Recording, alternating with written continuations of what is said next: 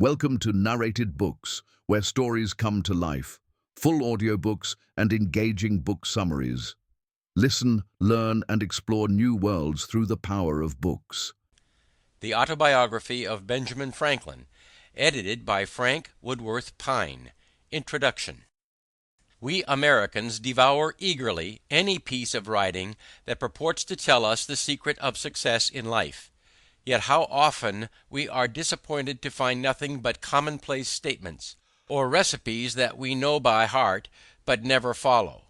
Most of the life stories of our famous and successful men fail to inspire us because they lack the human element that makes the story record real and brings the story within our grasp.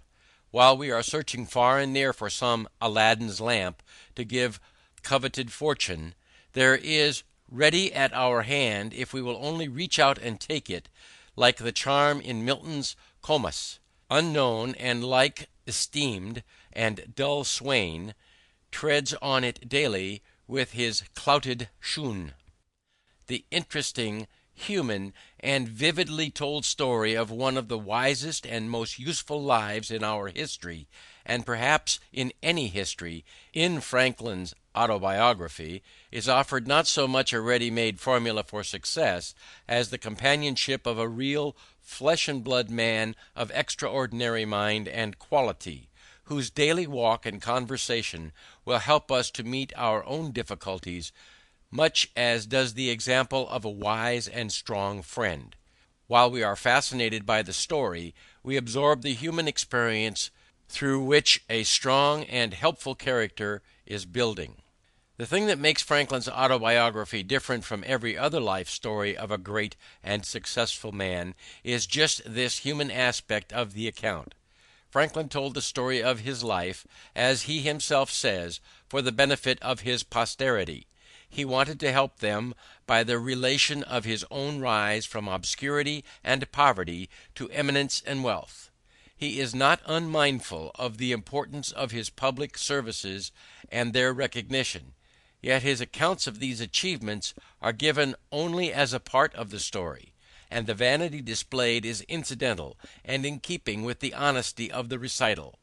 There is nothing of the impossible in the method and practice of Franklin as he sets them forth.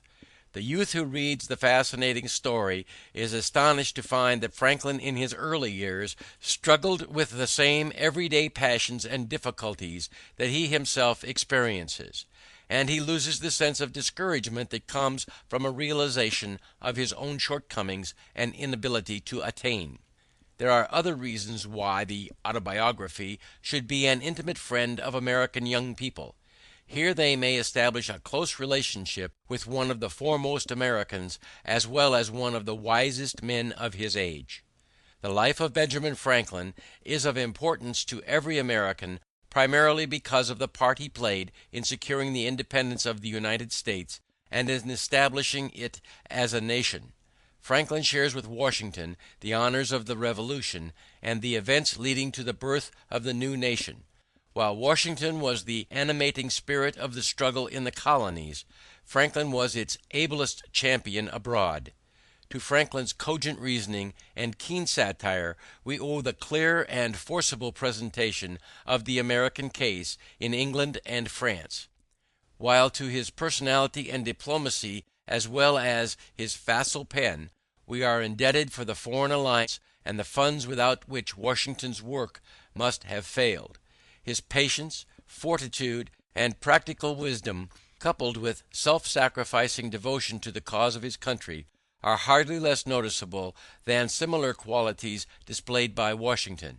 In fact, Franklin as a public man was much like Washington, especially in the entire disinterestedness of his public service. Franklin is also interesting to us because by his life and teachings he has done more than any other American to advance the material prosperity of his countrymen. It is said that his widely and faithfully read maxims made Philadelphia and Pennsylvania wealthy, while Poor Richard's pithy sayings, translated into many languages, have had a world-wide influence. Franklin is a good type of our American manhood. Although not the wealthiest or the most powerful, he is undoubtedly, in the versatility of his genius and achievements, the greatest of our self-made men. The simple yet graphic story in the Autobiography of his steady rise from humble boyhood in a tallow chandler's shop, by industry, economy, and perseverance in self-improvement, to eminence, is the most remarkable of all the remarkable histories of our self-made men. It is in itself a wonderful illustration of the results possible to be attained in a land of unequaled opportunity by following Franklin's maxims.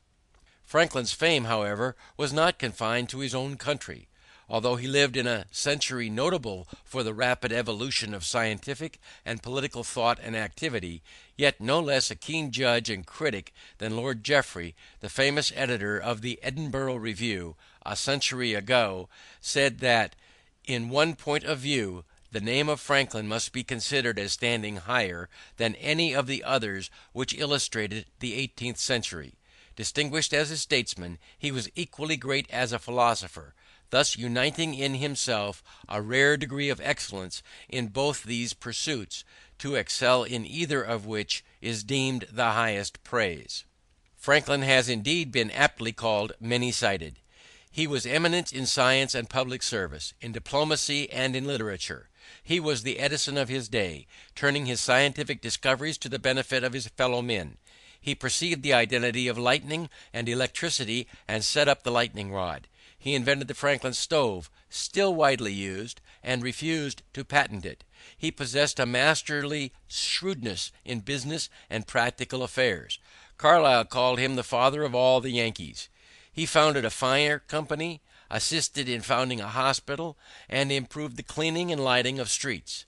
He developed journalism, established the American Philosophical Society, the Public Library in Philadelphia, and the University of Pennsylvania. He organized a postal system for the colonies, which was the basis of the present United States Post Office. Bancroft, the eminent historian, called him the greatest diplomat of his century. He perfected the Albany Plan of Union for the colonies. He is the only statesman who signed the Declaration of Independence, the Treaty of Alliance with France, the Treaty of Peace with England, and the Constitution. As a writer, he has produced, in his Autobiography and in Poor Richard's Almanac, two works that are not surpassed by similar writing.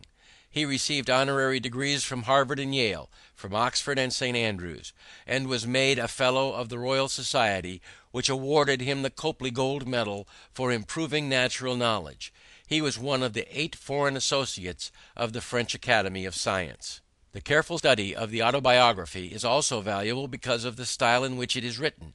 If Robert Louis Stevenson is right in believing that his remarkable style was acquired by imitation, then the youth who would gain the power to express his ideas clearly, forcibly, and interestingly cannot do better than to study Franklin's method. Franklin's fame in the scientific world was due almost as much to his modest, simple, and sincere manner of presenting his discoveries, and to the precision and clearness of the style in which he described his experiments, as to the results he was able to announce.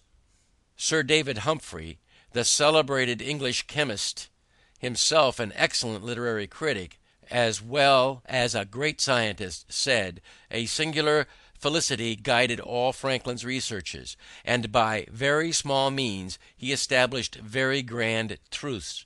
The style and manner of his publication on electricity are almost as worthy of admiration as the doctrine it contains." Franklin's place in literature is hard to determine because he was not primarily a literary man. His aim in his writings, as in his life work, was to be helpful to his fellow men. For him writing was never an end in itself, but always means to an end. Yet his success as a scientist, a statesman, and a diplomat, as well as socially, was in no little part due to his ability as a writer. His letters charmed all and made his correspondence eagerly sought. His political arguments were the joy of his party and the dread of his opponents. His scientific discoveries were explained in language at once so simple and so clear that ploughboy and exquisite could follow his thought or his experiment to its conclusion. As far as American literature is concerned, Franklin has no contemporaries. Before the Autobiography, only one literary work of importance had been produced in this country, Cotton Mather's Magnalia, a church history of New England, in a ponderous, stiff style. Franklin was the first American author to gain wide and permanent reputation in Europe. The Autobiography, Poor Richard, Father Abraham's Speech, or The Way to Wealth, as well as some of the bagatelles, are as widely known abroad as any American writings. Franklin must also be classed as the first American humorist. English literature of the 18th century was characterized by the development of prose. Periodical literature reached its perfection early in the century in The Tatler and The Spectator of Addison and Steele. Pamphleteers flourished throughout the period. The homelier prose of Bunyan and Defoe gradually gave place to the more elegant and artificial language of Samuel Johnson, who set the standard for prose writing from 1745 onward. This century saw the beginnings of the modern novel in Fielding's Tom Jones, Richardson's Clarissa Harlowe, Sterne's Tristram Shandy, and Goldsmith's Vicar of Wakefield. Gibbon wrote The Decline and Fall of the Roman Empire, Hume his History of England, and Adam Smith The Wealth of Nations. In the simplicity and vigor of his style, Franklin more nearly resembles the earlier group of writers. In his first essay he was not an inferior imitator of Addison. In his numerous parables, moral allegories, and apologies he showed Bunyan's influence. But Franklin was essentially a journalist. In his swift, terse style he is most like Defoe, who was the first great English journalist and master of the newspaper narrative. The style of both writers is marked by homely, vigorous expression, satire, burlesque, repartee. Here the comparison must end. Defoe and his contemporaries were authors. Their vocation was writing, and their success rests on the imaginative or creative powers they displayed. To authorship Franklin laid no claim. He wrote no work of the imagination. He developed only incidentally a style in many respects as remarkable as that of his English contemporaries. He wrote the best autobiography in existence, one of the most widely known collections of maxims, and an unsurpassed series of political and social satires. Because he was a man of unusual scope of power and usefulness, who knew how to tell his fellow men the secrets of that power and usefulness. The story of the autobiography. The account of how Franklin's autobiography came to be written and the adventures of the original manuscript forms in itself an interesting story. The Autobiography is Franklin's longest work, and yet it is only a fragment. The first part, written as a letter to his son, William Franklin, was not intended for publication, and the composition is more informal and the narrative more personal than in the second part. From 1730 on, which was written with a view to publication, the entire manuscript shows little evidence of revision. In fact, the expression is so homely and natural that his grandson, William Temple Franklin, in editing the work, changed some of the phrases because he thought them inelegant and vulgar.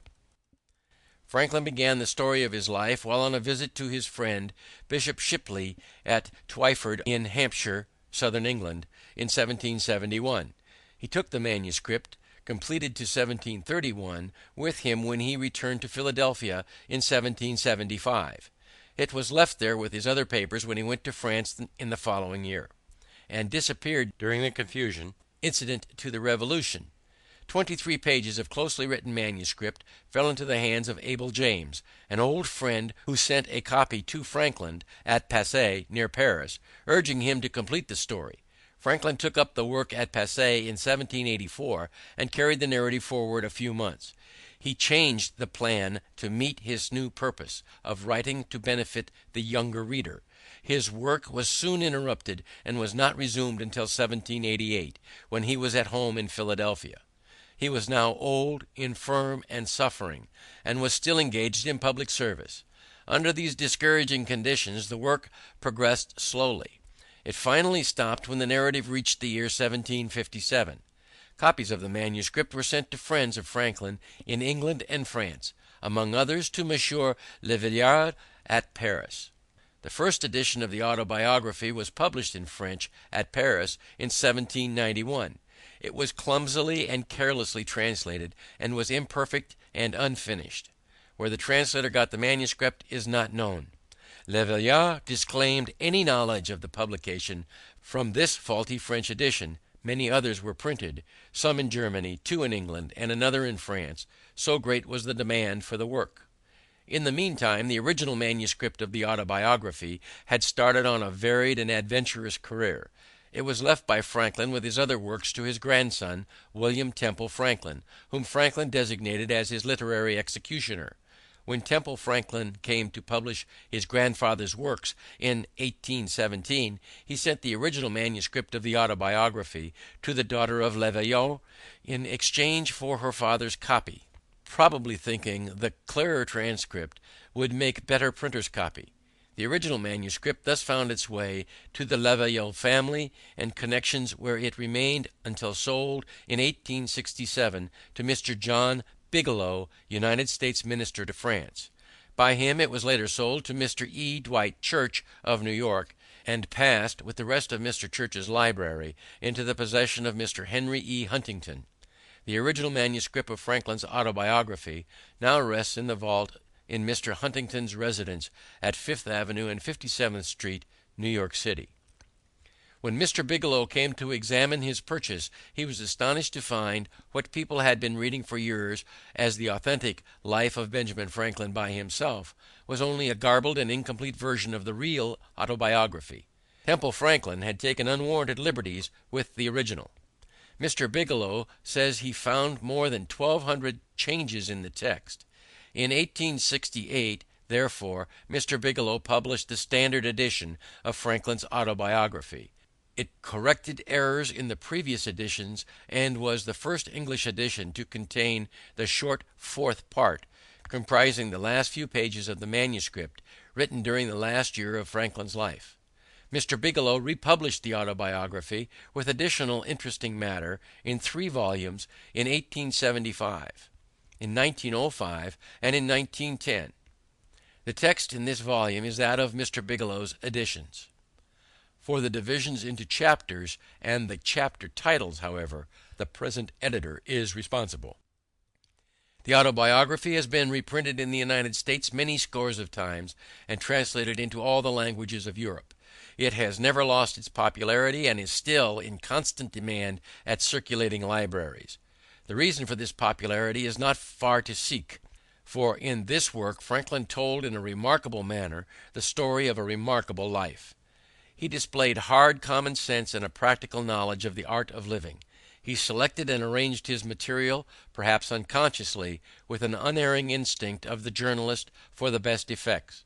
His success is not a little due to his plain, clear, vigorous English. He used short sentences and words, homely expressions, apt illustrations, and pointed allusions. Franklin had a most interesting, varied, and unusual life. He was one of the greatest conversationalists of his time. His book is the record of that unusual life, told in Franklin's own unexcelled conversational style. It is said that the best parts of Boswell's famous biography of Samuel Johnson are those parts where Boswell permits Johnson to tell his own story. In the Autobiography, a no less remarkable man and talker than Samuel Johnson is telling his own story throughout. F.W.P. The Gilman Country School, Baltimore, September 1916. End of introduction. Chapter 1. Ancestry and Early Youth in Boston. Twyford at the Bishop of St. Asaph's, 1771. Begin footnote. Twyford is a small village not far from Winchester in Hampshire, southern England. There was the county seat of the Bishop of St. Asaph, Dr. Jonathan Shipley, the good bishop, as Dr. Franklin used to style him. Their relations were intimate and confidential. In his pulpit, and in the House of Lords as well as in society, the bishop always opposed the harsh measures of the crown towards the colonies. End footnote. Dear Son, I have ever had pleasure in obtaining any little anecdotes of my ancestors. You may remember the inquiries I made among the remains of my relations when you were with me in England, and the journey I undertook for that purpose. Imagining it may be equally agreeable to you to know the circumstances of my life, many of which you are yet unacquainted with, and expecting the enjoyment of a week's uninterrupted leisure in my present country retirement, I sit down to write them to you, for which I have besides some other inducements. Having emerged from the poverty and obscurity in which I was born and bred to a state of affluence and some degree of reputation in the world, and having gone so far through life with a considerable share of felicity, the conducting means I made use of, which with the blessing of God so well succeeded, my posterity may like to know, as they may find some of them suitable for their own situations, and therefore fit to be imitated.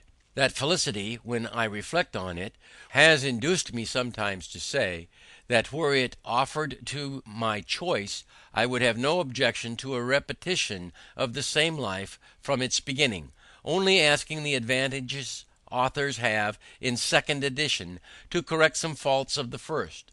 So I might, besides correcting the faults, change some sinister accidents and events of it for others more favorable. But though this were denied, I should still accept the offer. Since such a repetition is not to be expected, the next thing most like living one's life over again seems to be a recollection of that life, and to make that recollection as durable as possible by putting it down in writing. Hereby, too, I shall indulge the inclination so natural in old men, to be talking of themselves and their own past actions, and I shall indulge it without being tiresome to others, who, through respect to age, might conceive themselves obliged to give me a hearing, since this may be read or not as anyone pleases. And lastly, I may as well confess it, since my denial of it will be believed by nobody, perhaps I shall a good deal gratify my own vanity.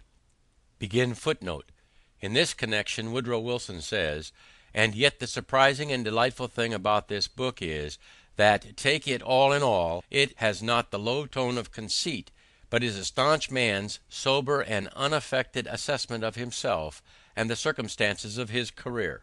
Gibbon and Hume, the great British historians, who were contemporaries of Franklin, express in their autobiographies the same feeling about the propriety of just self-praise.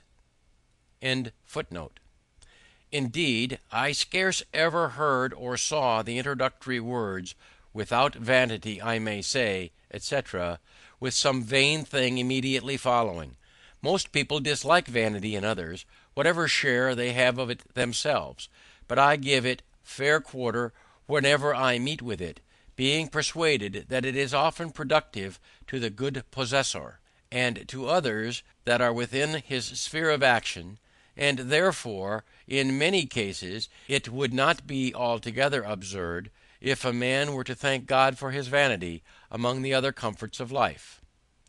And now I speak of thanking God, I desire with all humility to acknowledge that I owe the mentioned happiness of my past life to his kind providence, which led me to the means I used, and gave them success. My belief of this induces me to hope, though I must not presume, that the same goodness will still be exercised toward me in continuing that happiness, or enabling me to bear a fatal reverse, which I may experience as others have done, the complexion of my future fortune being known to him only in whose power it is to bless to us even our afflictions. The notes one of my uncles, who had the same kind of curiosity in collecting family anecdotes, once put into my hands, furnished me with several particulars relating to our ancestors. From these notes I learned that the family had lived in the same village, Ecton, in Northamptonshire, for 300 years, and how much longer he knew not, perhaps from the time when the name of Franklin, that before was the name of an order of people, a small landowner, was assumed by then as a surname, when others took surnames all over the kingdom. On a freehold of about 30 acres, aided by the smith's business, which had continued in the family till his time, the eldest son being always bred to that business, a custom which he and my father followed as to their eldest sons.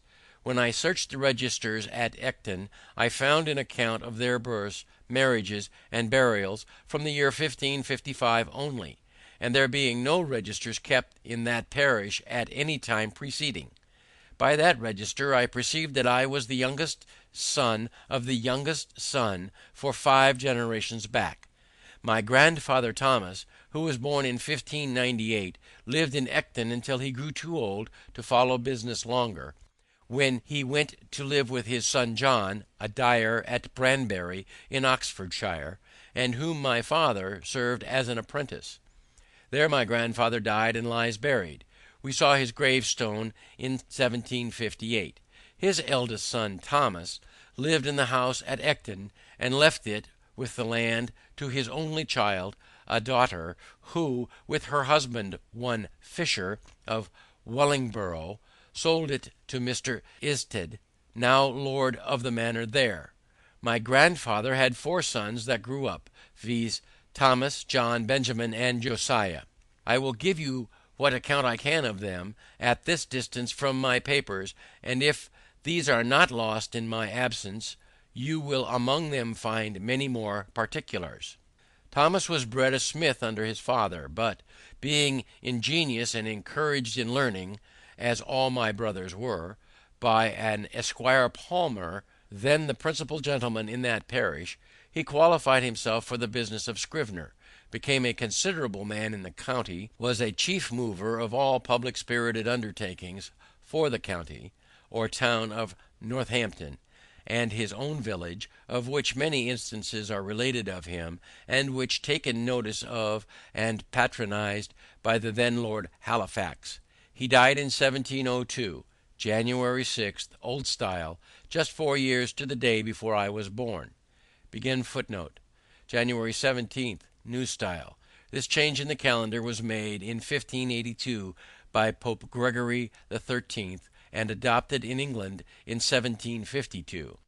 Every year whose number in the common reckoning since Christ is not divisible by 4, as well as every year whose number is divisible by 100, but not by 4, shall have 365 days, and all other years shall have 366 days.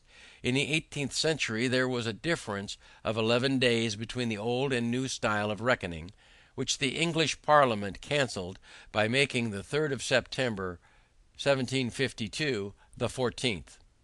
The Julian calendar, or Old Style, is still retained in Russia and Greece, whose dates consequently are now 13 days behind those of other Christian countries. The account we received of his life and character from some old people at Ecton, I remember, struck you as something extraordinary, from its similarity to what you knew of mine. Had he died on the same day, you said, one might have supposed a transmigration. John was bred a dyer, I believe of woolens. Benjamin was bred a silk dyer, serving an apprenticeship at London. He was an ingenious man. I remember him well, for when I was a boy he came over to my father in Boston, and lived in the house with us some years. He lived to a great age. His grandson, Samuel Franklin, now lives in Boston. He left behind him 2 quarto volumes, manuscripts of his own poetry, consisting of little occasional pieces addressed to his friends and relations, of which the following, sent me, is a specimen. He had formed a shorthand of his own, which he taught me, but never practised. I have now forgot it. I was named after this uncle, there being a particular affection between him and my father.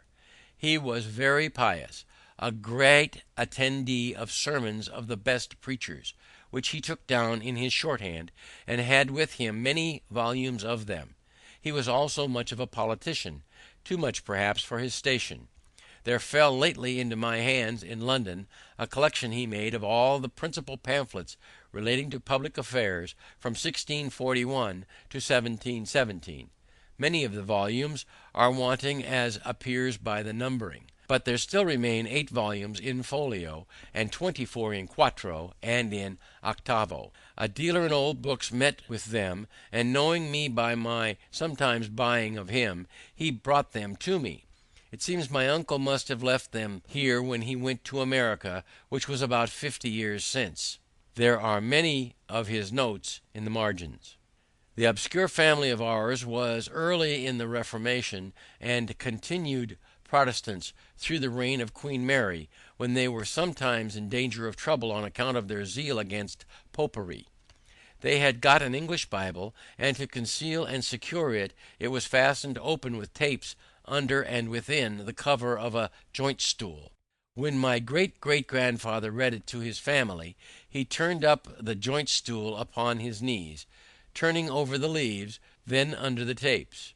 One of the children stood at the door to give notice if he saw the apparitor coming, who was an officer of the spiritual court. In that case the stool was turned down again upon its feet, when the Bible remained concealed under it as before. This anecdote I had from my uncle Benjamin.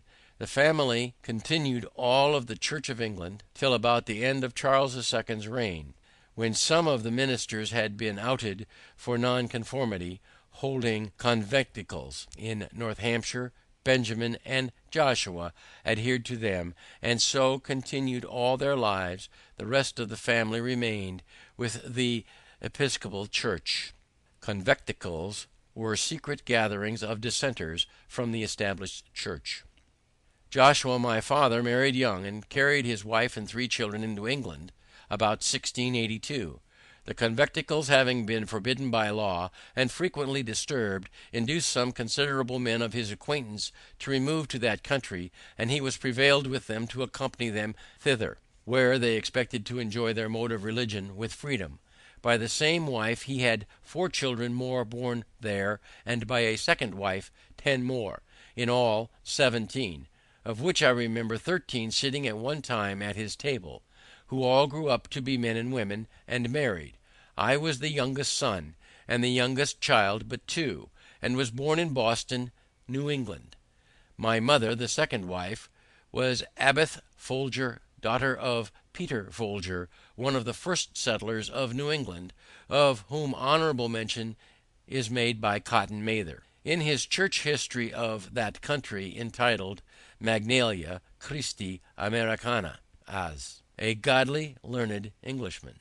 If I remember the words rightly, I have heard that he wrote sundry small occasional pieces, but only one of them was printed, which I saw now many years since.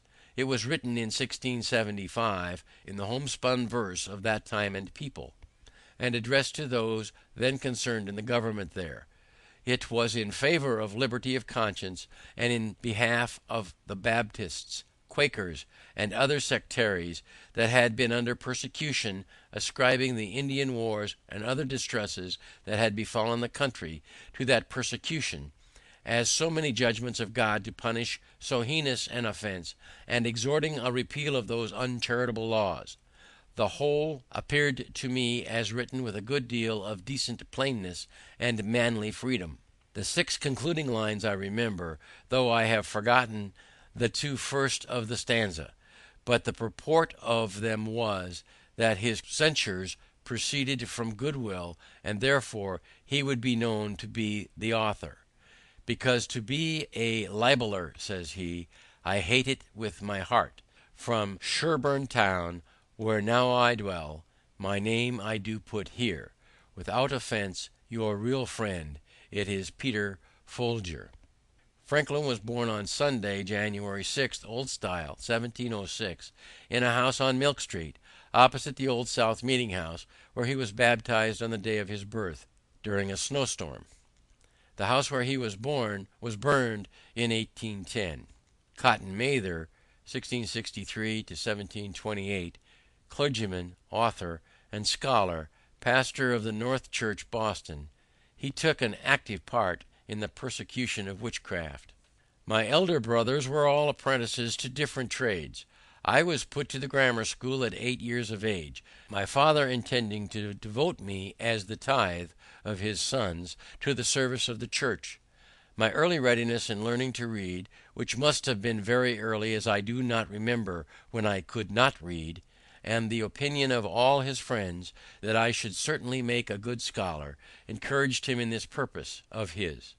My uncle Benjamin too approved of it, and proposed to give me all his shorthand volumes of sermons, I suppose a stock to be set up with, if I would learn his character. I continued, however, at the grammar school not quite 1 year, though in that time I had risen gradually from the middle of the class of that year to be the head of it, and farther was removed to the next class above it, in order to go with that into the third at the end of the year. But my father, in the meantime, from a view of the expense of a college education, which having so large a family he could not well afford, and the mean living many so educated were afterwards able to obtain, reasons that he gave to his friends in my hearing, altered his first intention, took me from the grammar school, and sent me to a school for writing and arithmetic, kept by a then famous man, Mr. George Browell, very successful in his profession generally, and by mild, encouraging methods. Under him I acquired fair writing pretty soon, but I failed in the arithmetic, and made no progress in it. At 10 years old I was taken home to assist my father in his business, which was that of a tallow chandler and soap boiler, a business he had not bred to, but had assumed on his arrival in New England, and on finding his dyeing trade would not maintain his family, being in little request. Accordingly I was employed in cutting wick for the candles, filling the dipping mould, and the moulds for cast candles, attending the shop, going of errands, etc. I disliked the trade, and had a strong inclination for the sea, but my father declared against it. However, living near the water, I was much in and about it, learned early to swim well, and to manage boats, and when in a boat or canoe with other boys, I was commonly allowed to govern, especially in any case of difficulty, and upon other occasions I was generally a leader among the boys, and sometimes led them into scrapes, of which I will mention one instance, as it shows an early projecting public spirit, though not then justly conducted. There was a salt marsh that bounded part of the mill pond, on the edge of which, at high water, we used to stand to fish for minnows. By much tramping we had made it a mere quagmire. My proposal was to build a wharf there fit for us to stand upon, and I showed my comrades a large heap of stones, which were intended for a new house near the marsh, and which would very well suit our purpose. Accordingly, in the evening, when the workmen were gone, I assembled a number of my playfellows, and working with them diligently, like so many emmets, sometimes 2 or 3 to a stone, we brought them all away, and built our little wharf. The next morning the workmen were surprised at missing the stones, which were found in our wharf. Inquiry was made after the removers. We were discovered and complained of. Several of us were corrected by our fathers, and, though I pleaded the usefulness of the work, mine convinced me that nothing was useful which was not honest. I think you may like to know something of his person and character. He had an excellent constitution of body, was of middle stature, but well set, and very strong.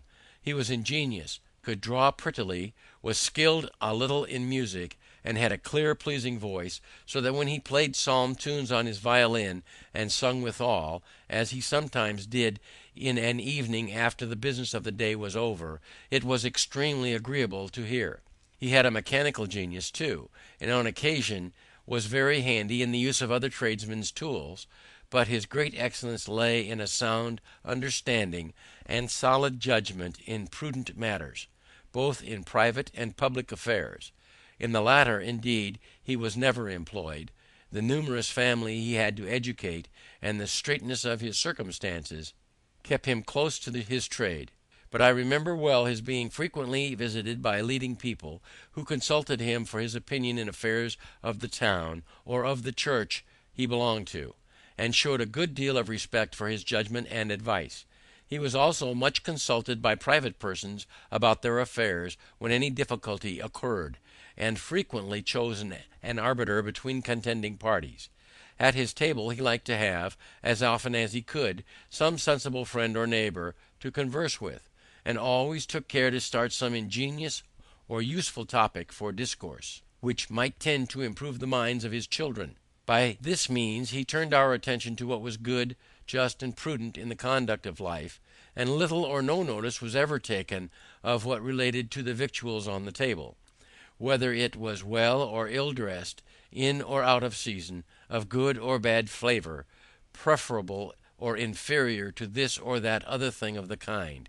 So that was how I was brought up, in such a perfect inattention to those matters as to be quite indifferent what kind of food was set before me, and so unobservant of it, that to this day, if I am asked, I can scarce tell a few hours after dinner what I dined upon.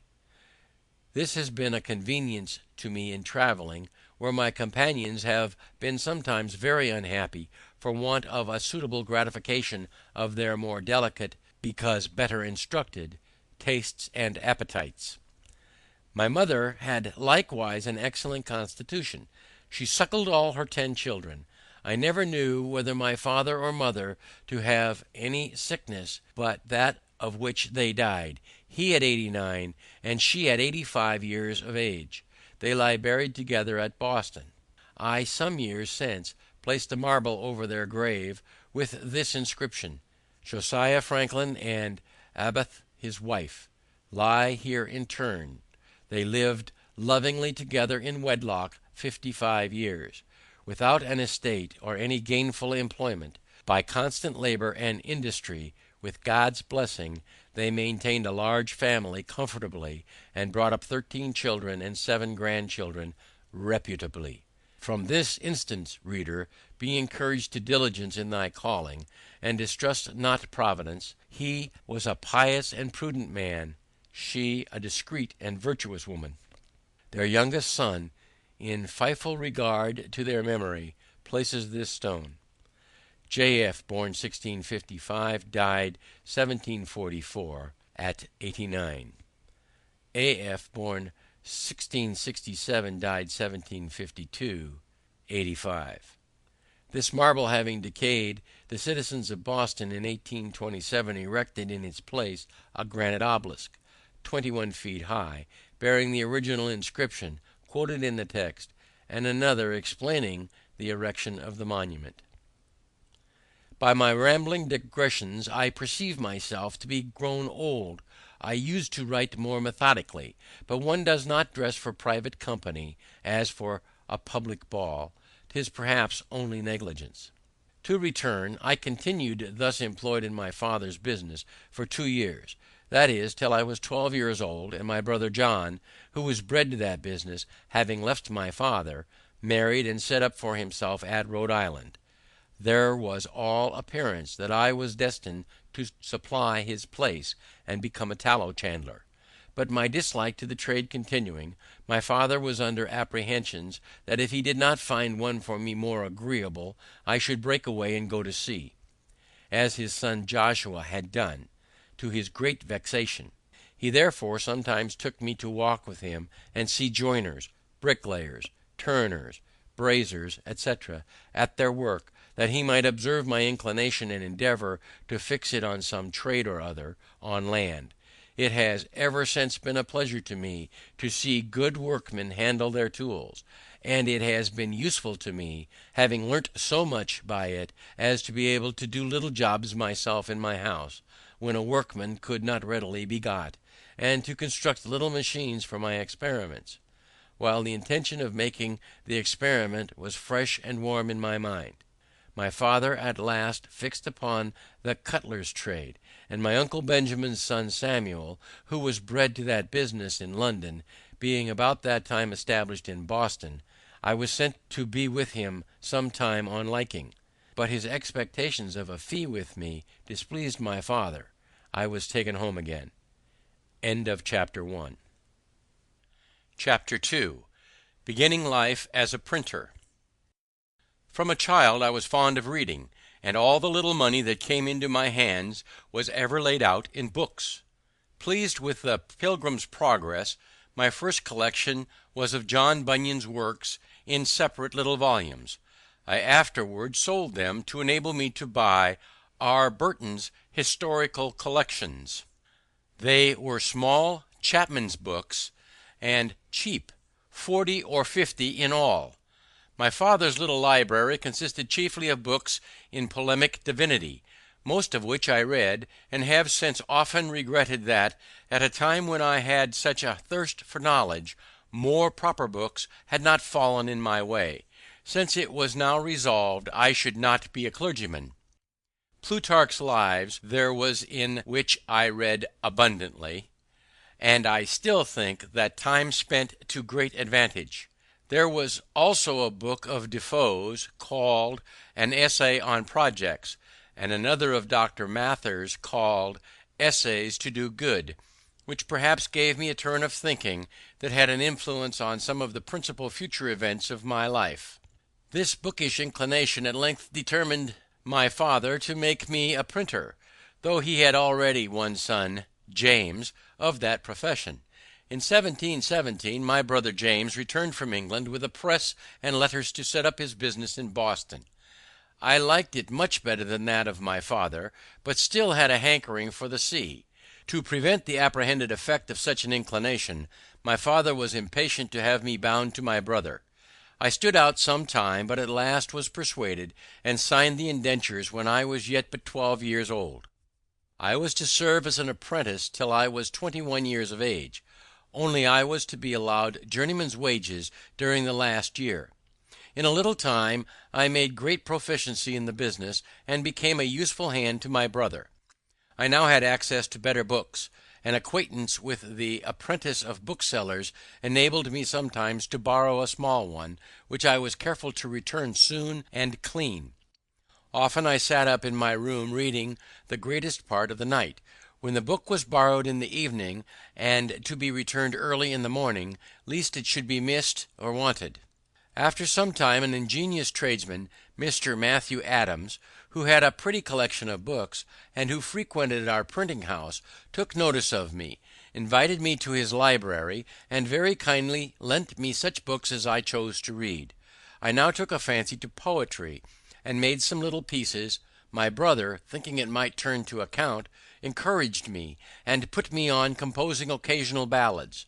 One was called The Lighthouse Tragedy, and contained an account of the drowning of Captain Worthilake, with his 2 daughters. The other was a sailor's song on the taking of Teach, or Blackbeard, the pirate. They were wretched stuff in the Grub Street ballad style, and when they were printed he sent me out to the town to sell them. The first sold wonderfully, the event being recent, having made a great noise. This flattered my vanity, but my father discouraged me by ridiculing my performances, and telling me verse makers were generally beggars. So I escaped being a poet, most probably a very bad one, but as prose writing had been of great use to me in the course of my life, and was a principal means of my advancement, I shall now tell you how in such a situation I acquired what little ability I have in that way. There was another bookish lad in the town, John Collins by name, with whom I was intimately acquainted. We sometimes disputed, and very fond we were of argument, and very desirous of confuting one another, with disputatious turn. By the way, is apt to become a very bad habit, making people often extremely disagreeable in company, by the contradiction that is necessary to bring it into practice, and thence, besides souring and spoiling the conversation, is productive of disgusts and, perhaps, enmities where you may have occasion for friendship. I had caught it by reading my father's books of dispute about religion. Persons of good sense, I have since observed, seldom fall into it, except lawyers, university men, and men of all sorts that have been bred at Edinburgh. A question was once somehow or other started between Collins and me of the propriety of educating the female sex in learning, and their abilities for study. He was of the opinion that it was improper, and that they were naturally unequal to it. I took the contrary side, perhaps a little for the dispute's sake. He was naturally more eloquent, and had a ready plenty of words, and sometimes, as I thought, bore me down more by his fluency than by the strength of his reasons. As we parted without settling the point, and were not to see one another again for some time, I sat down to put my arguments in writing, which I copied fair and sent to him.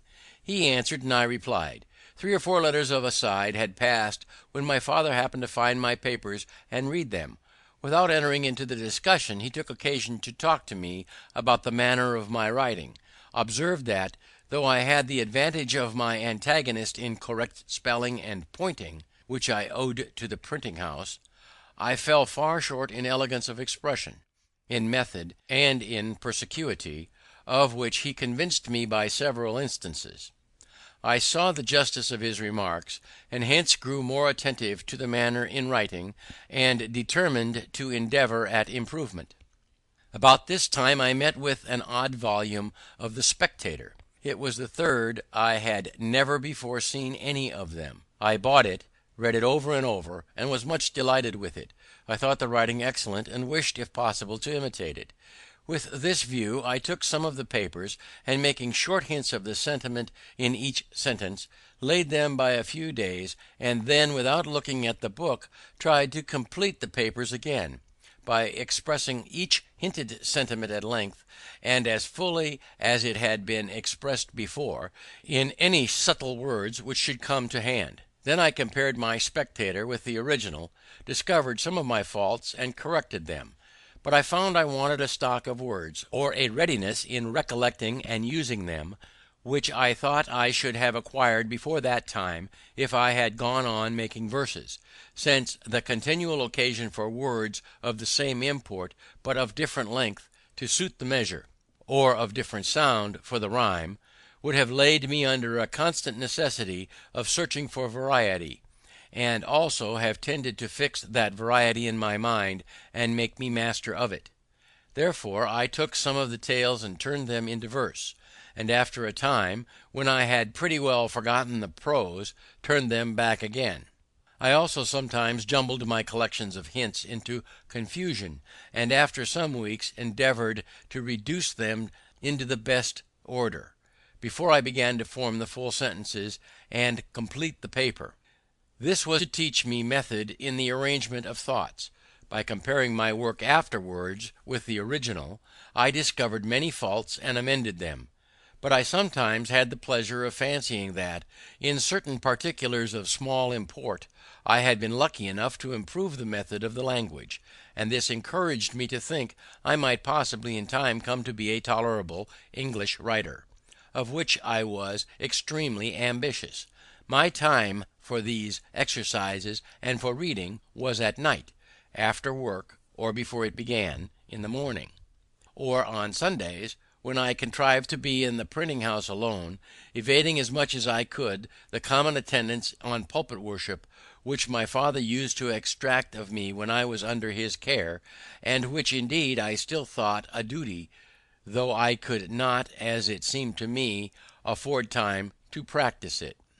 A daily London journal comprising satirical essays on social subjects, published by Addison and Steele in 1711 and 1712, The Spectator, and its predecessor, The Tatler, 1709, marked the beginning of periodical literature. When about 16 years of age, I happened to meet with a book written by one Tryon, recommending a vegetable diet. I determined to go into it. My brother, being yet unmarried, did not keep house, but boarded himself and his apprentices in another family. My refusing to eat flesh occasioned an inconveniency, and I was frequently chided for my singularity. I made myself acquainted with Tyrone's manner of preparing some of his dishes, such as boiling potatoes or rice, making hasty pudding, and a few others, and then proposed to my brother that if he would give me weekly half the money he paid for my board, I would board myself. He instantly agreed to it, and I presently found that I could save half of what he paid me. This was an additional fund for buying books, but I had another advantage in it. My brother and the rest going from the printing house to their meals, I remained there alone, and, dispatching presently my light repast, which often was no more than a biscuit or a slice of bread, a handful of raisins, or a tart from the pastry cook's, and a glass of water, had the rest of the time till their return for study, in which I made the greatest progress, for that greater clearness of head and quicker apprehension which usually attended temperance in eating and drinking. And now it was being on some occasion made ashamed of my ignorance in figures, which I had twice failed in learning when at school, I took Crocker's book of arithmetic, and went through the whole by myself with great ease. I also read Seller and Shemmy's book of navigation, and became acquainted with the little geometry they contained, but never proceeded farther in that science. And I read about this time Locke on Human Understanding, and the Art of Thinking by Monsieur du Pont Royal. John Locke, 1632 to 1704, a celebrated English philosopher, founder of the so-called common sense school of philosophers. He drew up a constitution for the colonists of Carolina. A noted society of scholarly and devout men occupying the abbey of Port Royal near Paris, who published learned books, among the one here referred to, better known as the Port Royal Logic. While I was intent on improving my language, I met with an English grammar, I think it was Greenwood's, at the end of which there were 2 little sketches of the arts of rhetoric and logic, the latter finishing with a specimen of a dispute with the Socratic method, and soon after I procured Xenophon's Memorable Things of Socrates, wherein there are many instances of the same method. I was charmed with it, adopted it, dropped my abrupt contradiction and positive argumentation, and put on the humble inquirer and doubter, and being then, from reading Shaftesbury and Collins, become a real doubter in many points of our religious doctrine.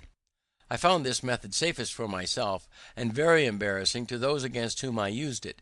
Therefore I took a delight in it, practised it continually, and grew very artful and expert in drawing people, even of superior knowledge, into concessions, the consequence of which they did not foresee, entangling them in difficulties out of which they could not extricate themselves, and so obtaining victories that neither myself nor my cause always deserved. I continued this method some few years, but gradually left it, retaining only the habit of expressing myself in terms of modest diffidence, never using, when I advanced anything that may possibly be disputed, the words certainly, undoubtedly, or any others that gave an air of positiveness to an opinion, but rather say, I conceive or apprehend a thing to be so and so. It appears to me, or I should think it so or so, for such and such reasons, or I imagine it to be so, or it is so if I am not mistaken. This habit, I believe, has been of great advantage to me when I have had occasion to inculcate my opinions and persuade men into measures that I have been from time to time engaged in promoting. And as the chief ends of conversation are to inform or to be informed, to please or to persuade, I wish well-meaning sensible men would not lessen their power of doing good by a positive, assuming manner that seldom fails to disgust, tends to create opposition, and to defeat every one of those purposes for which speech was given to us, to wit, giving or receiving information or pleasure. For if you would inform a positive and dogmatical manner, in advancing your sentiments may provoke contradiction and prevent a candid attention. If you wish information and improvement from the knowledge of others, and yet at the same time express yourself as firmly fixed in your present opinion, modest, sensible men, who do not love disputation, will probably leave you undisturbed in the possession of your error. And by such a manner you can seldom hope to recommend yourself in pleasing. Pope says judiciously, men should be taught as if you taught them not, and things unknown prospered as things forgot; further recommending to us to speak though sure with seeming diffidence. And he might have coupled with this line that which he has coupled with another, I think, less properly. For want of modesty is want of sense. If you ask, why less properly, I must repeat the lines. Immodest words admit of no defence, for want of modesty is want of sense. Now is not want of sense, wherein a man is so unfortunate as to want it, some apology for his want of modesty, and would not the lines stand more justly thus: immodest words admit but this defence, the want of modesty is want of sense.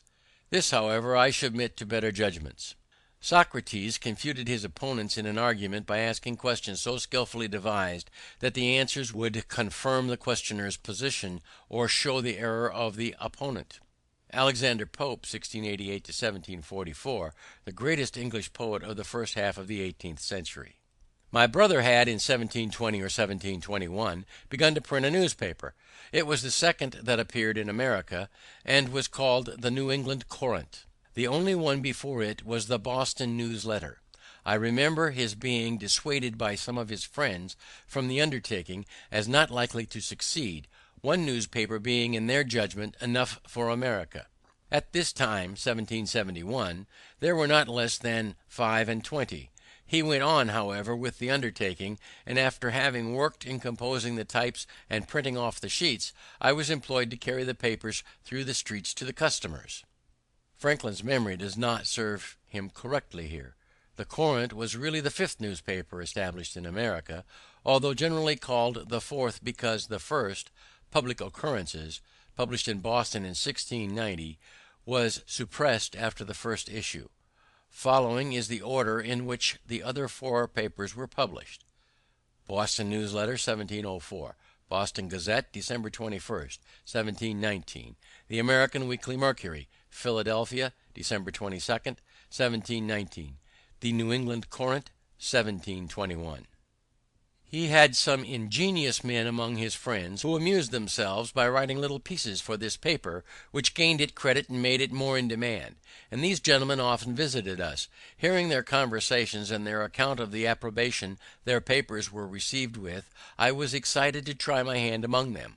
But being still a boy, and suspecting that my brother would object to printing anything of mine in his paper if he knew it to be mine, I contrived to disguise my hand, and, writing an anonymous paper, I put it in at night under the door of the printing house.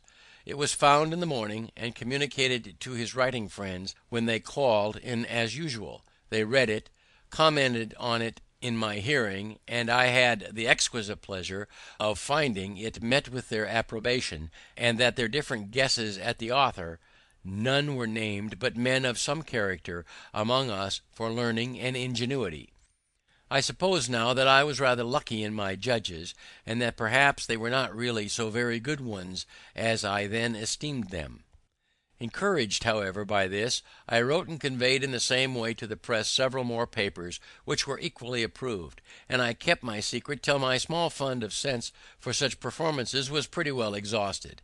And then I discovered it, when I began to be considered a little more by my brother's acquaintances, and in a manner that did not quite please him, as he thought, probably with reason, that it tended to make me too vain, and perhaps this might be one occasion of the differences that we began to have about this time. Though a brother, he considered himself as my master, and me as his apprentice, and accordingly expected the same services from me as he would from another, while I thought he deemed me too much in some he required of me, who, from a brother, expected more indulgence. Our disputes were often brought before our father, and I fancy I was either generally in the right, or else a better pleader, because the judgment was generally in my favor. But my brother was passionate, and had often beaten me, which I took extremely amiss, and, thinking my apprenticeship very tedious, I was continually wishing for some opportunity of shortening it, which at length offered in a manner unexpected. One of the pieces in our newspaper on some political point, which I have now forgotten, gave offence to the Assembly. He was taken up, censured, and imprisoned for a month by the Speaker's warrant. I suppose because he would not discover his author. I too was taken up and examined before the council, but though I did not give them any satisfaction, they contented themselves with admonishing me and dismissed me, considering age, perhaps, as an apprentice who was bound to keep his master's secrets. During my brother's confinement, which I resented a good deal, notwithstanding our private differences, I had the management of the paper, and I made bold to give our rulers some rubs in it, which my brother took very kindly, while others began to consider me in an unfavourable light, as a young genius that had a turn for libelling and satire. My brother's discharge was accompanied with an order of the House, a very odd one, that James Franklin could no longer print the paper called the New England Courant. There was a consultation held in our printing house among his friends what should be done in this case. Some proposed to evade the order by changing the name of the paper, but my brother, seeing inconveniences in that, it was finally concluded on as a better way, to let it be printed for the future under the name of Benjamin Franklin, and to avoid the censure of the Assembly that might fall on him as still printing it by his apprentice. The contrivance was that my old indenture should be returned to me with a full discharge on the back of it, to be shown on occasion. But to secure to him the benefits of my service, I was to sign new indentures for the remainder of the term, which were to be kept private. A very flimsy scheme it was, however. It was immediately executed, and the paper went on accordingly under my name for several months. At length, a fresh difference arising between my brother and me, I took upon me to assert my freedom, presuming that he would not venture to produce the new indentures.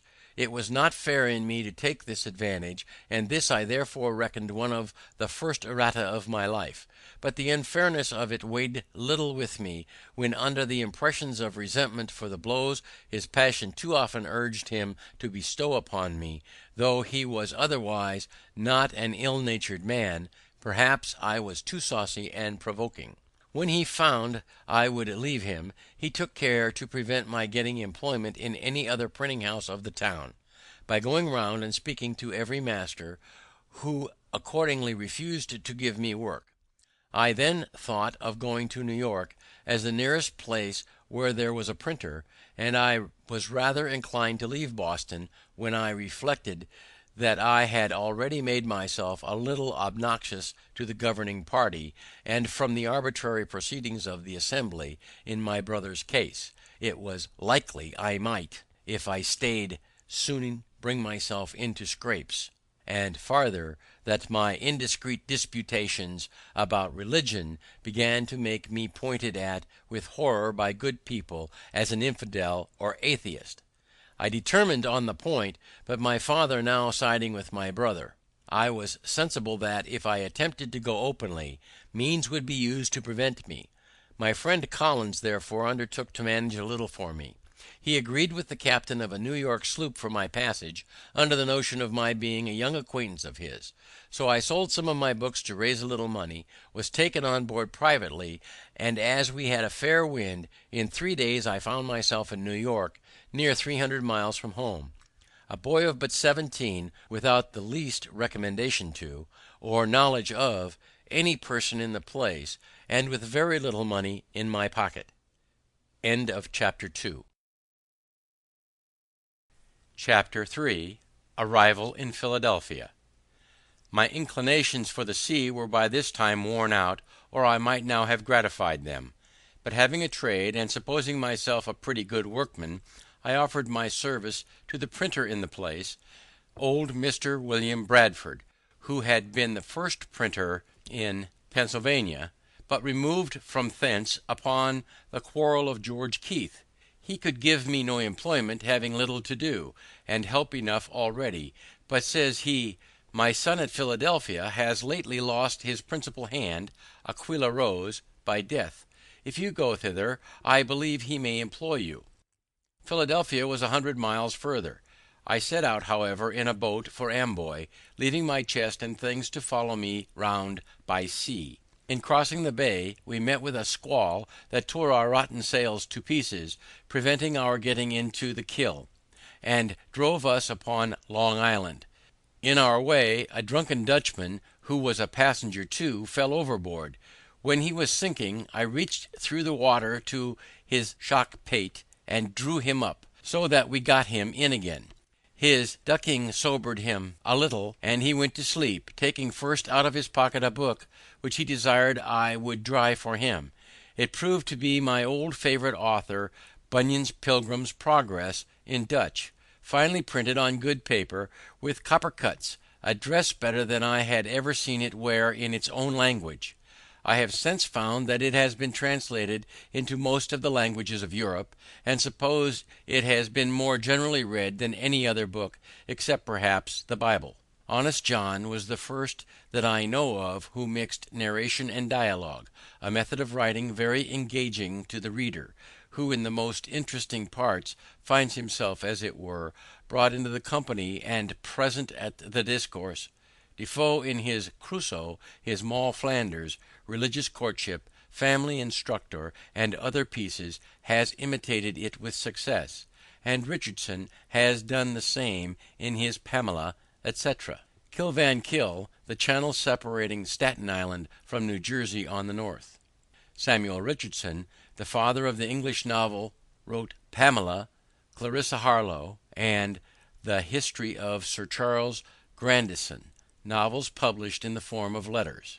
When we drew near the island, we found it was at a place where there could be no landing, there being a great surf on the stony beach, so we dropped anchor and swung round towards the shore.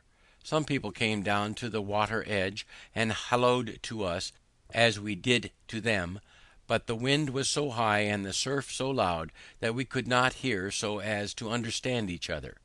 There were canoes on the shore, and we made signs and hallooed that they should fetch us, but they either did not understand us or thought it impracticable, so they went away, and night coming on, we had no remedy but to wait till the wind should abate, and, in the meantime, the boatman and I concluded to sleep, if we could, and so crowded into the scuttle, with the Dutchman, who was still wet, and the spray beating over the head of our boat, leaked through to us, so that we were soon almost as wet as he. In this manner we lay all night with very little rest, but the wind abating the next day, we made a shift to reach Amboy before night, having been 30 hours on the water without victuals or any drink but a bottle of filthy rum, the water we'd sailed on being salt. In the evening I found myself very feverish and went to bed, but having read somewhere that cold water drank plentifully was good for a fever, I followed the prescription, sweat plentifully most of the night. My fever left me, and in the morning, crossing the ferry, I proceeded on my journey on foot, having 50 miles to Burlington, where I was told I could find boats that would carry me the rest of the way to Philadelphia.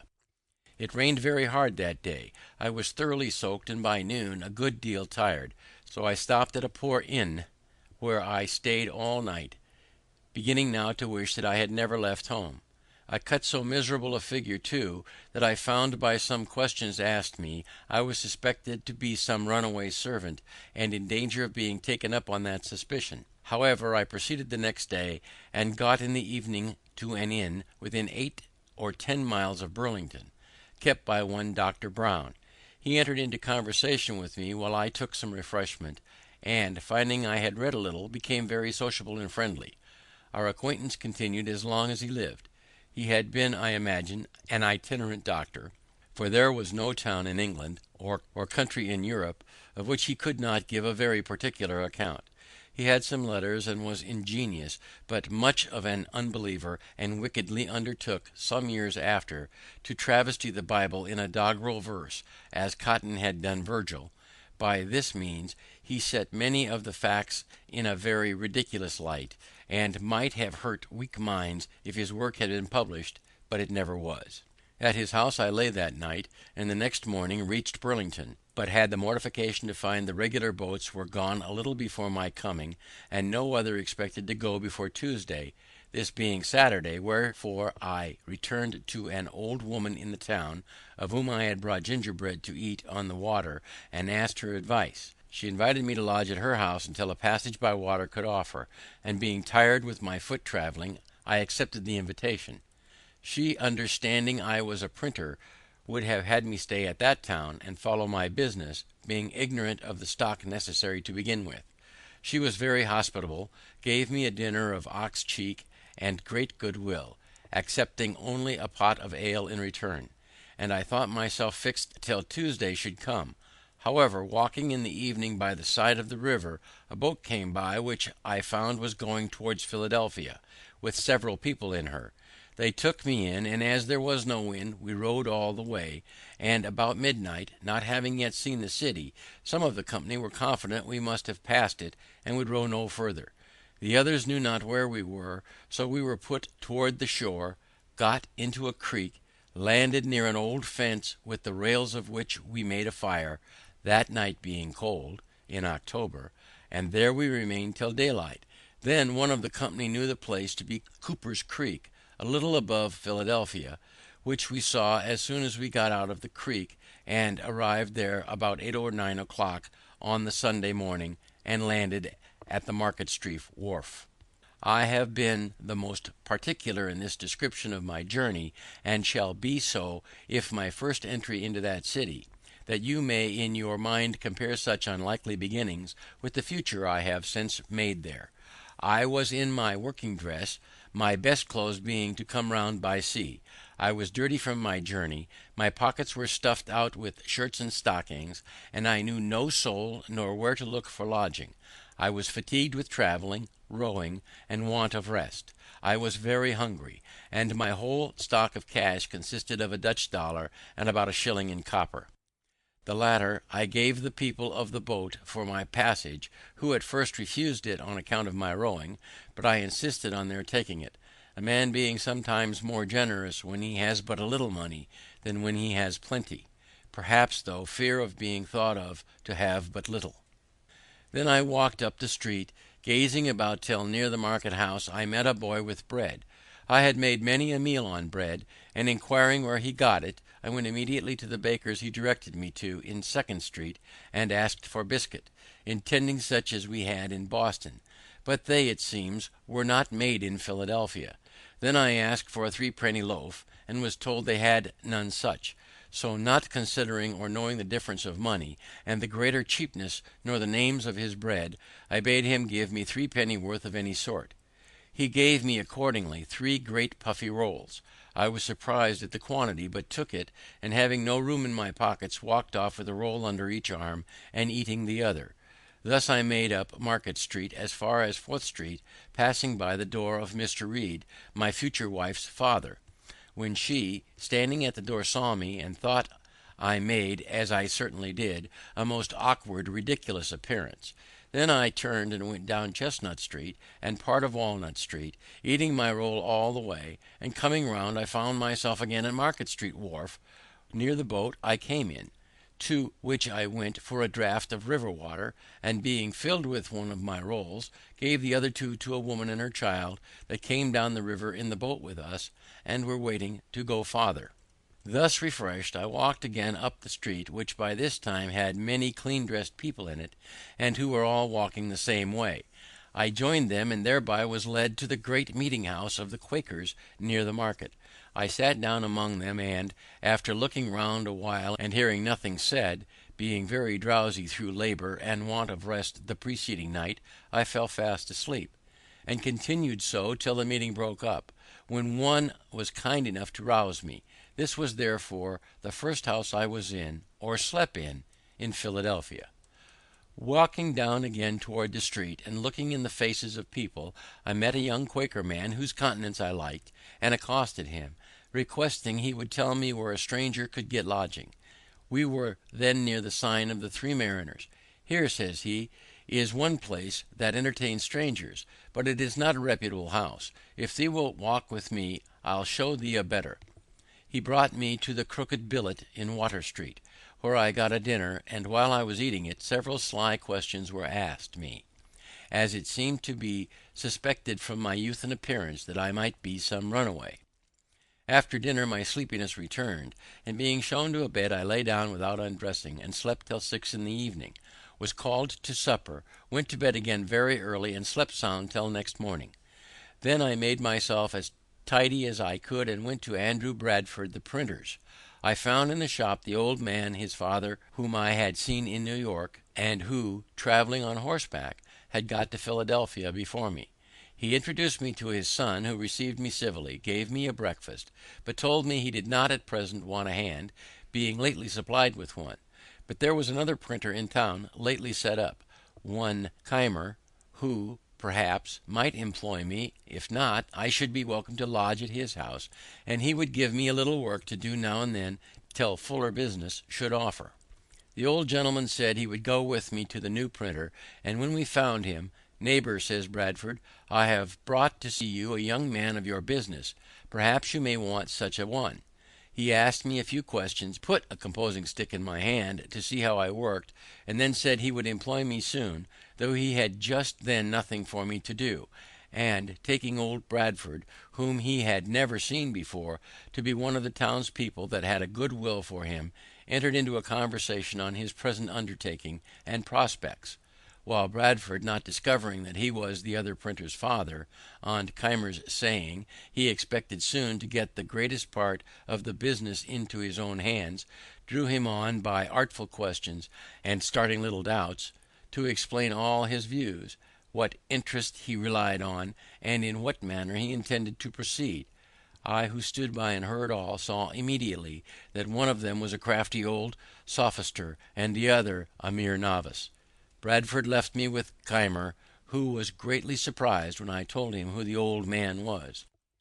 Keimer's printing house, I found, consisted of an old shattered press and one small worn-out font of English, which he was using himself, composing an elegy on Aquilla Rose, before mentioned, an ingenious young man of excellent character, much respected in the town, clerk of the Assembly, and a pretty poet. Keimer made verses too, but very indifferently. He could not be said to write them, for his manner was to compose them in the types directly out of his head. So there being no copy, but one pair of cases, and the elegy likely to require all the letter, no one could help him. I endeavoured to put his press, which he had not yet used, and of which he understood nothing, into order fit to be worked with, and promised to come and print off his elegy as soon as he should have got it ready. I returned to Bradford's, who gave me a little job to do for the present, and there I lodged and dieted.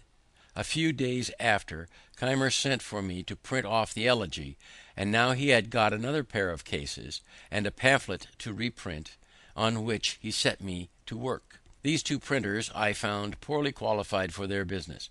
Bradford had not been bred to it, and was very illiterate, and Keimer, though something of a scholar, was a mere compositor, knowing nothing of press-work. He had been one of the French prophets, and could act their enthusiastic agitations. At the time he did not profess any particular religion, but something of all on occasion, was very ignorant of the world, and had, as I afterward found, a good deal of the knave in his composition. He did not like my lodging at Bradford's while I worked with him. He had a house, indeed, but without furniture, so he could not lodge me, but he got me a lodging at Mr. Reed's before mentioned, who was the owner of this house, and my chest and clothes being come by this time, I made rather a more respectable appearance in the eyes of Miss Reed than I had done when she first happened to see me eating my roll in the street. Protestants of the south of France, who became fanatical under the persecutions of Louis XIV, and though they had the gift of prophecy, as they had mottos, no taxes, and liberty of conscience. I began to have some acquaintance among the young people of the town, that were lovers of reading, with whom I spent my evenings very pleasantly, and gained money by my industry and frugality. I lived very agreeably, forgetting Boston as much as I could, and not desiring that any there should know where I resided, except my friend Collins, who was in my street, and kept it when I wrote to him. At length an incident happened that sent me back again much sooner than I had intended. I had a brother-in-law, Robert Holmes, master of a sloop that traded between Boston and Delaware. He, being at Newcastle, 40 miles below Philadelphia, heard there of me, and wrote me a letter, mentioning the concerns of my friends in Boston at my abrupt departure, assuring me of their good will to me, and that everything would be accommodated to my mind if I would return, to which he exhorted me very earnestly. I wrote an answer to this letter, thanked him for his advice, but stated that my reasons for quitting Boston fully and in such a light as to convince him I was not so wrong as he had apprehended. Chapter 4. First visit to Boston. Sir William Keith, governor of the province, was then at Newcastle, and Captain Holmes, happening to be in company with him when my letter came to hand, spoke to him of me, and showed him the letter. The governor read it, and seemed surprised when he was told my age. He said I appeared a young man of promising parts, and therefore should be encouraged. The printers of Philadelphia were wretched ones, and if I could set up there, he made no doubt I should succeed. For his part, he would procure me the public business, and do me every other service in his power. This my brother-in-law afterwards told me in Boston, but I knew as yet nothing of it when, one day, Keimer and I, being at work together near the window, we saw the governor and another gentleman, which proved to be Colonel French of Newcastle, finely dressed, come directly across the street to our house, and heard them at the door. Keimer ran down immediately, thinking it a visit to him, but the governor inquired for me, came up, and with a condescension and politeness I had been quite unused to, made me many compliments, desired to be acquainted with me, blamed me kindly for not having made myself known to him when I first came to the place, and would have me away with him to the tavern, where he was going with Colonel French, to taste, as he said, some excellent Madeira. I was not a little surprised, and Keimer stared like a pig poisoned. I went, however, with the governor and Colonel French to a tavern at the corner of 3rd Street, and over the Madeira he proposed my setting up my business, laid before me the probabilities of success, and both he and Colonel French assured me I should have their interest and influence in procuring the public business of both governments. On my doubting whether my father would assist me in it, Sir William said he would give me a letter to him, in which he would state the advantages, and he did not doubt of prevailing with him. So it was concluded I should return to Boston in the first vessel, with the governor's letter recommending me to my father. In the meantime, the intention was to keep a secret, and I went on working with Keimer as usual, the governor sending for me now and then to dine with him, a very great honor I thought it, and conversing with me in the most affable, familiar, and friendly manner imaginable. About the end of April 1724, a little vessel offered for Boston. I took leave of Keimer, as going to see my friends. The governor gave me an ample letter, saying many flattering things of me to my father, and strongly recommending the project of my setting up in Philadelphia as a thing that must make my fortune. We struck on a shoal in going down the bay, and sprung a leak. We had a blistering time at sea, and were obliged to pump almost continuously, at which I took my turn. We arrived safe, however, at Boston in about a fortnight. I had been absent 7 months, and my friends had heard nothing of me, for my brother Holmes was not yet returned, and had not written about me. My unexpected appearance surprised the family. All were, however, very glad to see me, and made me welcome, except my brother. I went to see him at his printing house. I was better dressed than ever while in his service, having a genteel new suit from head to foot, a watch, and my pockets lined with near £5 sterling in silver. He received me not very frankly, looked me all over, and turned to his work again. The journeymen were inquisitive where I had been, what sort of a country it was, and how I liked it. I praised it much, the happy life I led in it, expressing strongly my intention of returning to it, and one of them asked what kind of money we had there. I produced a handful of silver and spread it before them, which was a kind of raree show, a peep show in a box. They had not been used to paper money being the money of Boston. There were no mints in the colonies, so the metal money was of foreign coinage, and not nearly so common as paper money, which was printed in large quantities in America, even in small denominations. Then I took the opportunity of letting them see my watch, and lastly, my brother still glum and sullen, I gave them a piece of 8. Spanish dollar, about equivalent to our dollar, to drink, and took my leave. This visit of mine offended him extremely, for when my mother some time after spoke to him of a reconciliation, and of her wishes to see us on good terms together, and that we might live for the future as brothers, he said I had insulted him in such a manner before his people that he could never forget or forgive it. In this, however, he was mistaken. My father received the governor's letter with some apparent surprise, but said little of it to me for some days. When Captain Holmes returned, he showed it to him and asked him if he knew Keith and what kind of man he was, adding his opinion that he must be of small discretion to think of setting a boy up in a business who wanted yet 3 years of being a man's estate. Holmes said what he could in favour of the project, but my father was clear in the impropriety of it, and at last gave a flat denial to it. Then he wrote a civil letter to Sir William, thanking him for the patronage he had so kindly offered me, but declining to assist me as yet in setting up, I being, in his opinion, too young to be trusted with the management of a business so important, and for which the preparation must be so expensive. My friend and companion Collins, who was a clerk in the post office, pleased with the account I gave him of my new country, determined to go thither also, and while I waited for my father's determination, he set out before me by land to Rhode Island, leaving his books, which were a pretty collection of mathematics and natural philosophy, to come with mine and me to New York, where he proposed to wait for me.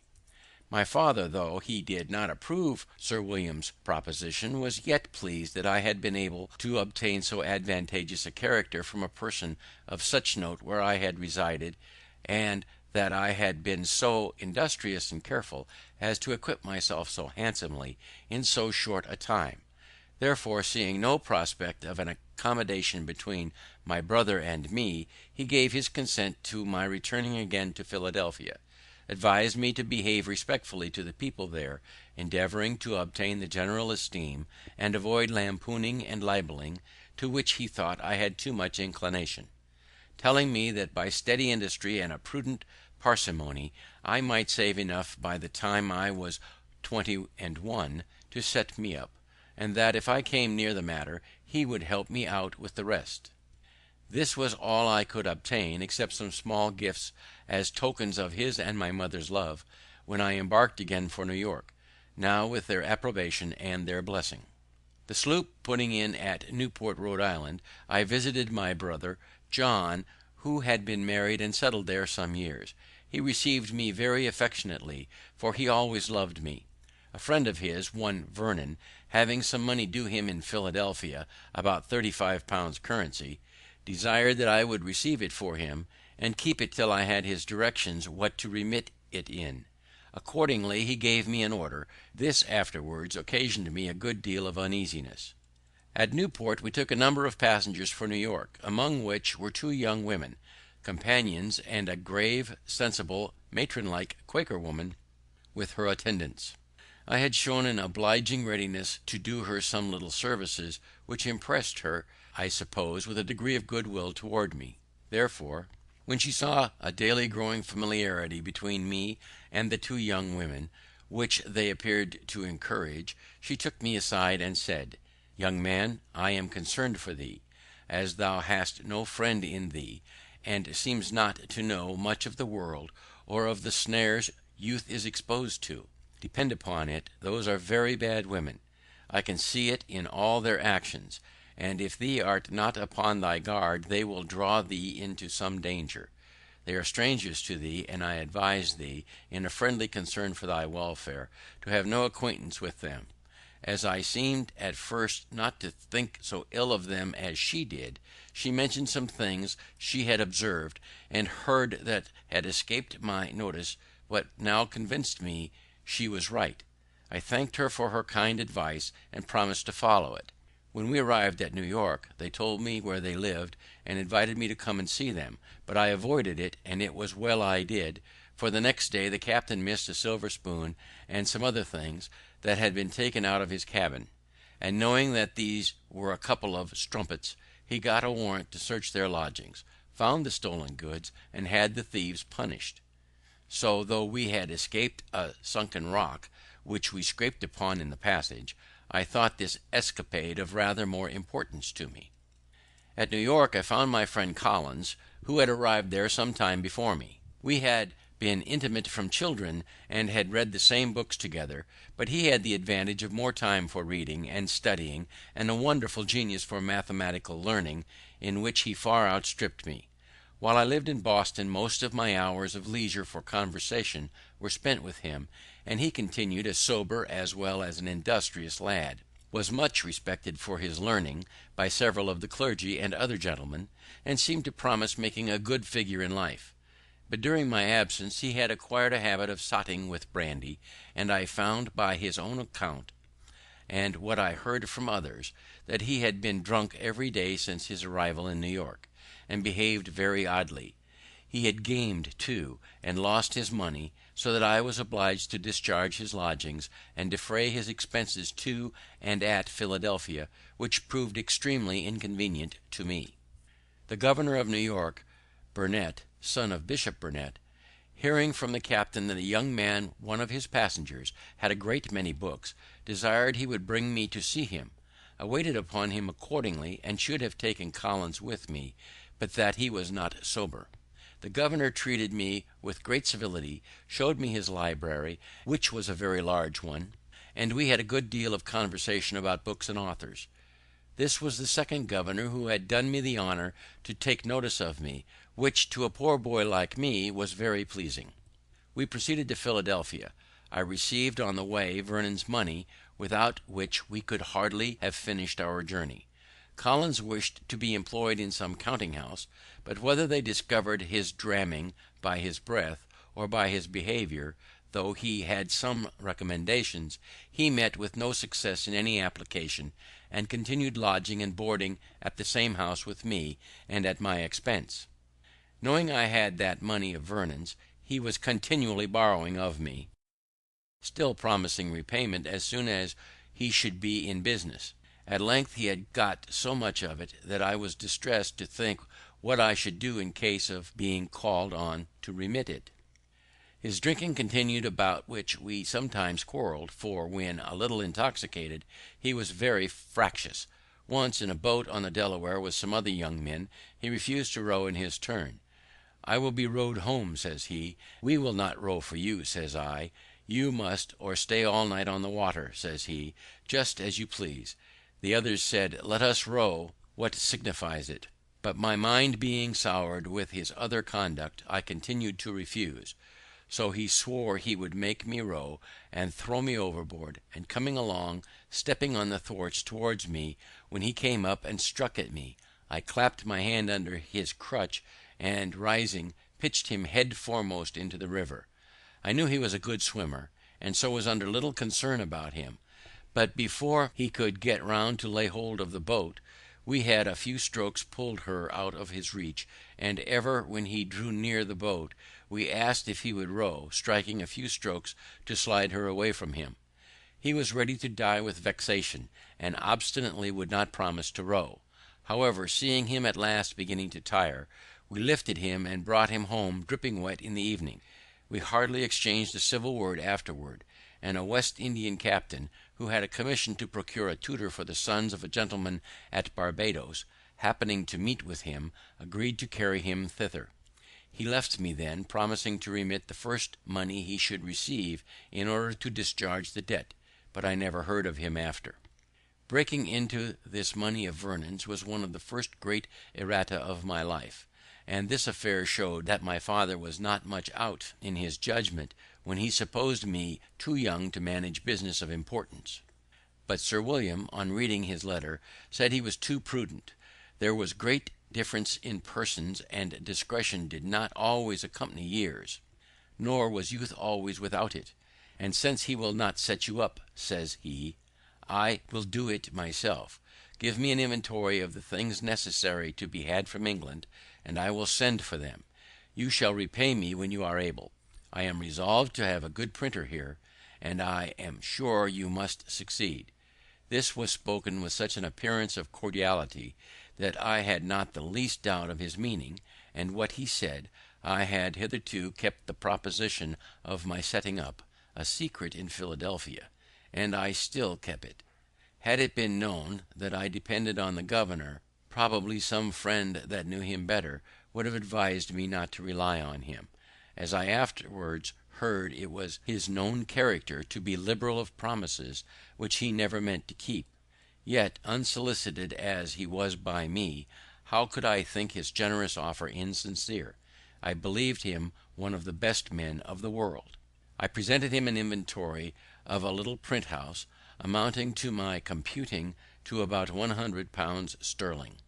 He liked it, but asked me if my being on the spot in England to choose the types and see that everything was good of the kind might not be of some advantage. Then says he, when there you may make acquaintances and establish correspondence in the bookselling and stationery way. I agreed that this might be advantageous. Then says he, get yourself ready to go with Annis, which was the annual ship and the only one at that time usually passing between London and Philadelphia.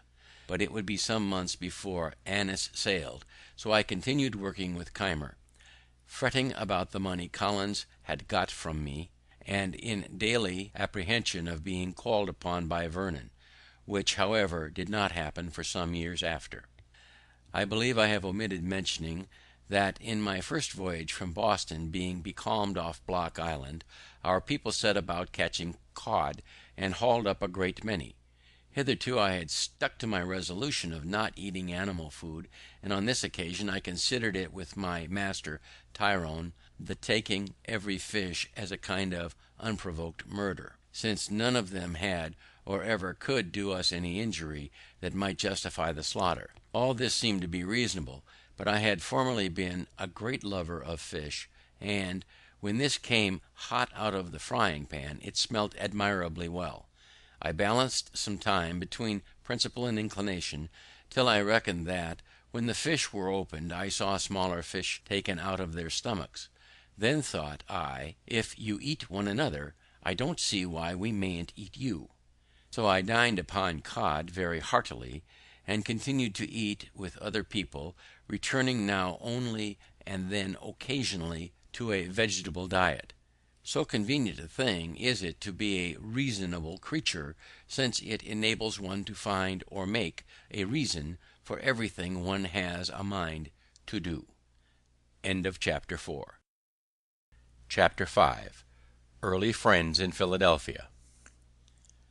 Keimer and I lived on a pretty good familiar footing, and agreed tolerably well, for he suspected nothing of my setting up. He retained a great deal of his old enthusiasms, and loved argumentation. We, therefore, had many disputations.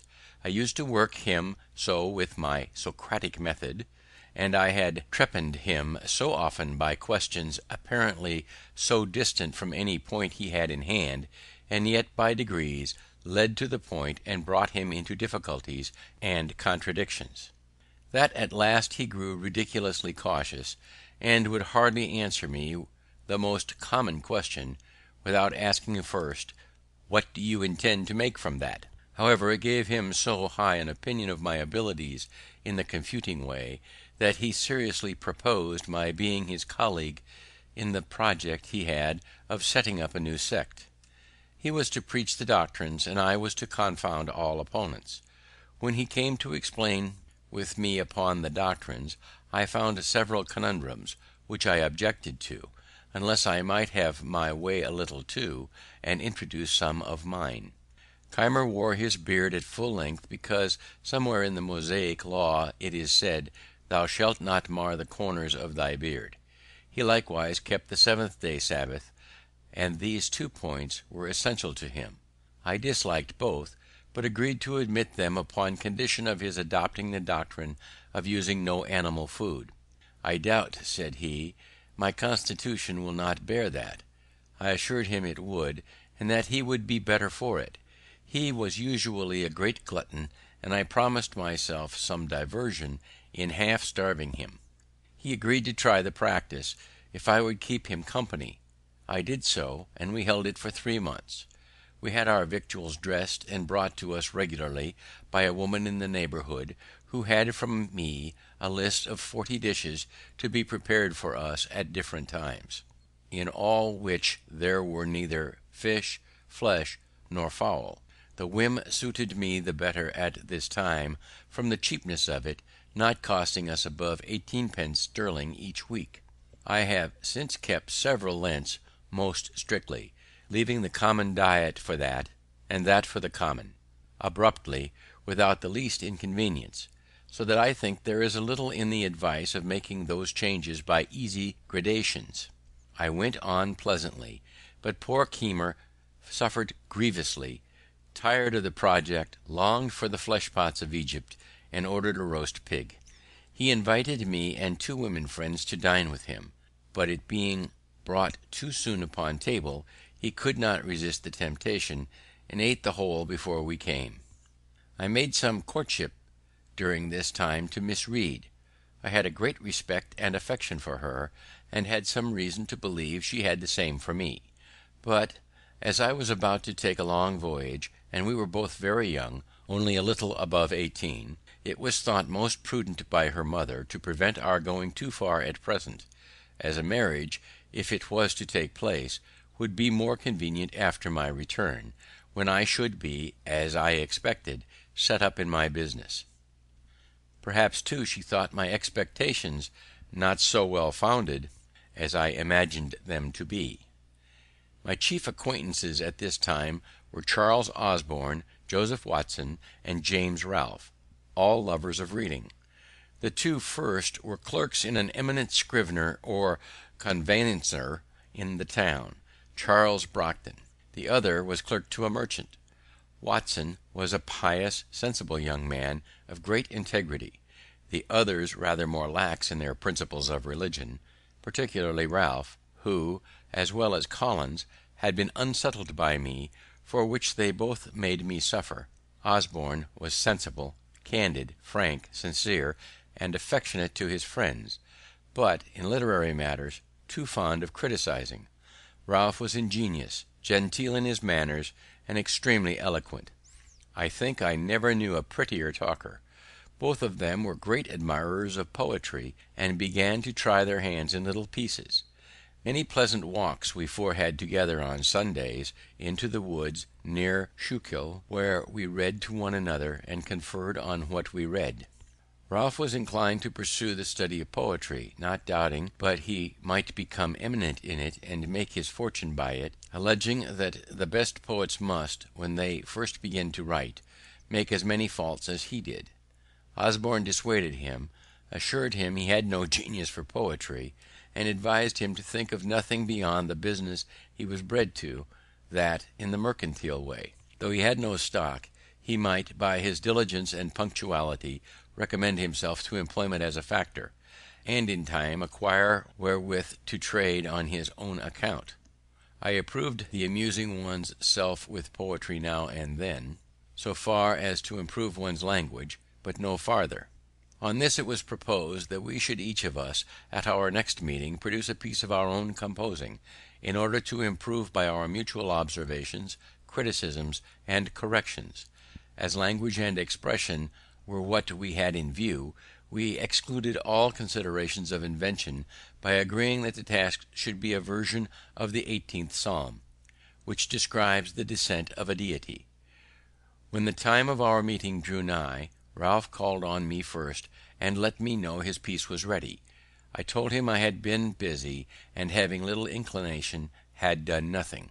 He then showed me his piece for my opinion, and I much approved it, as it appeared to me to have great merit.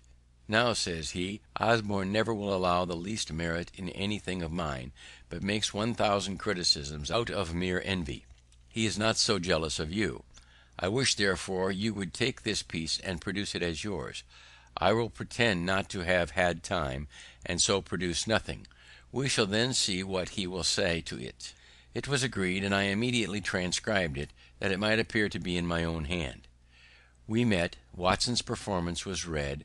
There were some beauties in it, but many defects. Osborne's was read. It was much better. Ralph did it justice, remarked some faults, but applauded the beauties. He himself had nothing to produce. I was backward, seemed desirous of being excused, and had not sufficient time to correct, etc. But no excuse could be admitted. Produce I must. I was read and repeated. Watson and Osborne gave up the contest, and joined in applauding it. Ralph only made some criticism and proposed some amendments, but I defended my text. Osborne was against Ralph, and told him he was no better a critic than poet, so he dropped the argument. As they two went home together, Osborne expressed himself still more strongly in favour of what he thought my production, having restrained himself before, as he said, lest I should think it flattery. But who would have imagined, said he, that Franklin had been capable of such a performance, such panting, such force, such fire? He has even improved the original. In his common conversation he seems to have no choice of words. He hesitates and blunders, and yet, good God, how he writes! When we next met, Ralph discovered the trick we had played on him, and Osborne was a little laughed at. This transaction fixed Ralph in his resolution of becoming a poet. I did all that I could to dissuade him from it, but he continued scribbling verses till Pope cured him. In one of the later editions of the Dunciad occur the following lines: Silence, ye wolves, where Ralph to Cynthia howls, and makes night hideous, answer him, ye owls. To this the poet adds the following note: James Ralph, a name inserted after the first editions, not known until he writ a swearing piece called Swaney, very abusive of Dr. Swift, Mr. Gay, and myself. He became, however, a pretty good prose writer. More of him hereafter.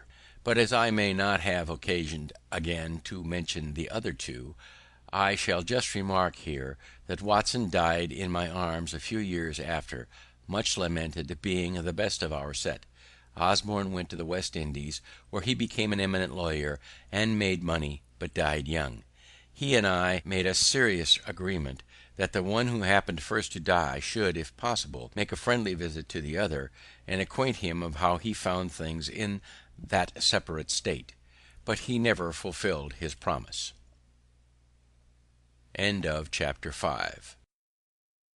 Chapter 6. A first visit to London. The governor, seeming to like my company, had me frequently to his house, and his setting me up always mentioned as a fixed thing. I was to take with me letters recommendatory to a number of his friends, besides the letter of credit, to furnish me with the necessary money for purchasing the press and types, paper, etc. For these letters I was appointed to call at different times when they were to be ready, but a future time was still named. Thus we went on till the ship, whose departure too had been several times postponed, was on the point of sailing. Then, when I called to take my leave and receive the letters, his secretary, Dr. Bard, came out to me and said the governor was extremely busy in writing, but would be down at Newcastle before the ship, and there the letters would be delivered to me.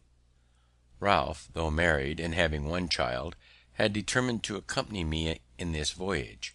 It was thought he intended to establish a correspondence and obtain goods to sell on commission, but I found afterward that, through some discontent with his wife's relations, he proposed to leave her on their hands and never return again.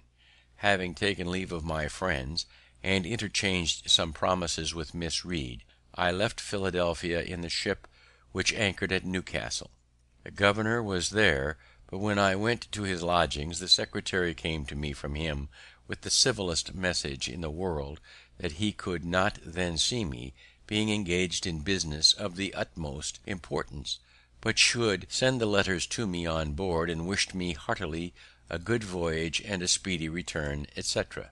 I returned on board a little puzzled, but still not doubting. Mr. Andrew Hamilton, a famous lawyer of Philadelphia, had taken passage in the same ship for himself and son, and with Mr. Denham, a Quaker merchant, and Messrs. Orion and Russell, masters of an iron work in Maryland, had engaged the great cabin, so that Ralph and I were forced to take up with a berth in the steerage, and none on board knowing us, were considered as ordinary persons.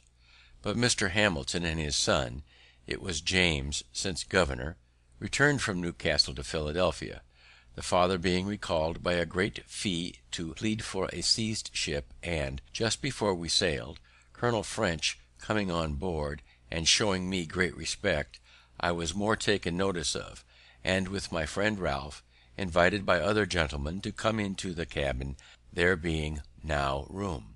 Accordingly we removed thither. Understanding that Colonel French had brought on board the governor's dispatches, I asked the captain for those letters that were to be under my care. He said all were put in the bag together, and he could not then come at them, but before we landed in England I should have an opportunity of picking them out. So I was satisfied for the present, and we proceeded on our voyage. We had a sociable company in the cabin, and lived uncommonly well, having the addition of all Mr. Hamilton's stores, who had laid in plentifully. In this passage Mr. Denham contracted a friendship for me that continued during his life. The voyage was otherwise not a pleasant one, as we had a great deal of bad weather. When we came to the Channel, the captain kept his word with me, and gave me an opportunity of examining the bag for the governor's letters. I found none upon which my name was put as under my care. I picked out 6 or 7 that by the handwriting I thought might be the promised letters, especially as one of them was directed to Basket, the king's printer, and another to some stationer. We arrived in London the 24th of December, 1724. I waited upon the stationer, who came first in my way, delivering the letter as from Governor Keith. "I don't know such a person," says he, but opening the letter, "Oh, this is from Riddlesden. I have lately found him to be a complete rascal, and I will have nothing to do with him, nor receive any letters from him." So, putting the letter into my hands, he turned on his heel and left me to serve some customer. I was surprised to find that these were not the governor's letters, and, after recollecting and comparing circumstances, I began to doubt his sincerity. I found my friend Denham, and opened the whole affair to him.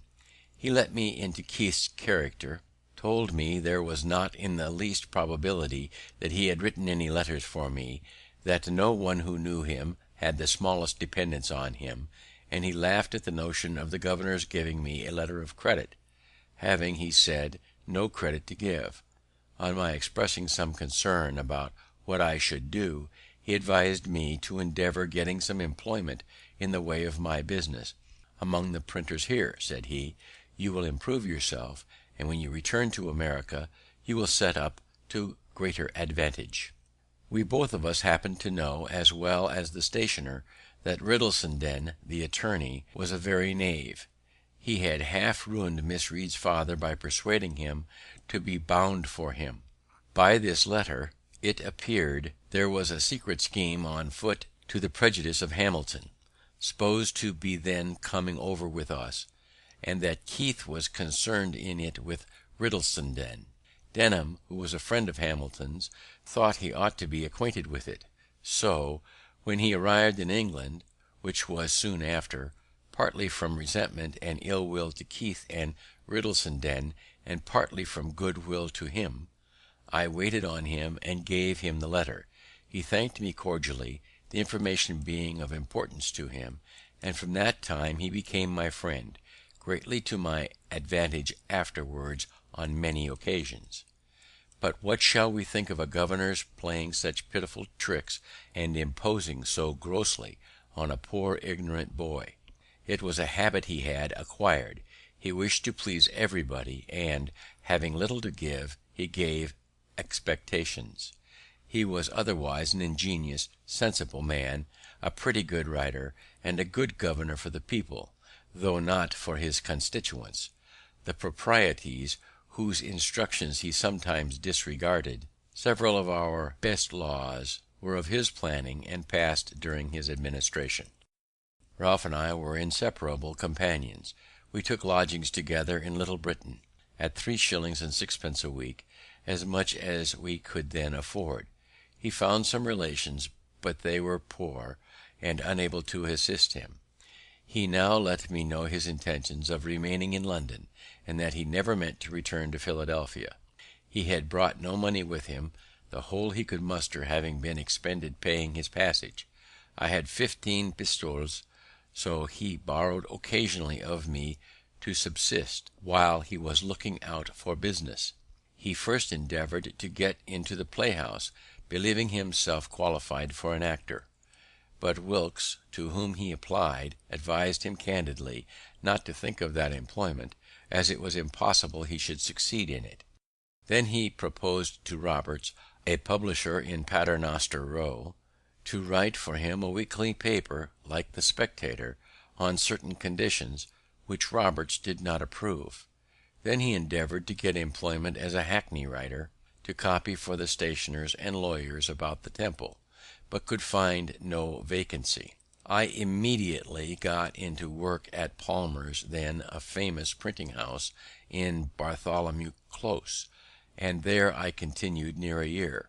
I was pretty diligent, but spent with Ralph a good deal of my earnings in going to plays and other places of amusement. We had together consumed all of my pistoles, and now just rubbed on from hand to mouth. He seemed quite to forget his wife and child, and I by degrees my engagements with Miss Read, to whom I never wrote more than one letter, and that was to let her know I was not likely soon to return. That was another of the great errata of my life, which I should wish to correct if I were to live it over again. In fact, by our expenses, I was constantly kept unable to pay my passage. At Palmer's I was employed in composing for the second edition of Wollaston's Religion of Nature.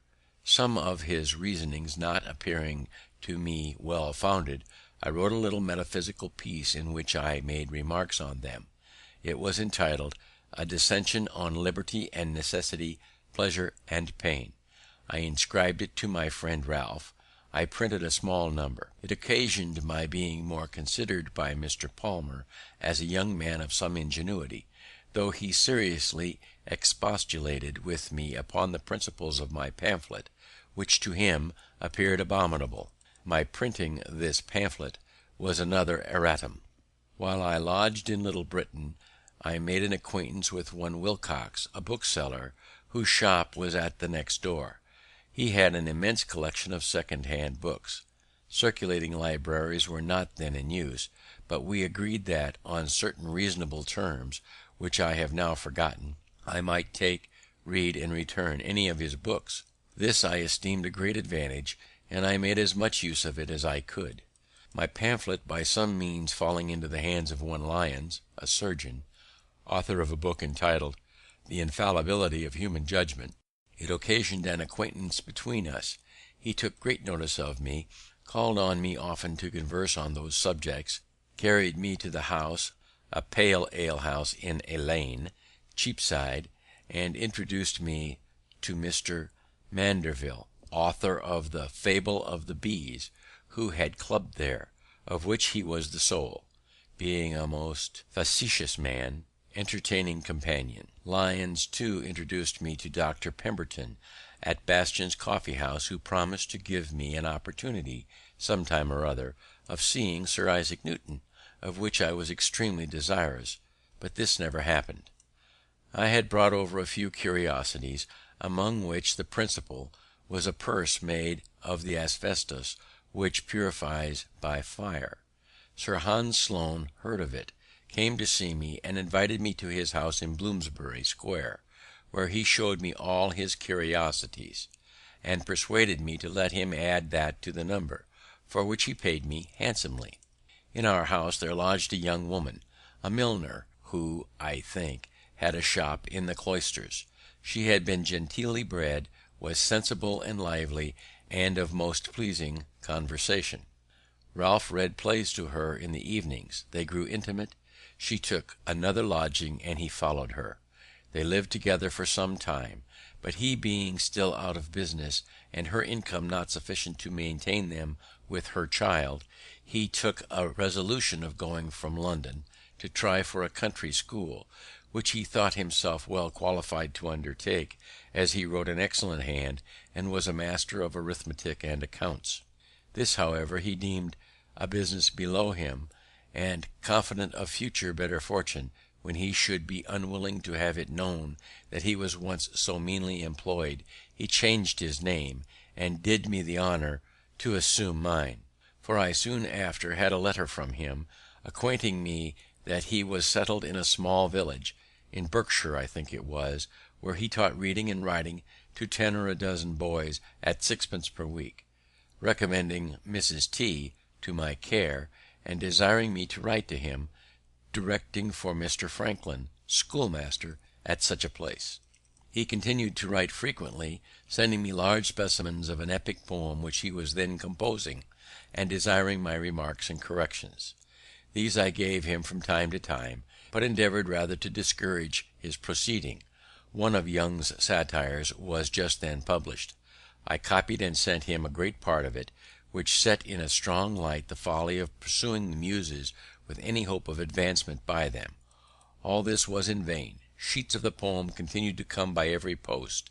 In the meantime, Mrs. T, having on his account lost her friends and business, was often in distress, and used to send for me and borrow what I could spare to help her out of them.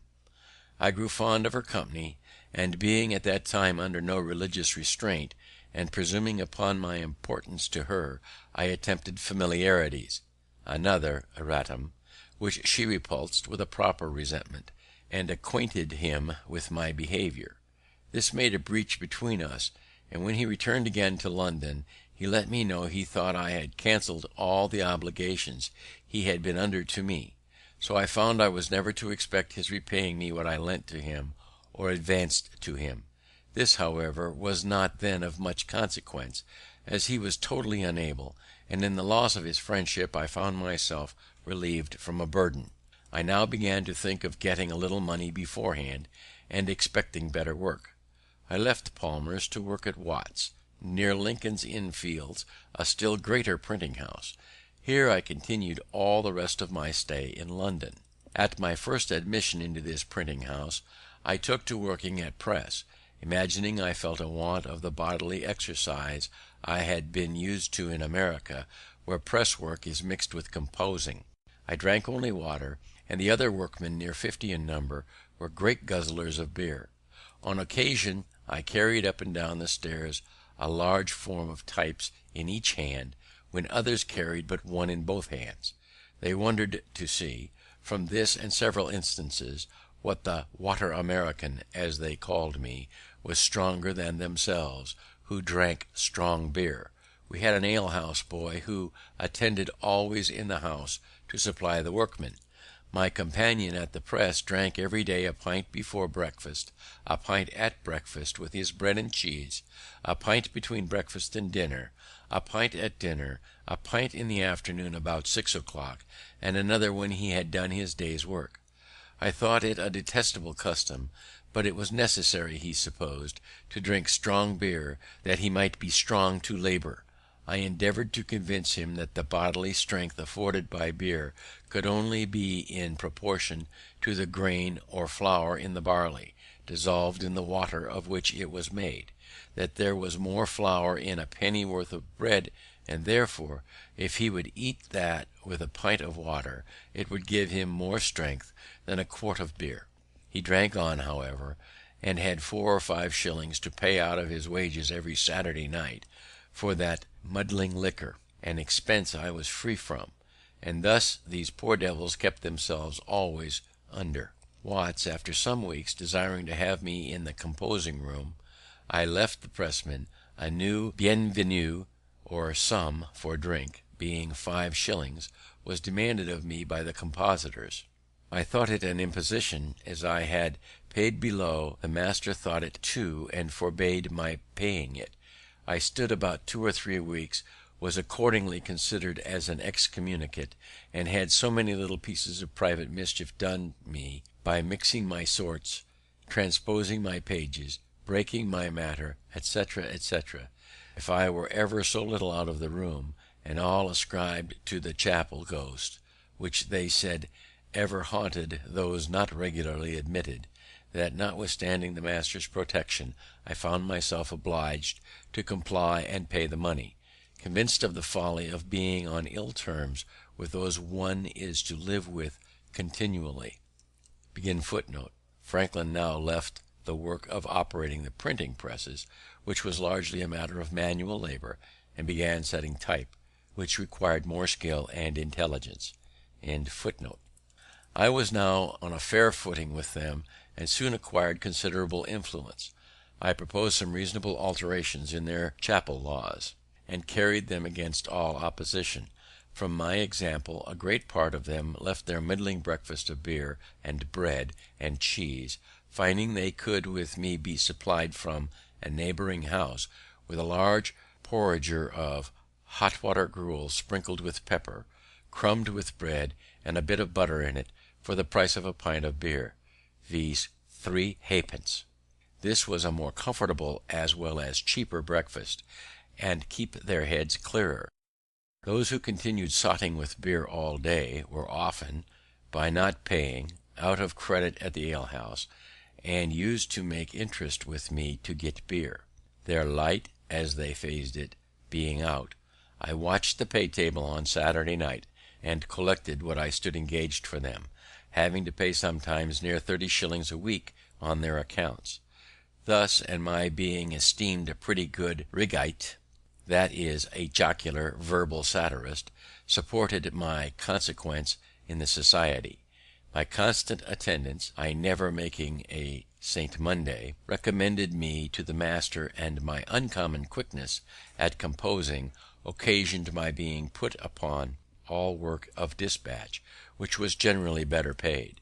So I went now very agreeably.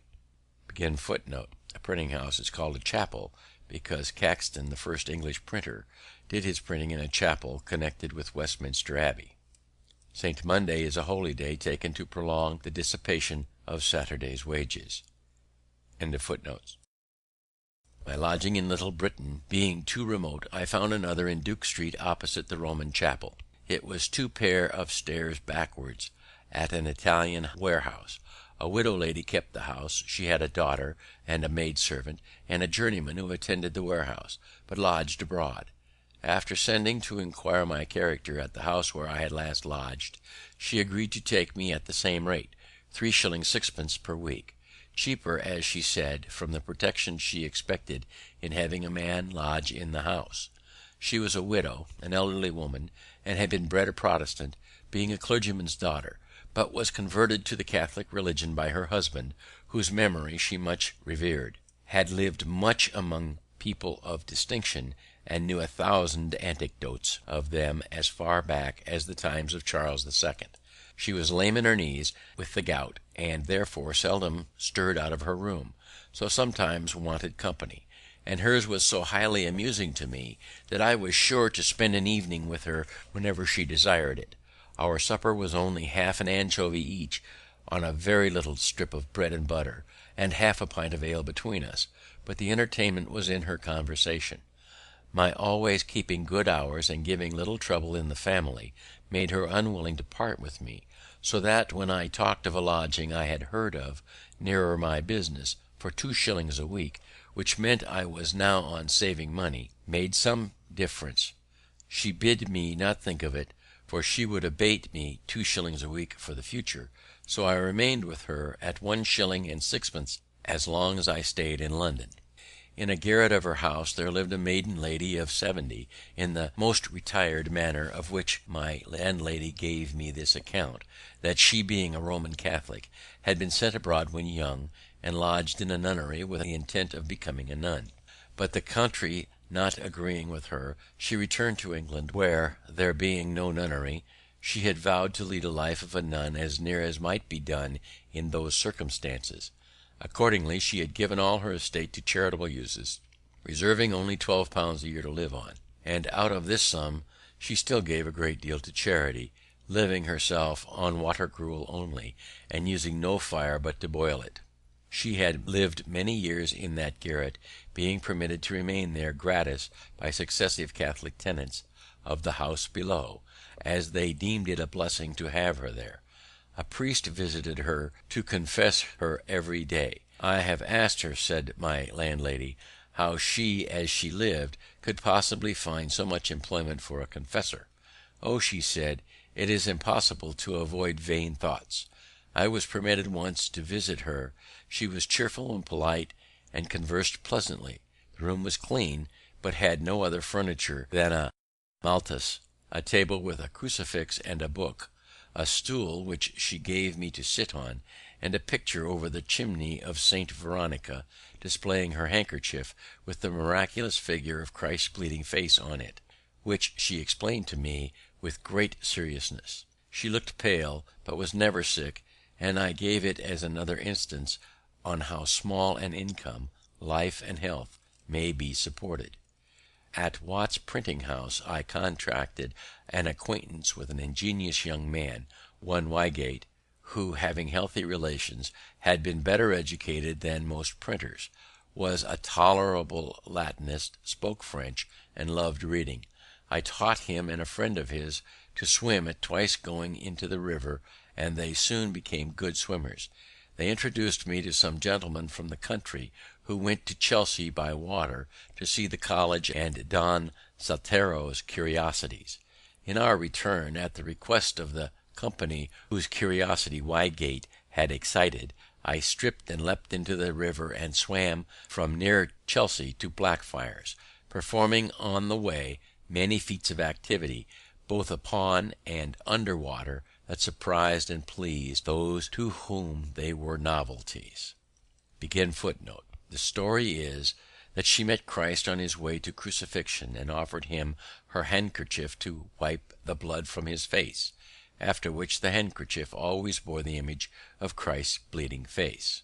James Salter, a former servant of Hans Sloane, lived in Cheyne Walk, Chelsea. His house, a barber shop, was known as Don Salarto's coffee house. The curiosities were in glass cases, and constituted an amazing and motley collection: a petrified crab from China, a liquefied hog, Job's tears, Madagascar lances, William the Conqueror's flaming sword, and Henry VIII's coat of mail. The swim was of about 3 miles. I had from a child been ever delighted in this exercise, had studied and practised all Trevnor's motions and positions, added some of my own, aiming at the graceful and easy as well as the useful. All these I took this occasion of exhibiting to the company, and was much flattered by their admiration; and Wygate, who was desirous of becoming a master, grew more and more attached to me on that account, as well as from the similarity of our studies. He at length proposed to me travelling all over Europe together, supporting ourselves everywhere by working at our business. I was once inclined to it, but mentioned it to my good friend Mr. Denham, with whom I often spent an hour when I had leisure. He dissuaded me from it, advising me to think only of returning to Pennsylvania, which he was now about to do. I must record one trait of this good man's character. He had formerly been in business at Bristol, but failed in debt to a number of people, compounded, and went to America. There, by a close application to business as a merchant, he acquired a plentiful fortune in a few years. Returning to England in the ship with me, he invited his old creditors to an entertainment, at which he thanked them for the easy composition they had favoured with him, and, when they expected nothing but the treat, every man at the first remove found under his plate an order on a banker for the full amount of the unpaid remainder with interest. He now told me he was about to return to Philadelphia, and should carry over a great quantity of goods in order to open a store there. He proposed to take me over as his clerk, to keep his books, in which he would instruct me, copy his letters, and attend the store. He added that as soon as I should be acquainted with mercantile business, he would promote me by sending me with a cargo of flour and bread, etc., to the West Indies, and procure me commission from others which would be profitable, and, if I managed well, would establish me handsomely. The thing pleased me, for I was grown tired of London, remembering with pleasure the happy months I had spent in Pennsylvania, and wished again to see it. Therefore I immediately agreed on the terms of £50 a year, about $167, Pennsylvania money; less, indeed, than my present gettings as a compositor, but affording a better prospect. I took leave of printing as though forever, and was daily employed in the new business, going about it with Mr. Denham among the tradesmen to purchase various articles and seeing them packed up, doing errands, calling upon workmen to dispatch, etc. And when all was on board, I had a few days' leisure. On one of these days I was, to my surprise, sent for by a great man I knew only by name, a Sir William Wyndham, and I waited upon him. He had heard by some means or other of my swimming from Chelsea to Blackfriars, and my teaching Wygate and another young man to swim in a few hours. He had two sons about to set out on their travels.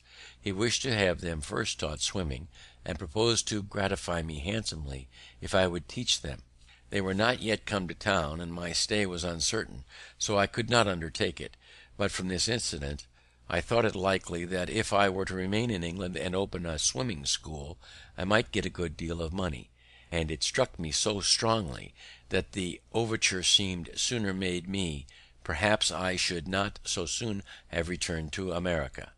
After many years, you and I had something of more importance to do with one of these sons of Sir William Wyndham, become Earl of Egmont, which I shall mention in its place.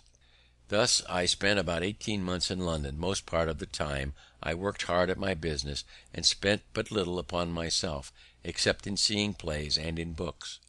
My friend Ralph had kept me poor. He owed me about £27, which I was now never likely to receive, a great sum out of my small earnings. I loved him, notwithstanding, for he had many admirable qualities.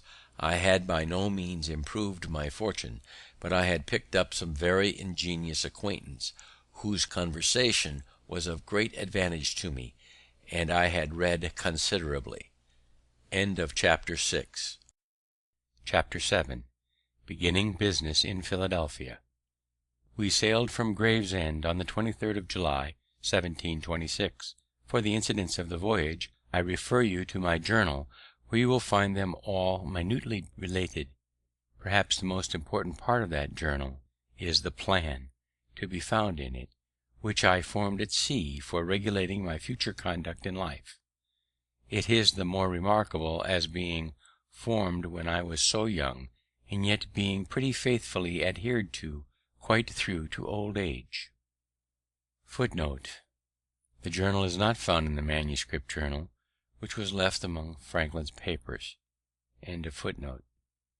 We landed in Philadelphia on the 11th of October, where I found sundry alterations. Keith was no longer governor, being superseded by Mayor Gordon. I met him walking the streets as a common citizen. He seemed a little ashamed at seeing me, but passed without saying anything.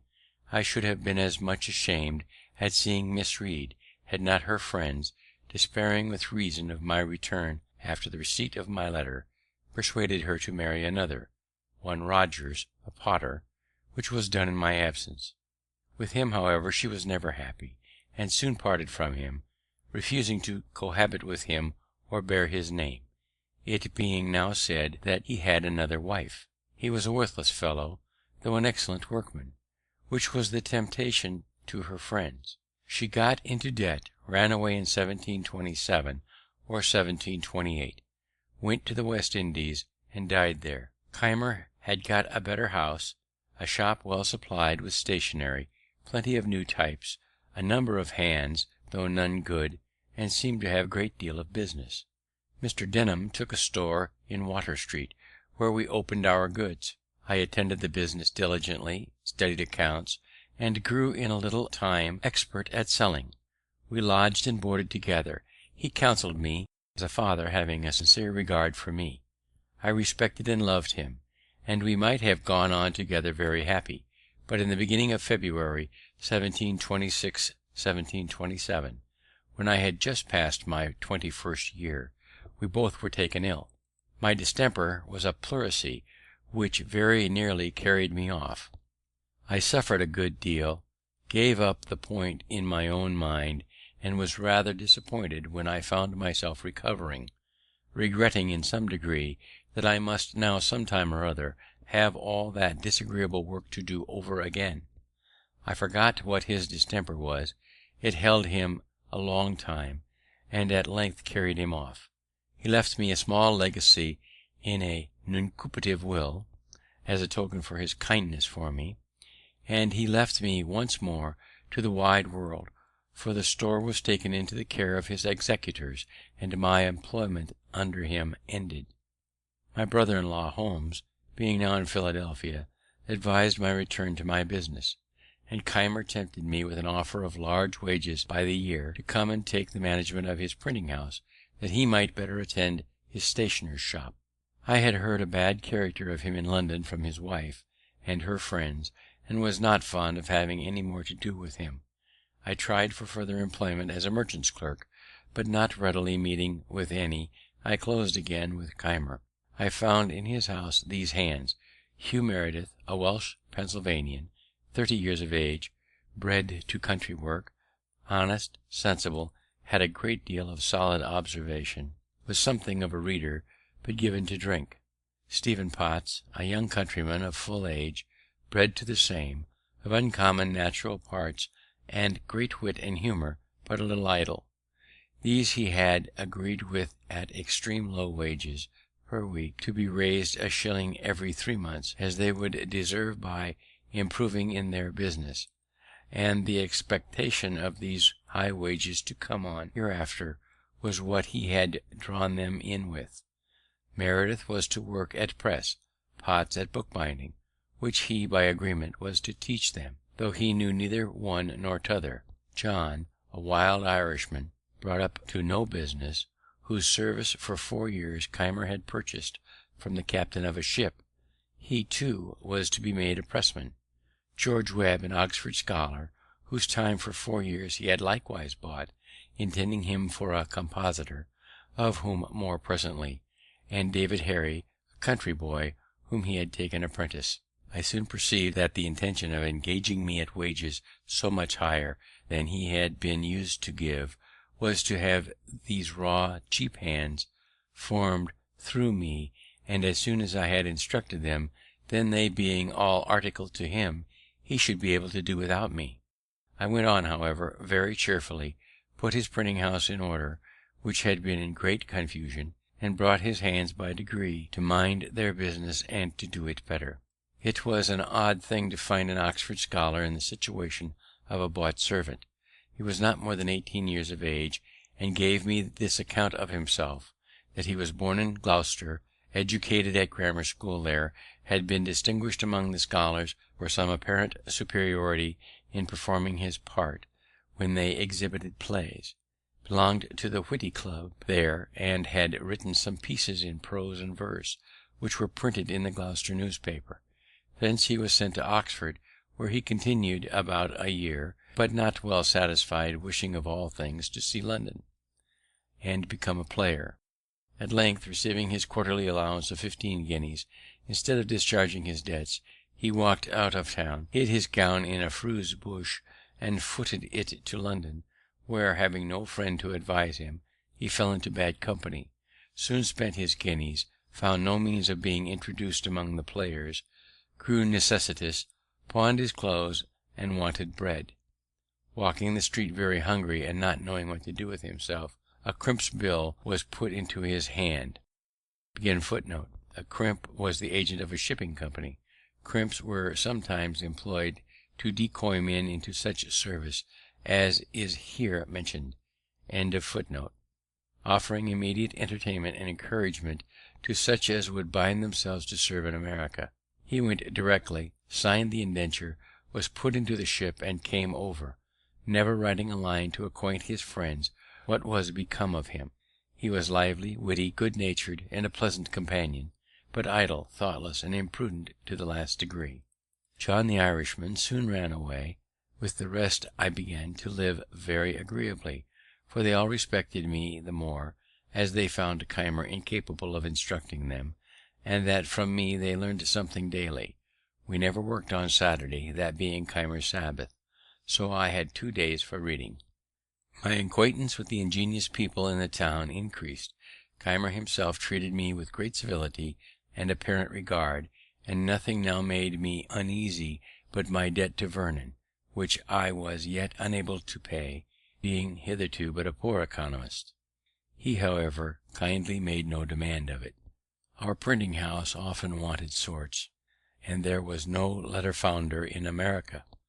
I had seen types cast at James in London, but without much attention to the matter. However, I now contrived a mould, made use of the letters we had as puncheons, struck the matrices in lead, and thus supplied in a pretty tolerable way all the deficiencies. I also engraved several things on occasion. I made the ink. I was warehouseman and everything, and in short, quite a factotum. But however serviceable I might be, I found that my services became every day of less importance as the other hands improved in the business, and when Keimer paid my second quarter's wages, he let me know that he felt them too heavy, and thought I should make an abatement. He grew by degrees less civil, put on more of the master, frequently found fault, was captious, and seemed ready for an outbreak. I went on, nevertheless, with a good deal of patience, thinking that his encumbered circumstances were partly the cause. At length a trifle snapped our connection, for the great noise happening near the court house. I put my head out of the window to see what was the matter. Keimer, being in the street, looked up and saw me, called out to me in a loud voice and angry tone to mind my business, adding some reproachful words that nettled me the more for their publicity, all of the neighbours who were looking out on the same occasion being witness how I was treated. He came up immediately into the printing house, continued the quarrel, high words passed on both sides. He gave me a quarter's warning we had stipulated, expressing a wish that he had not been obliged so long a warning. I told him his wish was unnecessary, for I would leave him that instant, and so taking my hat walked out of doors, desiring Meredith, whom I saw below, to take care of some things I left, and bring them to my lodgings. Meredith came accordingly in the evening, when we talked my affair over. He had conceived great regard for me, and was very unwilling that I should leave the house while he remained in it. He dissuaded me from returning to my native country, which I began to think of.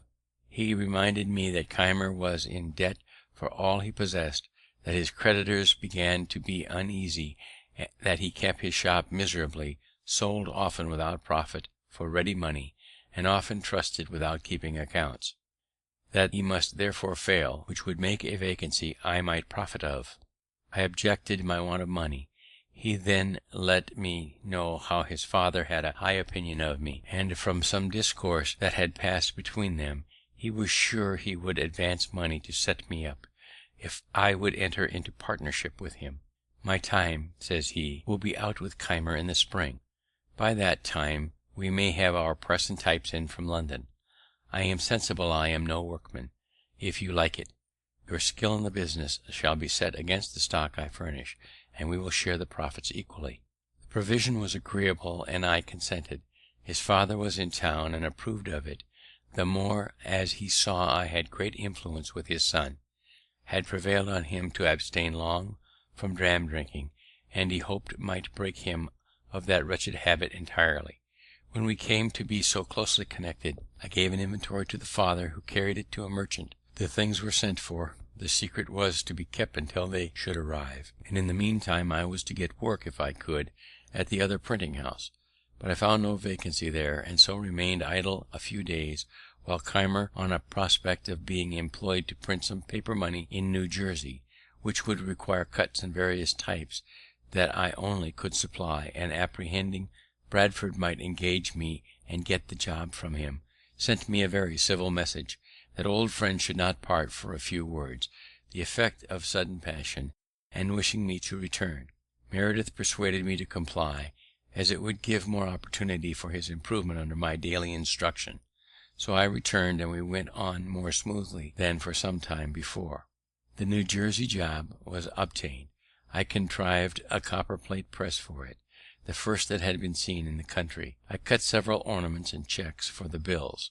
We went together to Burlington, where I executed the whole to satisfaction, and he received so large a sum for the work as to be enabled thereby to keep his head much longer above water. At Burlington I made an acquaintance with many principal people of the province. Several of them had been appointed by the Assembly's committee to attend the press, and take care that no more bills were printed than the law directed. They were therefore by turns constantly with us, and generally he who attended brought with him a friend or two for company. My mind having been much more improved by reading than Keimer's, I supposed it was for that reason my conversation seemed to be more valued. They had me to their houses, introduced me to their friends, and showed me much civility, while he, though the master, was a little neglected. In truth, he was an odd fish, ignorant of the common life, fond of rudely opposing received opinions, slovenly to extreme dirtiness, enthusiastic in some points of religion, and a little knavish withal. We continued there near 3 months, and by the time I could reckon among my acquired friends Judge Allen, Samuel Bustill, the secretary of the province, Isaac Pearson, Joseph Cooper, and several of the Smiths, members of the Assembly, and Isaac Decow, the surveyor general. The latter was a shrewd, sagacious old man, who told me that he began for himself when young by wheeling clay for brickmakers, learned to write after he was of age, carried the chain for surveyors who taught him surveying, and he now by his industry acquired a good estate, and says he, I foresee that you will soon work this man out of his business, and make a fortune in it at Philadelphia. He had not then the least intimation of my intention to set up there or anywhere. These friends were afterwards of great use to me, as I occasionally was to some of them. They all continued their regard for me as long as they lived. Before I enter upon my public appearance in business, it may be well to let you know the then state of my mind with regard to my principles and morals, that you may see how far those influenced the future events of my life. My parents had early given me religious impressions, and brought me through my childhood piously in the dissenting way. But I was scarce 15 when, after doubting by turns of several points, as I found them disputed in the different books I read, I began to doubt of revelation itself.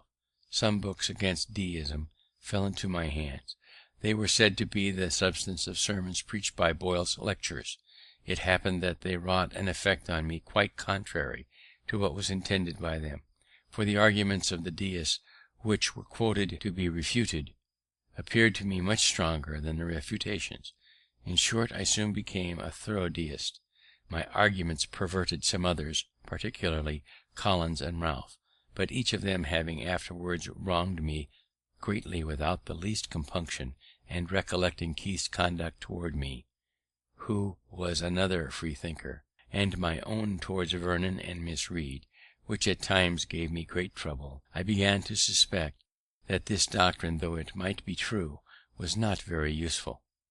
My London pamphlet, which had for its motto these lines of Dryden: "Whatever is right, though purblind man sees but a part o' the chain, the nearest link, his eyes not carried to the equal beam that houses all above," and from the attributes of God, his infinite wisdom, goodness, and power, concluded that nothing could possibly be wrong in the world, and that vice and virtue were empty distinctions, no such things existed, appeared now not so clever a performance as I once thought it, and I doubted whether some error had not insinuated itself unperceived into my argument, so as to inflict all that follows as is common in metaphysical reasonings.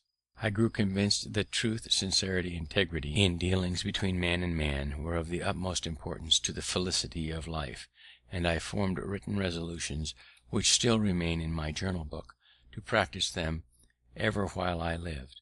Revelation had indeed no weight with me as such, but I entertained an opinion that, though certain actions might not be bad because they were forbidden by it, or good because it commanded them, yet probably these actions might be forbidden because they were bad for us, or commanded because they were beneficial to us in their own natures, all the circumstances of things being considered; and this persuasion, with the kind hand of Providence, or some other guardian angel, or accidental favourable circumstances and situations, or all together, preserved me through this dangerous time of youth, and the hazardous situations I was sometimes in among strangers, remote from the eye and advice of my father, without my wilful gross immorality or injustice that might have been expected from my want of religion. I say wilfully, because the instances I have mentioned had something of necessity in them. From my youth, inexperience, and the naivety of others, I had therefore a tolerable character to begin the world with. I valued it properly, and determined to perceive it. We had not been long returned to Philadelphia before the new types arrived from London. We settled with Keimer, and left him by his consent before he heard of it.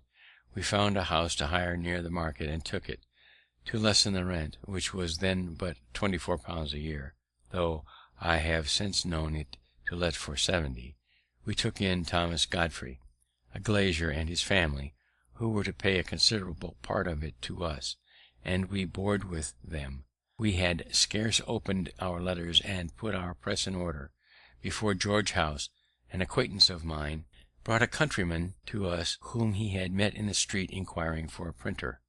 All our cash was now expended in the variety of particulars we had been obliged to procure, and this countryman's 5 shillings, being our first fruits, and coming so seasonably, gave me more pleasure than any crown I have ever since earned, and the gratitude I felt toward House has made me often more ready than perhaps I should otherwise have been to assist young beginners. There are croakers in every country, always boding its ruin.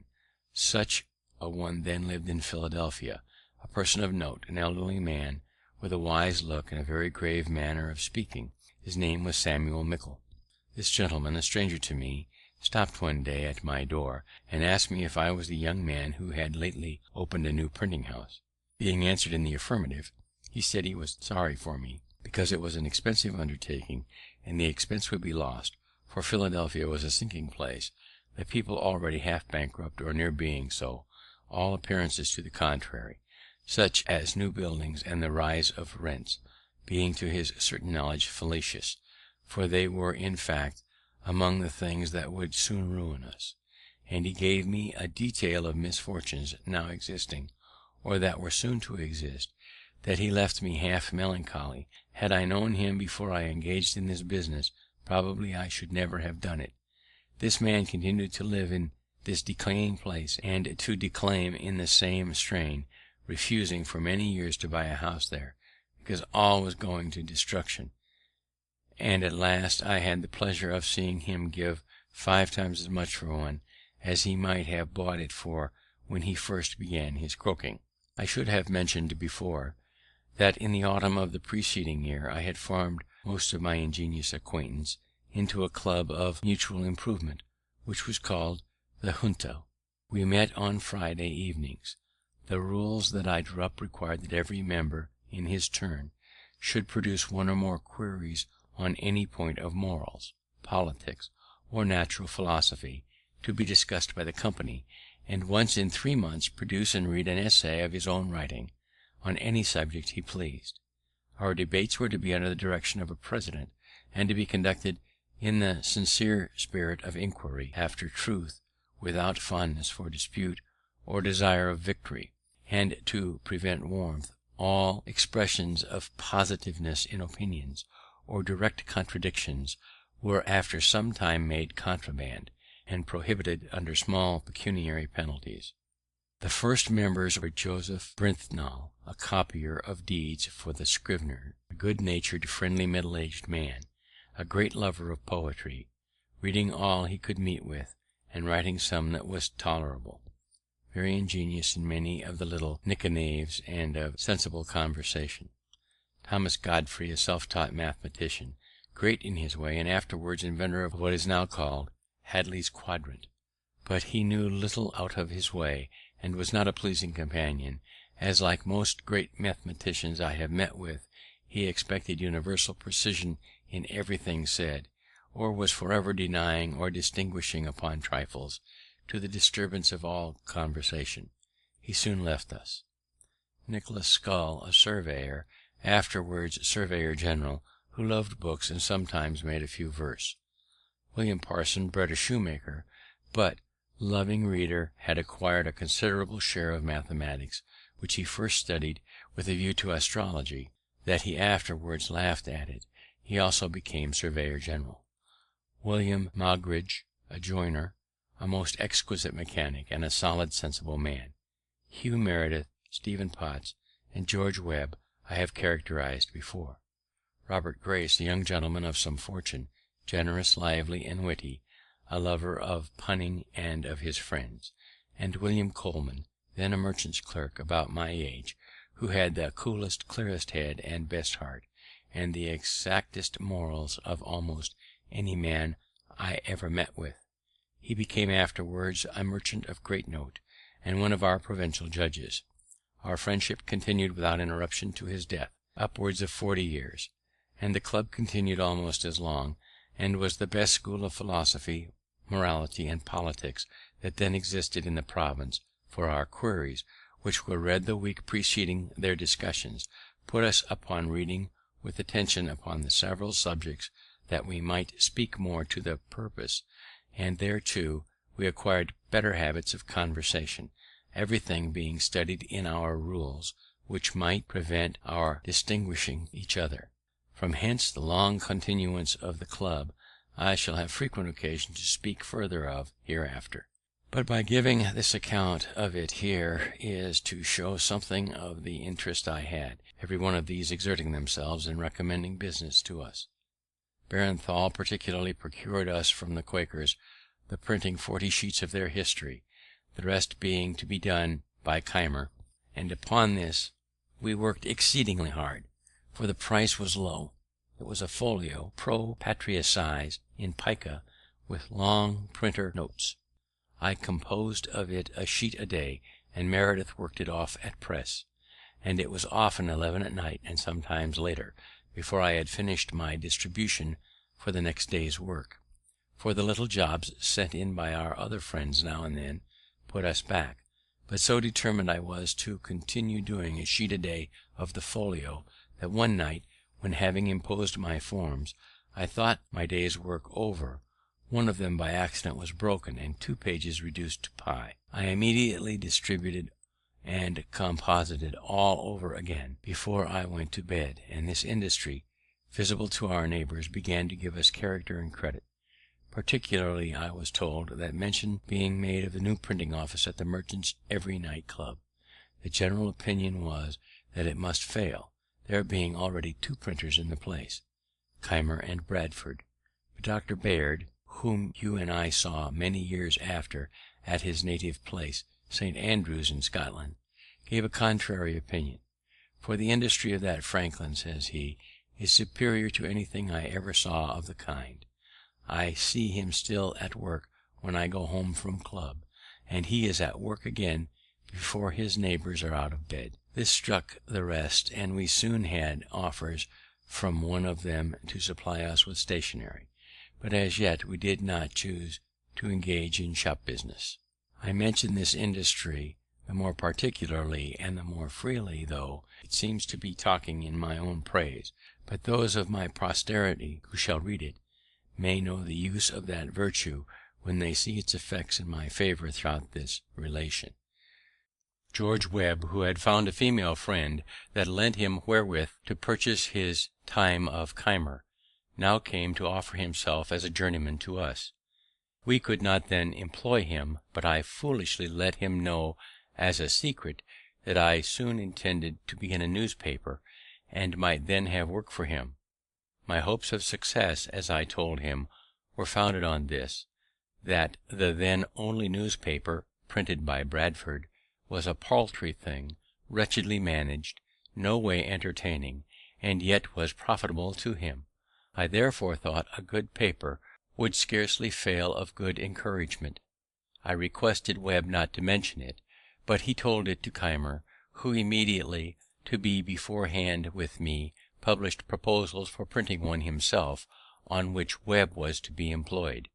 I resented this, and to counteract them, as I could not yet begin our paper, I wrote several pieces of entertainment for Bradford's paper under the title of The Busybody, which Brentnall continued some months. But this means the attention of the public was fixed on that paper, and Keimer's proposals, which we burlesqued and ridiculed, were disregarded. began his paper, however, and after carrying it on 3/4 of a year, with at most only 90 subscribers, he offered it to me for a trifle, and I, having been ready some time to go on with it, took it in hand directly, and it proved in a few years extremely profitable to me. I perceive that I am apt to speak in the singular number, though our partnership still continued. The reason may be that, in fact, the whole management of the business lay upon me. Meredith was no compositor, a poor pressman, and seldom sober. My friends lamented my connection with him, but I was to make the best of it. Our first papers made a quite different appearance from any before in the province, a better type and better printed, but some spirited remarks of my writing on the dispute then going on between Governor Burnet and the Massachusetts Assembly struck the principal people, occasioned the paper and the manager of it to be talked of, and in a few weeks brought them all to be our subscribers.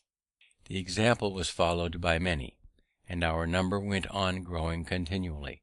This was one of the first good effects of my having learnt a little scribble. Another was, that the leading men, seeing a newspaper now in the hands of one who could also handle a pen, thought it convenient to oblige and encourage me.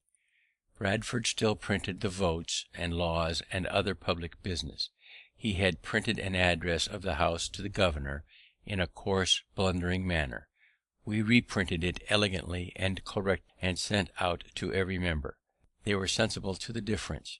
It strengthened the hands of our friends in the House, and they voted us their printers for the year ensuing. Among my friends in the House, I must not forget Mr. Hamilton, before mentioned, who was then returned from England, and had a seat in it. He interested himself for me strongly in that instance, as he did in many others afterwards, continuing his patronage until his death. Mr. Vernon about this time put me in mind of the debt I owed him, but did not press me. I wrote him an ingenious letter of acknowledgment, craved his forbearance a little longer, which he allowed me, and as soon as I was able, I paid the principal with interest and many thanks, so that erratum was in some degree corrected. But now another difficulty came upon me, which I had never the least reason to expect. Mr. Meredith's father, who was to have paid for our printing house, according to the expectations given me, was able to advance only £100 currency, which had been paid, and 100 more was due to the merchant, who grew impatient, and sued us all. We gave bail, but saw that, if the money could not be raised in time, the suit must soon come to judgment and execution, and our hopeful prospects must with us be ruined, as the press and letters must be sold for payment, perhaps at half price. In this distress, two true friends, whose kindness I have never forgotten, nor ever shall forget while I can remember anything, came to me separately, unknown to each other, and without any application from me, offering each of them to advance me all the money that should be necessary to enable me to take the whole business upon myself, if that should be practicable. But they did not like my continuing the partnership with Meredith, who, as they said, was often seen drunk in the streets, and playing at low games in alehouses, much to our discredit. These two friends were William Coleman and Robert Grace. I told them I could not propose a separation while any prospect remained of the Merediths fulfilling their part of our agreement, because I thought myself under great obligation to them for what they had done, and would do if they could. But if they finally failed in their performance, and our partnership must be dissolved, I should then think myself at liberty to accept the assistance of my friends. Thus the matter rested for some time, when I said to my partner, "Perhaps your father is dissatisfied at the part you have undertaken in this affair of ours, and is unwilling to advance for you and me what he would for you alone. If that is the case, tell me, and I will resign the whole to you and go about my business." "No," said he, "my father has really been disappointed, and is really unable, and I am unwilling to distress him further. I see this is a business. I am not fit for it. I was bred a farmer, and it was a folly in me to come to town, and put myself at 30 years of age an apprentice to learn a new trade. Many of our Welch people are going to settle in North Carolina, where land is cheap. I am inclined to go with them and follow my old employment, but you may find friends to assist you. if you will take the debts of the company upon you, return to my father the £100 he has advanced, pay my little personal debts, and give me £30 and a new saddle, I will relinquish the partnership and leave the whole in your hands. I agreed to this proposal. It was drawn up in writing, signed and sealed immediately. I gave him what he demanded, and he went soon after to Carolina, from whence he sent me next year 2 long letters, containing the best account that had been given of that country, the climate, the soil, husbandry, etc., for in those matters he was very judicious. I printed them in the papers, and they gave great satisfaction to the public. As soon as he was gone, I recurred to my 2 friends, and because I would not give an unkind preference to either, I took half of what each had offered, and I wanted of one, and half of the other, paid off the company's debts, and went on with the business in my own name, advertising that the partnership was dissolved. I think it was in or about the year 1729. Chapter 7. Chapter 8. Business Success and First Public Service. About this time there was a cry among the people for more paper money, only £15,000 being extant in the province, and that soon to be sunk. The wealthy inhabitants opposed any addition, being against all paper currency, from an apprehension that it would depreciate, as it had done in New England, to the prejudice of all creditors. We had discussed this point in our junta, where I was on the side of an addition, being persuaded that the first small sum struck in 1723 had done much good by increasing the trade, employment, and number of inhabitants in the province. Since I now saw all the old houses inhabited, and many new ones building, whereas I remembered well that when I first walked about the streets of Philadelphia eating my roll, I saw most of the houses on Walnut Street, between Second and Front Streets, with bills on their doors, "To be let," and many likewise in Chestnut Street and other streets, which made me think the inhabitants of the city were deserting it one after another. Our debates possessed me so fully of the subject that I wrote and printed an anonymous pamphlet on it, entitled The Nature and Necessity of a Paper Currency. It was well received by the common people in general, but the rich men disliked it, for it increased and strengthened the clamour for more money, and they, happening to have no writers among them that were able to answer it, their opposition slackened, and the point was carried by a majority in the House. My friends there, who conceived I had been of some service, thought fit to reward me by employing me in printing the money, a very profitable job, and a great help to me. This was another advantage gained by my being able to write. The utility of this currency became by time and experience so evident as never afterward to be much disputed, so that it grew soon to £55,000, and in 1739 to £80,000, since which it rose during war to upwards of £350,000. Trade, building, and inhabitants all the while increased, though I now think there are limits beyond which the quantity may be hurtful.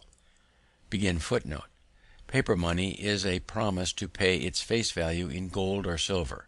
When a state or nation issues more such promises than there is likelihood of its being able to redeem, the paper representing the promises depreciates in value. Before the success of the colonies in the Revolution was assured, it took hundreds of dollars of their paper money to buy a pair of boots.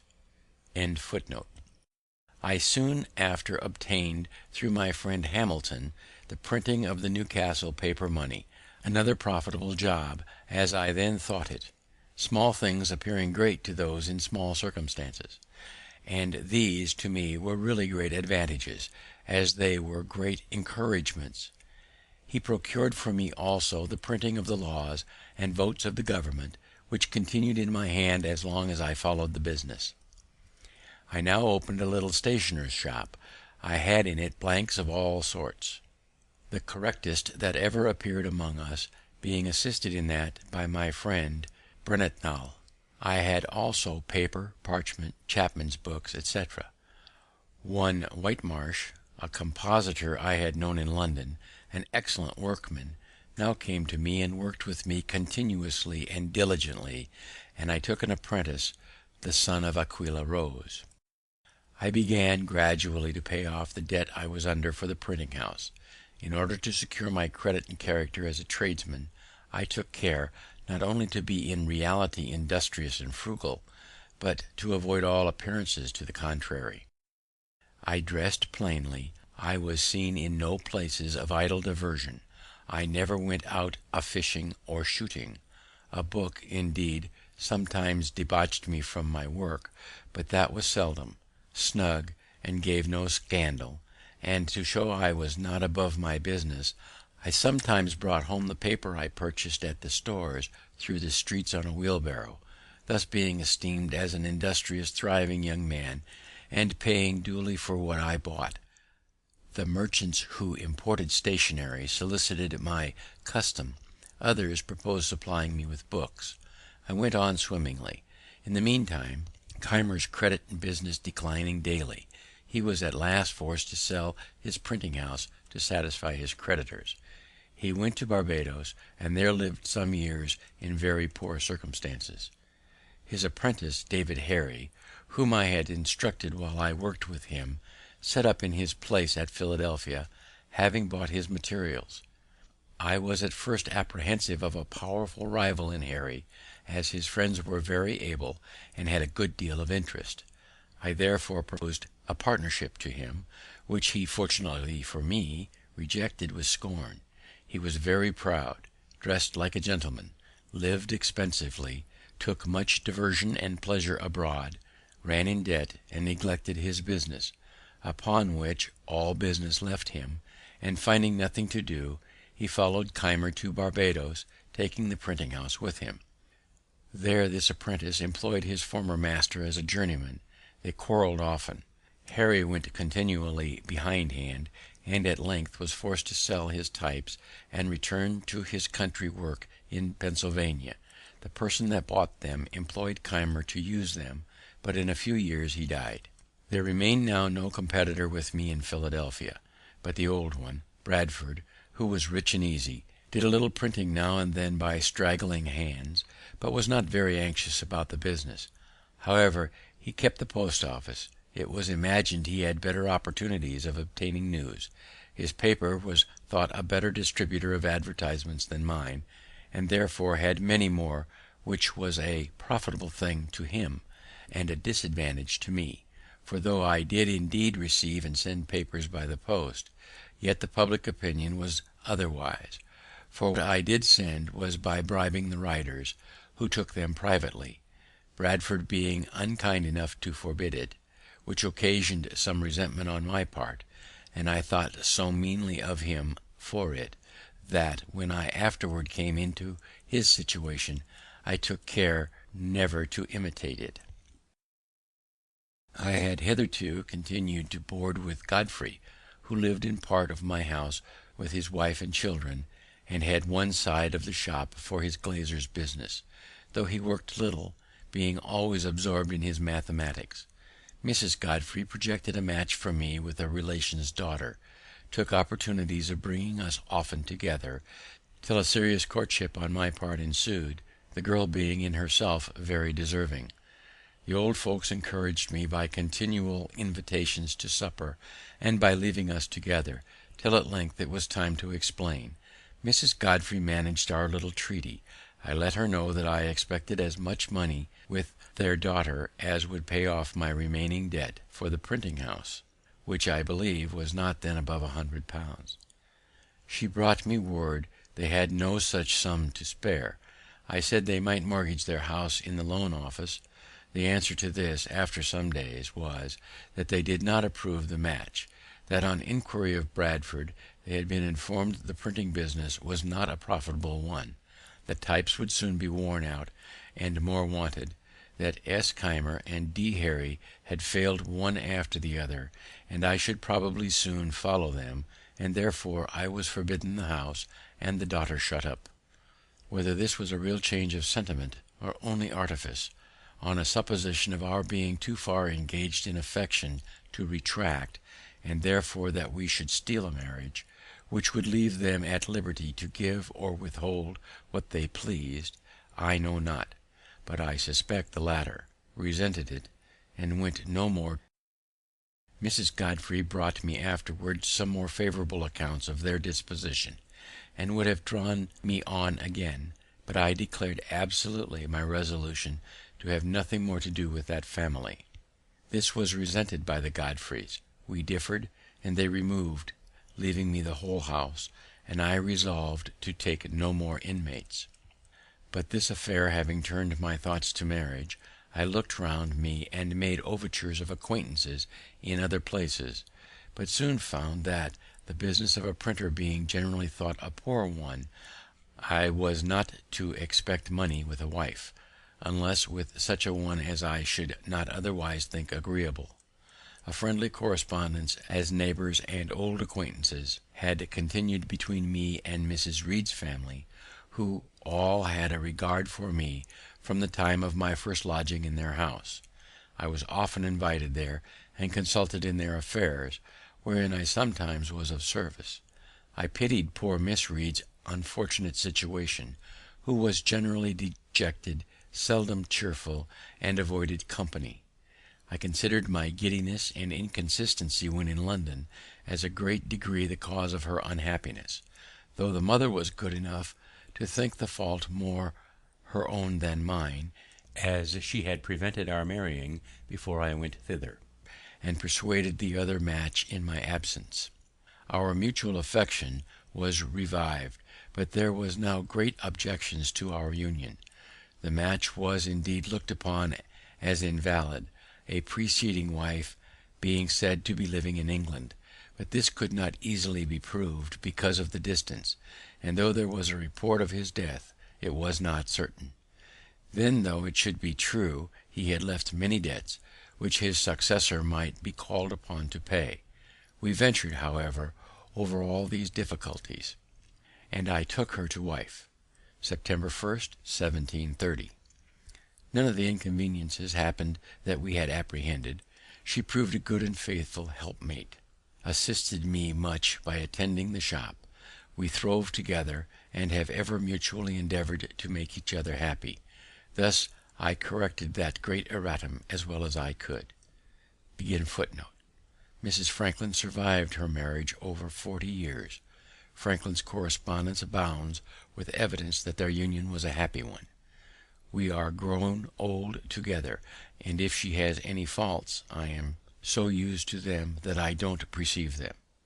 The following is a stanza from one of Franklin's own songs written for the junta: Of their Chloes and Phyllises poets may prate, I sing my plain country Joan. These 12 years my wife, still the joy of my life, blessed day that I made her my own.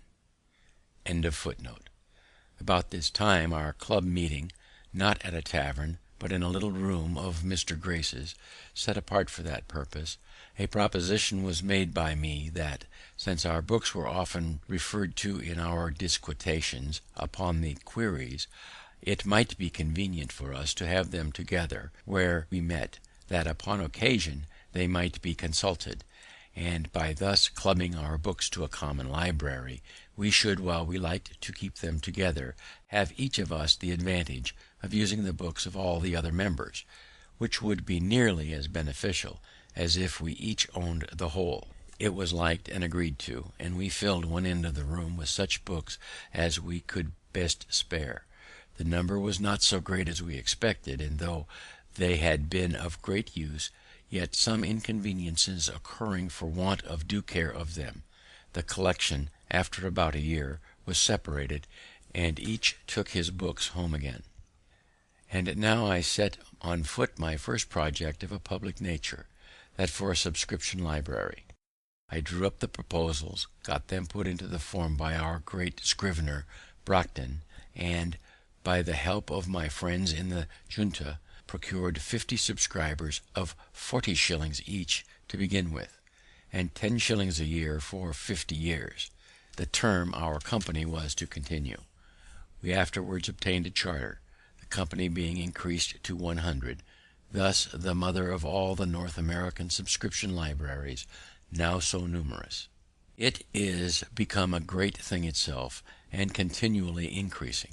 These libraries have improved the general conversation of the Americans, made the common tradesmen and farmers as intelligent, and most gentlemen from other countries, and perhaps have contributed in some degree to the stand so generally made through the colonies in defense of their privileges.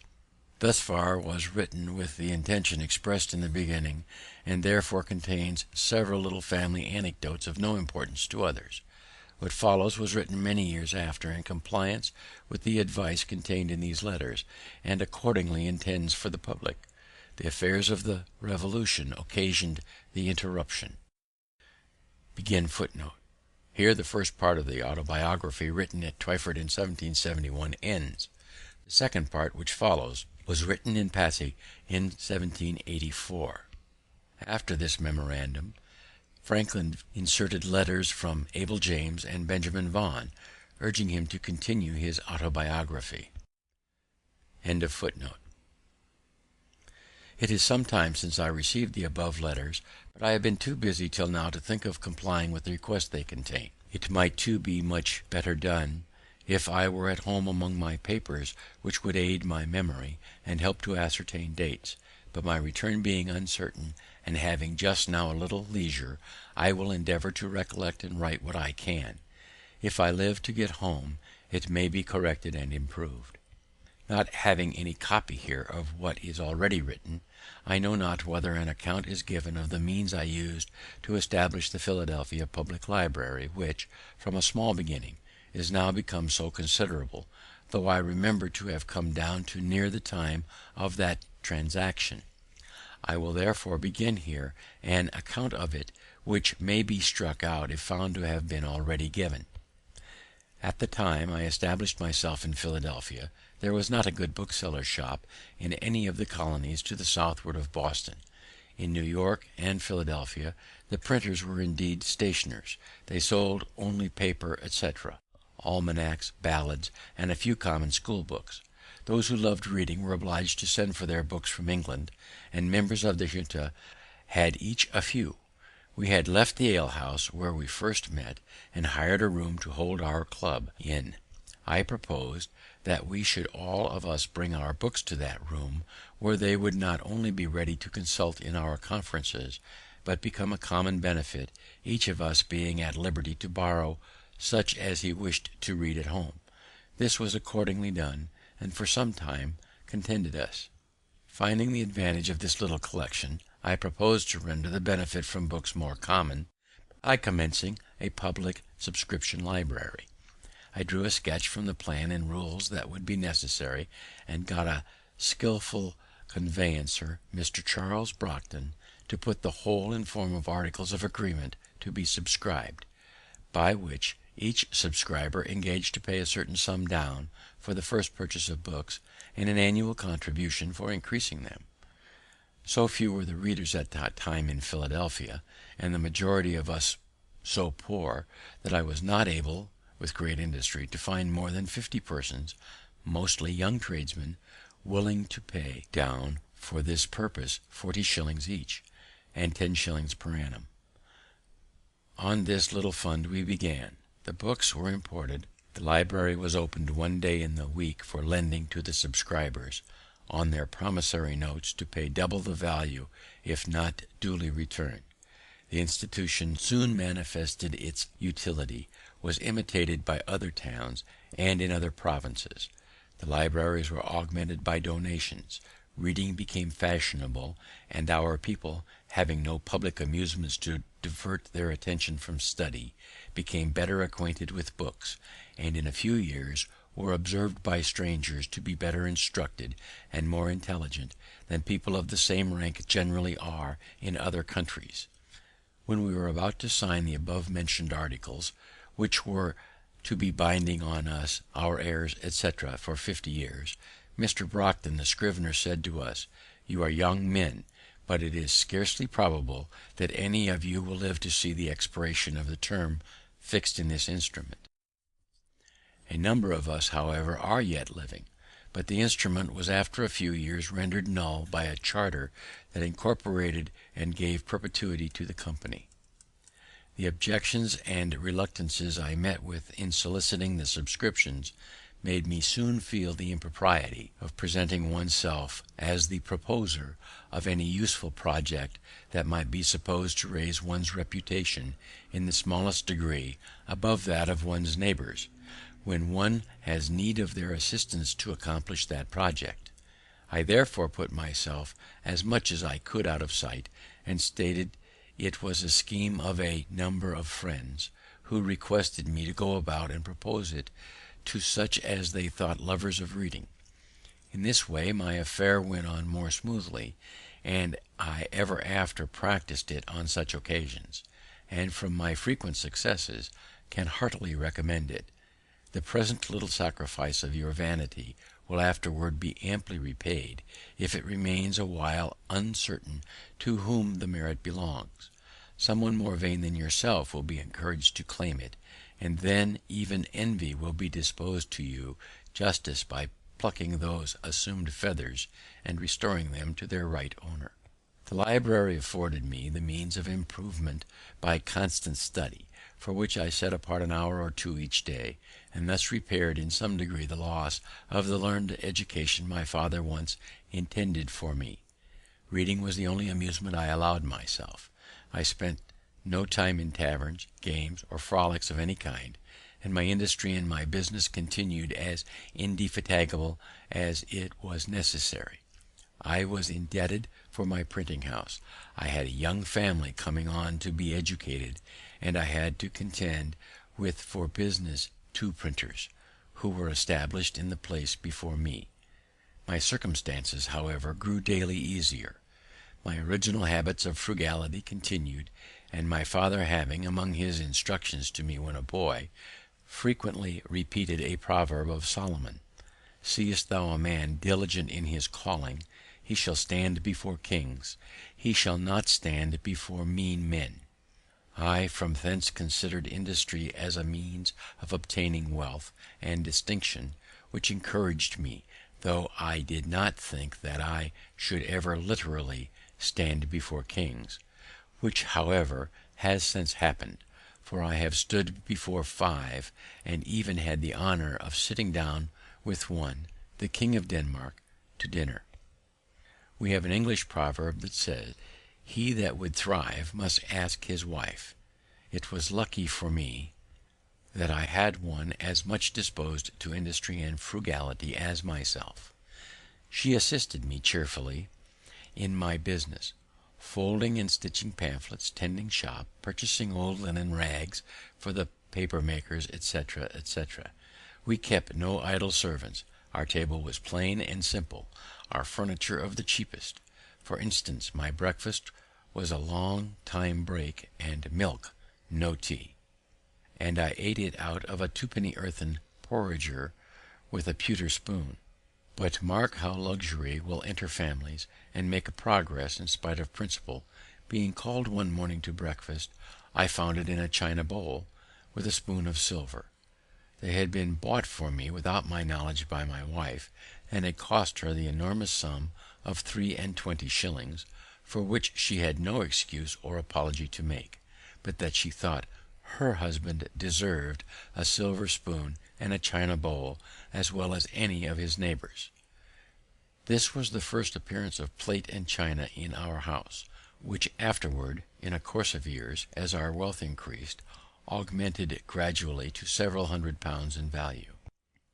I had been religiously educated as a Presbyterian, and thought some of the dogmas of that persuasion, such as the eternal decrees of God, election, reprobation, etc., appeared to me unintelligible, others doubtful, and I early absented myself from the public assemblies of the sect.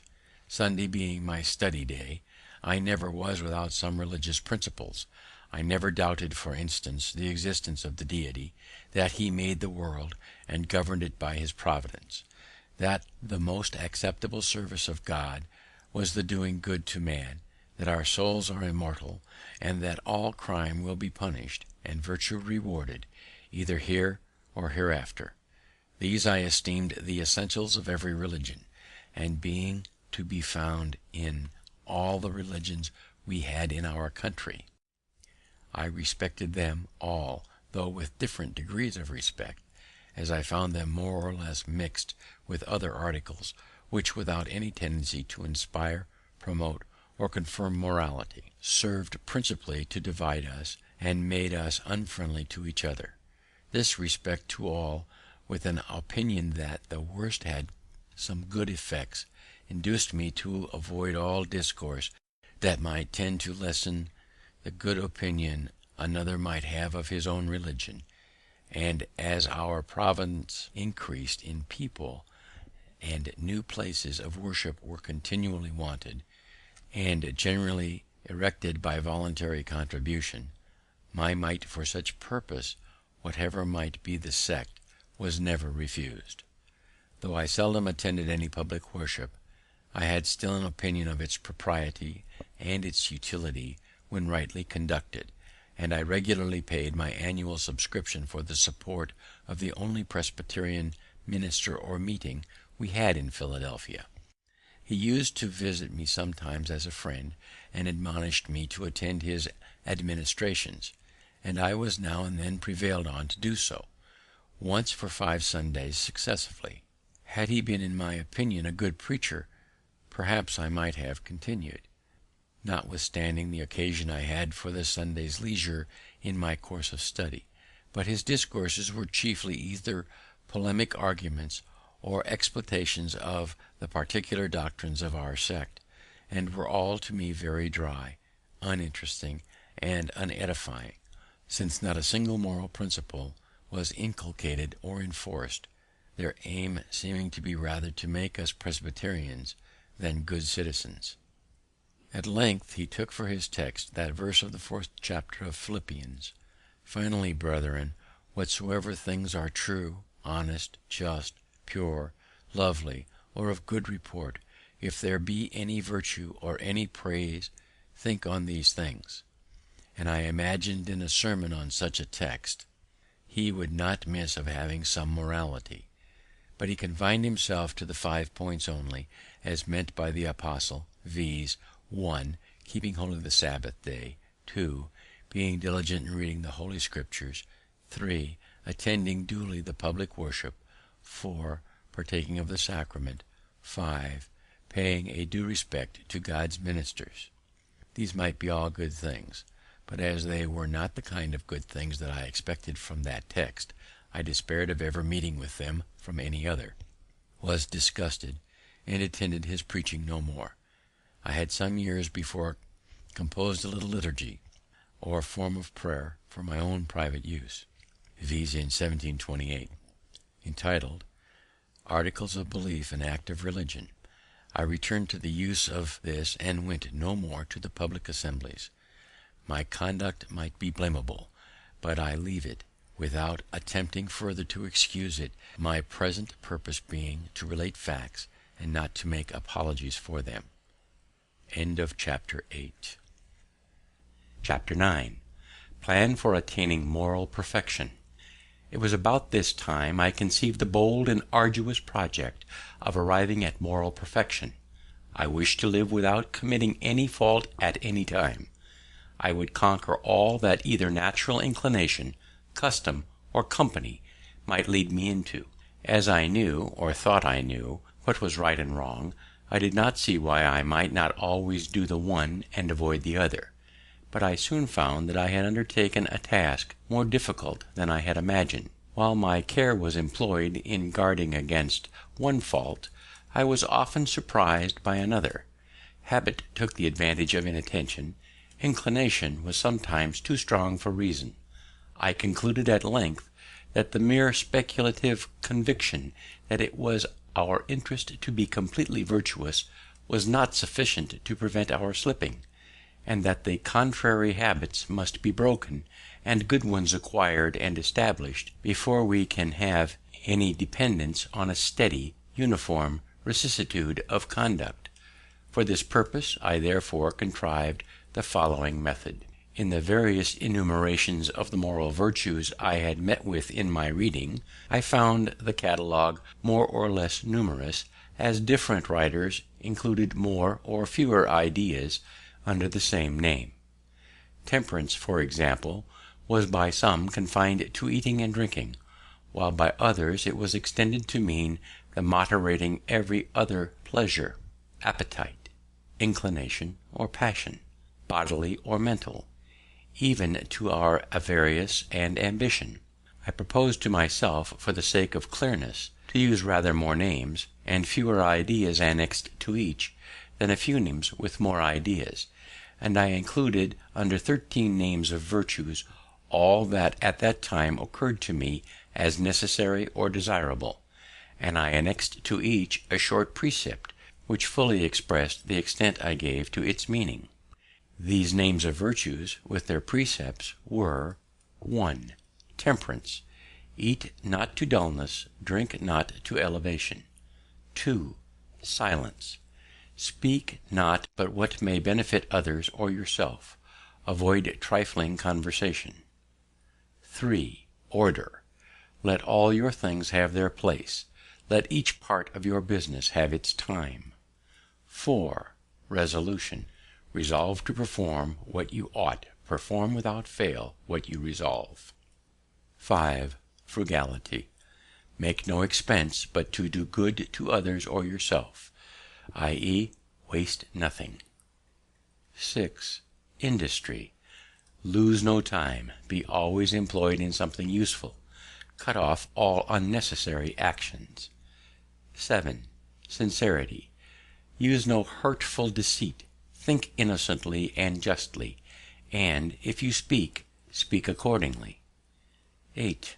Justice. Wrong done by doing injuries or omitting the benefits that are your duty. 9. Moderation.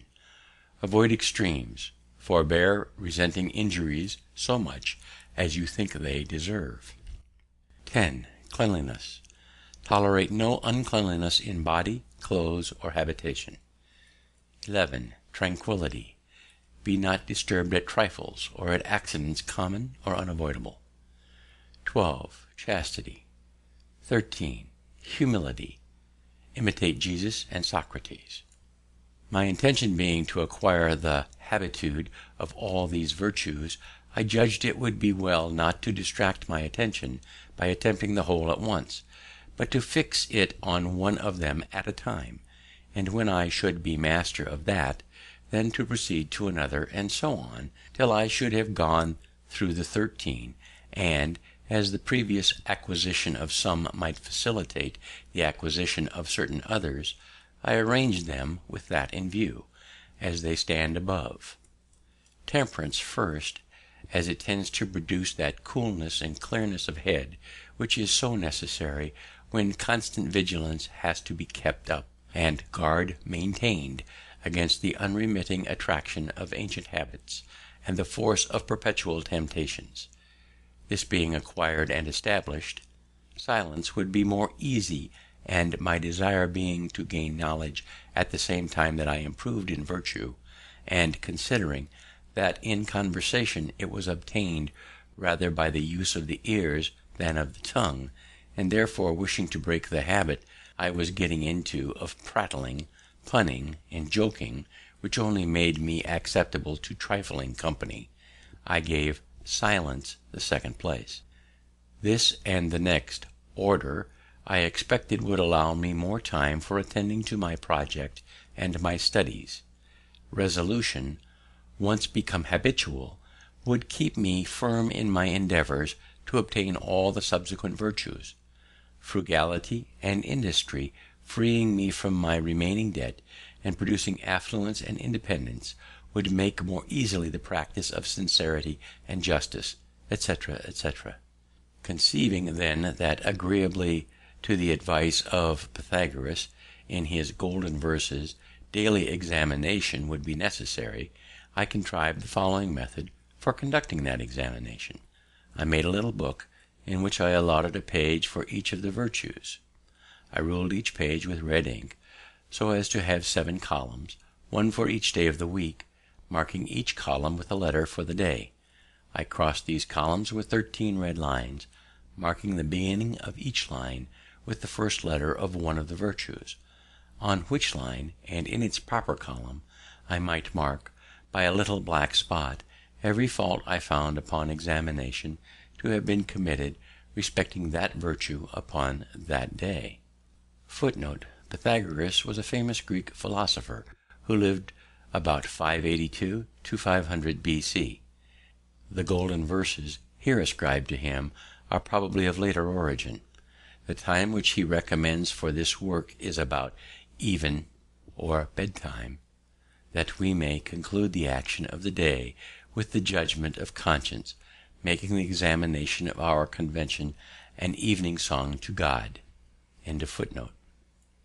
I determined to give a week's strict attention to each of the virtues successively. Thus, in the first week, my great guard was to avoid the least offense against temperance, leaving the other virtues to their ordinary chance, only marking every evening the faults of the day. Thus, if in the first week I could keep my first line marked T, clear of spots, I supposed the habit of that virtue so much strengthened and its opposite weakened that I might venture extending my attention to include the next, and for the following week keep both lines clear of spots. Proceeding thus to the last, I would go through a course complete in 13 weeks, and 4 courses in a year. And like him who, having a garden to weed, does not attempt to eradicate all the bad herbs at once, which would exceed his reach and his strength, but works on one of the beds at a time, and having accomplished the first, proceeds to a second, so I should have, I hoped, the encouraging pleasure of seeing on my pages the progress I made in virtue by clearing successively my lines of their spots, till at the end, by a number of courses, I should be happy in viewing a clean book after a 13 weeks' daily examination. This my little book had for its motto these lines from Addison's Cato: "Here will I hold, if there is a power above us, and that there is, all nature cries aloud, through all her works, he must delight in virtue, and that which he delights in must be happy." Another from Cicero: "O philosophy, guide of life, O searcher out of virtue and exterminator of vice, one day spent well and in accordance with thy precepts is worth an immortality of sin." Tusculan Inquiries, Book 5. Another of the Proverbs of Solomon, speaking of wisdom or virtue: "Length of days is in her right hand, and in her left hand riches and honor. Her ways are ways of pleasantness, and all her paths are peace." And conceiving God to be the fountain of wisdom, I thought it right and necessary to solicit his assistance for obtaining it. To this end, I formed the following little prayer, which was prefixed to my tables of examination for daily use: "O powerful goodness, bountiful Father, merciful Guide, increase in me that wisdom which discovers my truest interest. Strengthen my resolution to perform what that wisdom dictates. Accept my kind offices to thy other children as the only return in my power for thy continual favors to me." I used also sometimes a little prayer which I took from Thomson's poems, viz: "Father of light and life, thou good supreme, O teach me what is good, teach me thyself. Save me from folly, vanity, and vice, from every low pursuit, and fill my soul with knowledge, conscious peace, and virtue pure, sacred, substantial, never fading bliss."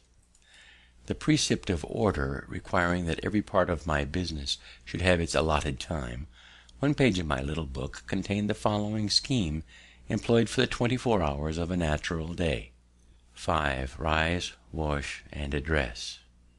6. Powerful goodness. Contrive day's business, and take the resolution of the day. 7. Prosecute the present study and breakfast. The morning question: what good shall I do this day? 9.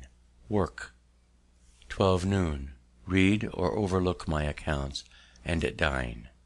3. Work. Evening. 6. Put things in their places, supper, music, or diversion, or conversation. Evening question. What good have I done to-day? 9. Examination of the day.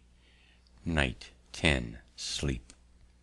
I entered upon the execution of this plan for self-examination, and continued it with occasional intermissions for some time. I was surprised to find myself so much fuller of faults than I had imagined, but I had the satisfaction of seeing them diminish.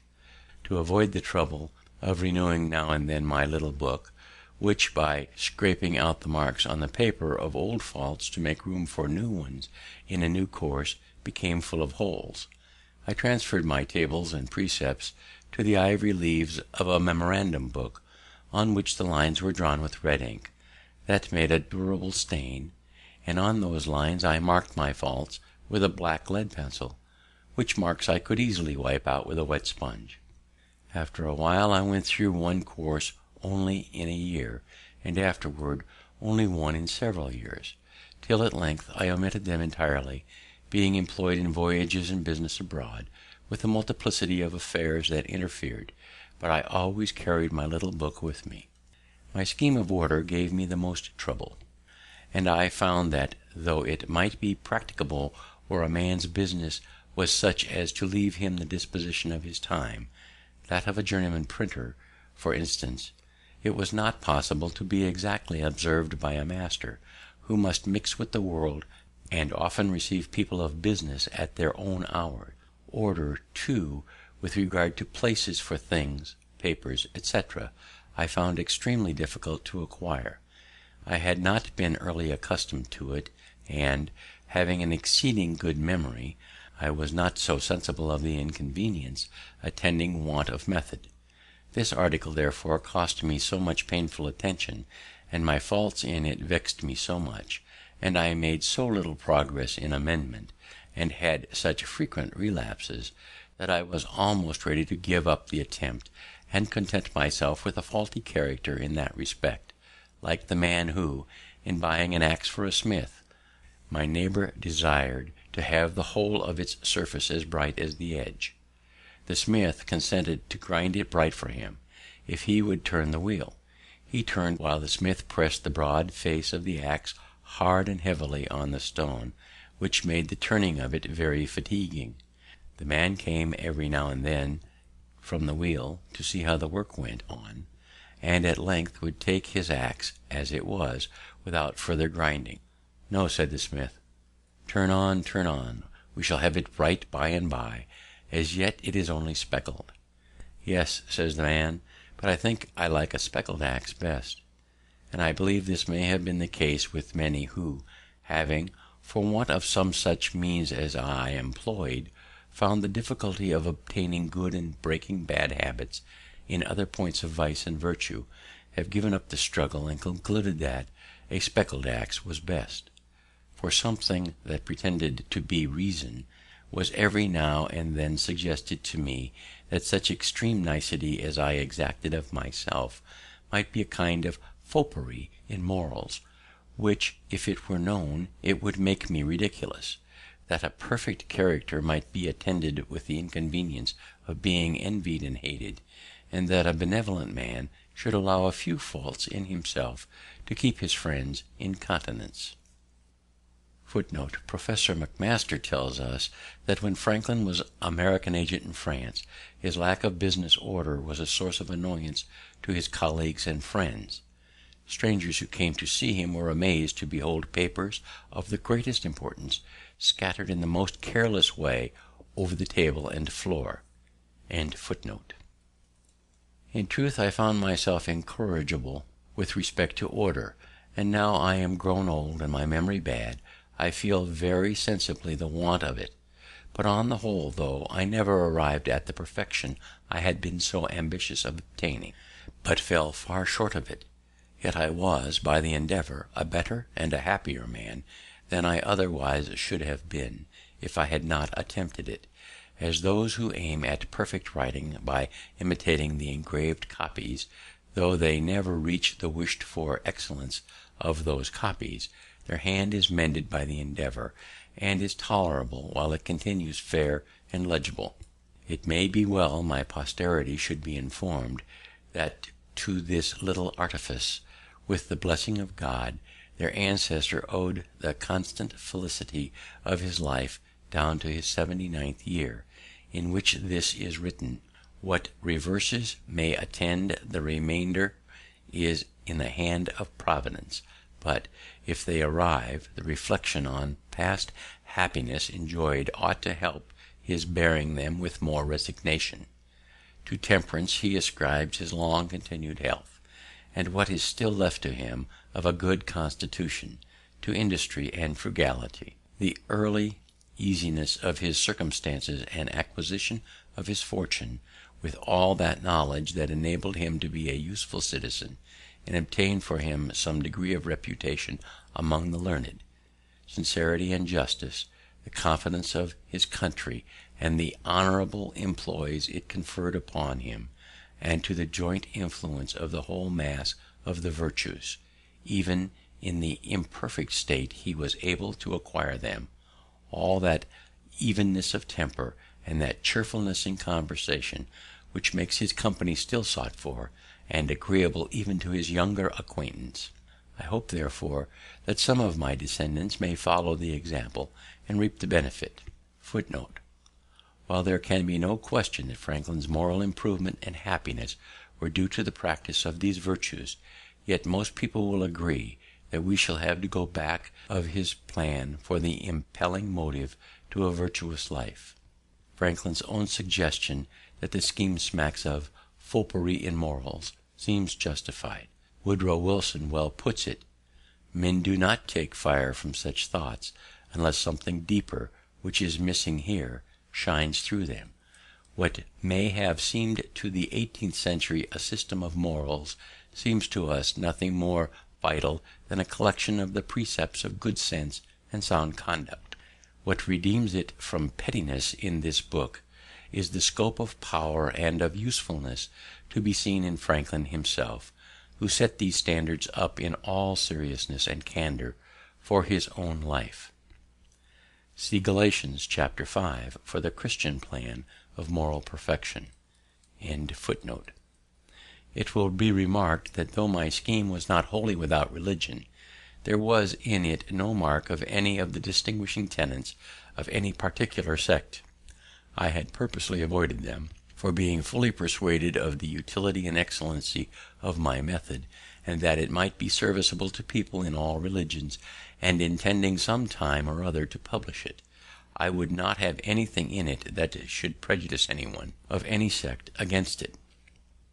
I proposed writing a little comment on each virtue, in which I would have shown the advantages of possessing it, and the mischiefs attending to its opposite vice, and I should have called my little book The Art of Virtue, because it would have shown the means and manner of obtaining virtue, which would have distinguished it from the mere exhortation to be good, that does not instruct and indicate the means, but is like the apostle's man of verbal charity, who only without showing to the naked and hungry how or where they might clothe or victual, exhorted them to be fed and clothed. James chapter 2 verses 15 and 16. Nothing so likely to make a man's fortune as virtue. But it so happened that my intention of writing and publishing this comment was never fulfilled. I did indeed from time to time put down short hints of the sentiments, reasonings, etc., to be made use of in it, some of which I have still by me, but the necessary close attention to private business in the earlier part of my life, and public business since, have occasioned my postponing it, for it being connected to my mind with a great and extensive project that required the whole man to execute, and which an unforeseen succession of employs prevented my attending to, it has hitherto remained unfinished. In this piece it was my design to explain and enforce this doctrine, that vicious actions are not hurtful because they are forbidden, but forbidden because they are hurtful. The nature of man alone considered that it was therefore everyone's interest to be virtuous who wished to be happy even in this world, and I should, from this circumstance, there being always in the world a number of rich merchants, nobility, states, and princes, who have need of honest instruments for the management of their affairs, and such being so rare, have endeavoured to convince young persons that no qualities were so likely to make a poor man's fortune as those of probity and integrity.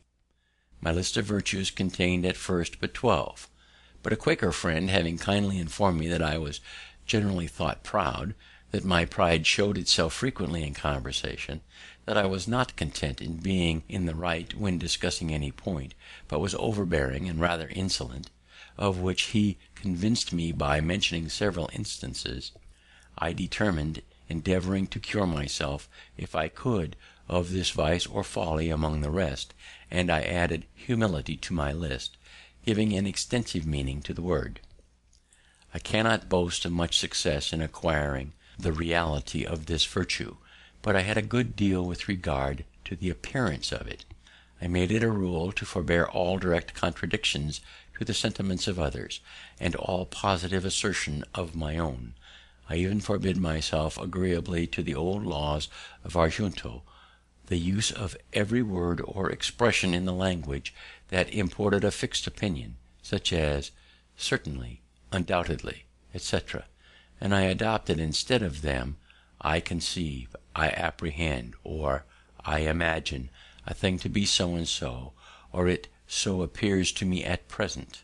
When another asserted something that I thought an error, I denied myself the pleasure of contradicting him abruptly, and of showing immediately some absurdity in his proposition, and in answering I began by observing that in certain cases or circumstances his opinion would be right, but in the present case there appeared or seemed to me some differences, etc. I soon found the advantage of this change in my manner.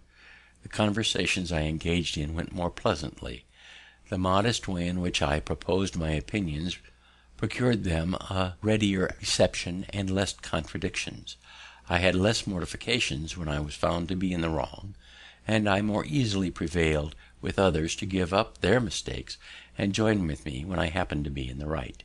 And this mode, which I am first put on with some violence to natural inclination, became at length so easy and so habitual to me that perhaps for these 50 years past no one has ever heard a dogmatical expression escape me. And to this habit, after my character of integrity, I think it principally owing that I had early so much weight with my fellow citizens when I proposed new institutions or alterations in the old, and so much influence in public councils when I became a member, for I was but a bad speaker, never eloquent, subject to much hesitation in my choice of words, hardly correct in language, and yet I generally carried my points. In reality, there is perhaps no one of our natural passions so hard to subdue as pride. Disguise it, struggle with it, beat it down, stifle it, mortify it as much as one pleases, it is still alive, and will every now and then peep out and show itself. You will see it perhaps often in this history, for even if I could conceive that I had completely overcome it, I should probably be proud of my humility. Thus far written at Passy, 1784. Footnote: I am now about to write at home, August 1788, but cannot have the help expected from my papers, many of them being lost in the war. I have, however, found the following. This is a marginal memorandum. End of footnote. Having mentioned a great and extensive project which I had conceived, it seemed proper that some account should be here given of that project and its object. Its first rise in my mind appeared in the following little paper, accidentally preserved, viz. Observations on my reading history in library, May 19th, 1731. That the great affairs of the world, the wars, revolutions, etc., are carried on and effected by parties. That the view of these parties is their present general interest, or what they take to be such; that the different views of these different parties occasion all confusion; that while a party is carrying on a general design, each man has his particular private interests in view; that as soon as a party has gained its general point, each member becomes intent upon his particular interest, which, thwarting others, breaks that party into divisions and occasions more confusion; that few in public affairs act from a mere view of good of their country, whatever they may pretend; and though their actions bring real good to their country, yet men primarily considered that their own and their country's interest was united, and did not act from a principle of benevolence; that few still, in public affairs, act with a view to the good of mankind. There seems to me at present to be great occasion for raising a united party for virtue, by forming the virtuous and good men of all nations into a regular body, to be governed by suitable good and wise rules, which good and wise men may probably be more unanimous in their obedience to, than common people are to common laws. I at present think that whoever attempts this aright, and is well qualified, cannot fail of pleasing God, and of meeting with success. B.F. Revolving this project in my mind, as to be undertaken hereafter when my circumstances should afford me the necessary leisure, I put down from time to time on pieces of paper such thoughts as occurred to me respecting it. Most of these are lost, but I found one purporting to be the substance of an intended creed, containing, as I thought, the essentials of every known religion, and being free of everything that might shock the professors of any religion. I expressed in these words, viz., that there is one God who made all things; that he governs the world by his providence; that he ought to be worshipped by adoration, prayer, and thanksgiving; but that the most acceptable service of God is doing good to man; that the soul is immortal; and that God will certainly reward virtue and punish vice, either here or hereafter. My ideas at that time were, that the sect should be begun and spread at first among young and single men only; that each person to be initiated should not only declare his assent to such creed, but should have exercised himself with the 13 weeks' examination and practice of the virtues, as in the before mentioned model; that the existence of such a society should be kept a secret till it was become considerable, to prevent solicitations for the admission of improper persons; but that the members should each of them search among his acquaintances for ingenious, well-disposed youths, to whom, with prudent caution, the scheme should be gradually communicated; that the members should engage to afford their advice, assistance, and support to each other, in promoting one another's interests, businesses, and advancement in life; that for distinction we should be called the Society of the Free and Easy; free, as being by the general practice and habit of the virtues; free from the dominion of vice, and particularly by the practice of industry and frugality; free from debt, which exposes a man to confinement, and a species of slavery to his creditors.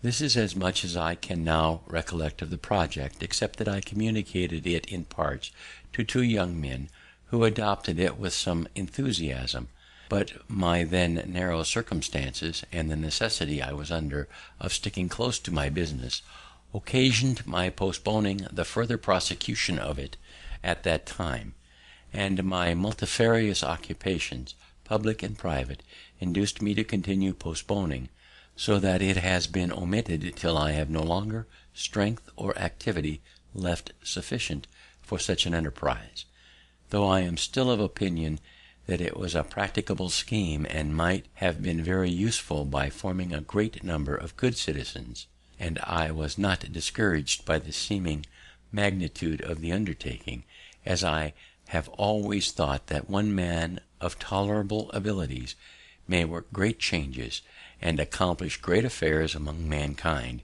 if he first forms a good plan, and, cutting off all amusements or other employments that would divert his attention, makes the execution of that same plan his sole study and business. Chapter 10. Chapter 10. Poor Richard's Almanac and Other Activities. In 1732 I first published my almanac under the name of Richard Saunders. It was continued by me about 25 years, commonly called Poor Richard's Almanac. I endeavoured to make it both entertaining and useful, and it accordingly came to be in such demand that I reaped considerable profit from it, vending annually near 10,000, and observing that it was generally read, scarce any neighbourhood in the province being without it. I considered it as a proper vehicle for conveying instruction among the common people, who bought scarcely any other books. I therefore filled all the little spaces that occurred between the remarkable days in the calendar with proverbial sentences, chiefly such as inculcated industry and frugality as the means of procuring wealth, and thereby securing virtue, it being more difficult for a man in want to act always honestly, as, to use here one of those proverbs, it is hard for an empty sack to stand upright. The almanac at that time was a kind of periodical, as well as a guide to natural phenomena and the weather. Franklin took his title from Poor Robin, a famous English almanac, and from Richard Saunders, a well-known almanac publisher. These proverbs, which contained the wisdom of many ages and nations, I assembled and formed into a connected discourse prefixed to the almanac of 1757, as the harangue of a wise old man to the people attending an auction. The bringing all these scattered counsels thus into a focus enabled them to make greater impression. The piece being universally approved, was copied in all the newspapers of the continent, reprinted in Britain on a broadside to be stuck up in houses. 2 translations were made of it in French, and great numbers bought by the clergy and gentry to distribute gratis among their poor parishioners and tenants. In Pennsylvania, as it discouraged useless expense in foreign superfluities, some thought it had its share of influence in producing that growing plenty of money which was observable for several years after its publication. I considered my newspaper also as another means of communicating instruction, and in that view frequently reprinted in it extracts from the Spectator and other moral writers, and sometimes published little pieces of my own, which had been first composed for reading in our junto.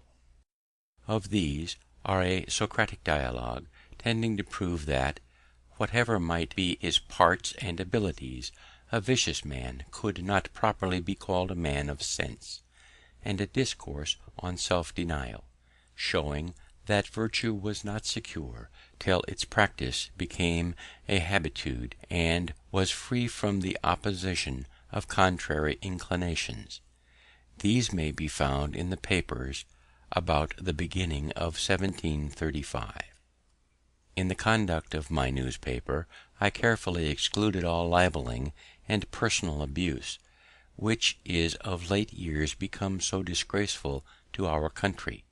Whenever I was solicited to insert anything of that kind, and the writers pleaded, as they generally did, the liberty of the press, and that a newspaper was like a stage-coach in which anyone who could pay had a right to a place, my answer was that I would print the piece separately if desired, and the author might have as many copies as he pleased to distribute himself, but that I would not take upon me to spread his detraction, and that, having contracted with my subscribers to furnish them with what might be either useful or entertaining, I could not fill their papers with private altercations, in which they had no concern, without doing them manifest injustice. Now many of our printers make no scruple of gratifying the malice of individuals by false accusations of the fairest characters among ourselves, augmenting animosity even to the producing of duels, and are, moreover, so indiscreet as to print scurrilous reflections on the government of neighbouring states, and even on the conduct of our best national allies, which may be attended with the most pernicious consequences. These things I mention as a caution to young printers, and that they may be encouraged not to pollute their presses and disgrace their profession by such infamous practices, but refuse steadily, as they may see by my example that such a course of conduct will not, on the whole, be injurious to their interests. In 1733 I sent one of my journeymen to Charleston, South Carolina, where a printer was wanting. I furnished him with a press and letters, on an agreement of partnership, by which I was to receive 1/3 of the profits of the business, paying 1/3 of the expense. He was a man of learning, and honest, but ignorant in matters of account, and though he sometimes made me remittances, I could get no account from him, nor any satisfactory state of our partnership while he lived. On his decease, the business was continued by his widow, who, being born and bred in Holland, where, as I have been informed, the knowledge of accounts makes a part of female education, she not only sent me as clear a state as she could find of the transactions past, but continued to account with the greatest regularity and exactness every quarter afterwards, and managed the business with such success that she not only brought up reputably a family of children, but at the expiration of the term was able to purchase of me the printing house and establish her son in it. I mention this affair chiefly for the sake of recommending that branch of education for our young females, as likely to be of more use to them and their children, in case of widowhood, than either music or dancing, by preserving them from losses by imposition of crafty men, and enabling them to continue, perhaps, a profitable mercantile house, with established correspondence, till a son is grown up fit to undertake and go on with it, to the lasting advantage and enriching of the family. About the year 1734 there arrived among us from Ireland a young Presbyterian preacher named Hemphill, who delivered with a good voice and apparently extempore most excellent discourses, which drew together considerable numbers of different persuasions, who joined in admiring them. Among the rest, I became one of his constant hearers, his sermons pleasing me, as they had little of the dogmatical kind, but inculcated strongly the practice of virtue, or what in the religious style are called good works. Those, however, of our congregation who considered themselves as orthodox Presbyterians disapproved his doctrine, and were joined by most of the old clergy, who arraigned him of heterodoxy before the synod, in order to have him silenced. I became his zealous partisan, and contributed all I could to raise a party in his favour, and we combated for him a while with such hopes of success. There was much scribbling pro and con upon the occasion, and finding that, though an elegant preacher, he was but a poor writer, I lent him my pen and wrote for him 2 or 3 pamphlets, and one piece in the Gazette of April 1735. Those pamphlets, as is generally the case with controversial writings, though eagerly read at the time, were soon out of vogue, and I question whether a single copy of them now exists. During the contest, an unlucky occurrence hurt his cause exceedingly. One of our adversaries, having heard him preach a sermon that was much admired, thought he had somewhere read the sermon before, or at least a part of it. On search, he found the part quoted at length in one of the British reviews, from a discourse of Dr. Foster's. This detection gave many of our party disgust, who accordingly abandoned his cause, and occasioned our more speedy discomfiture in the synod. I stuck by him, however, as I rather approved his giving us good sermons composed by others than bad ones of his own manufacture, though the latter was the practice of our common teachers. He afterward acknowledged to me that none of those he preached were his own, adding that his memory was such as enabled him to retain and repeat any sermon after one reading only, On our defeat, he left us in search elsewhere of better fortune, and I quitted the congregation, never joining it after, though I continued many years my subscription for the support of its ministers. I had begun in 1733 to study languages. I soon made myself so much a master of the French as to be able to read the books with ease. I then undertook the Italian. An acquaintance who was also learning it used often to tempt me to play chess with him. Finding this took up too much of the time I had to spare for study, I at length refused to play any more, unless on this condition, that the victor in every game should have a right to impose a task, either in parts of the grammar to be got by heart, or in translations, etc., which tasks the vanquished was to perform upon honour before our next meeting. As we played pretty equally, we thus beat one another into that language. I afterwards, with a little painstaking, acquired as much of the Spanish as to read their books also. I have already mentioned that I had only 1 year's instruction in a Latin school, and that when very young, after which I neglected that language entirely. But when I had attained an acquaintance with the French, Italian, and Spanish, I was surprised to find, on looking over a Latin Testament, that I understood so much more of that language than I had imagined, which encouraged me to apply myself again to the study of it, and I met with more success, as those preceding languages had greatly smoothed my way. From these circumstances I have thought that there is some inconsistency in our common mode of teaching languages. We are told that it is proper to begin first with Latin, and, having acquired that, it will be more easy to attain those modern languages which are derived from it. And yet we do not begin with the Greek in order more easily to acquire the Latin. It is true that if you can clamber and get to the top of a staircase without using the steps, you will more easily gain them in descending; but certainly if you begin with the lowest, you will more easily ascend to the top, and I would therefore offer it to the consideration of those who superintend the education of our youth, whether, since many of those who begin with the Latin quit the same after spending some years without having made any great proficiency, and what they have learnt become almost useless, so that their time has been lost, it would not have been better to have begun with the French, proceeding to the Italian, etc.; for though after spending the same time they should quit the study of languages and never arrive at the Latin, they would, however, have acquired another tongue or two, that, being in modern use, might be serviceable to them in the common life.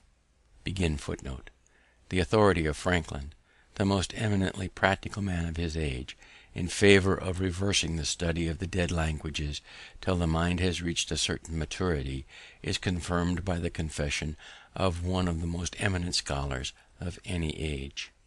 Our seminaries of learning, says Gibbon, do not exactly correspond with the precept of a Spartan king, that the child should be instructed in the arts which will be useful to the man, since a finished scholar may emerge from the head of Westminster or Eton in total ignorance of the business and conversation of English gentlemen in the latter end of the 18th century.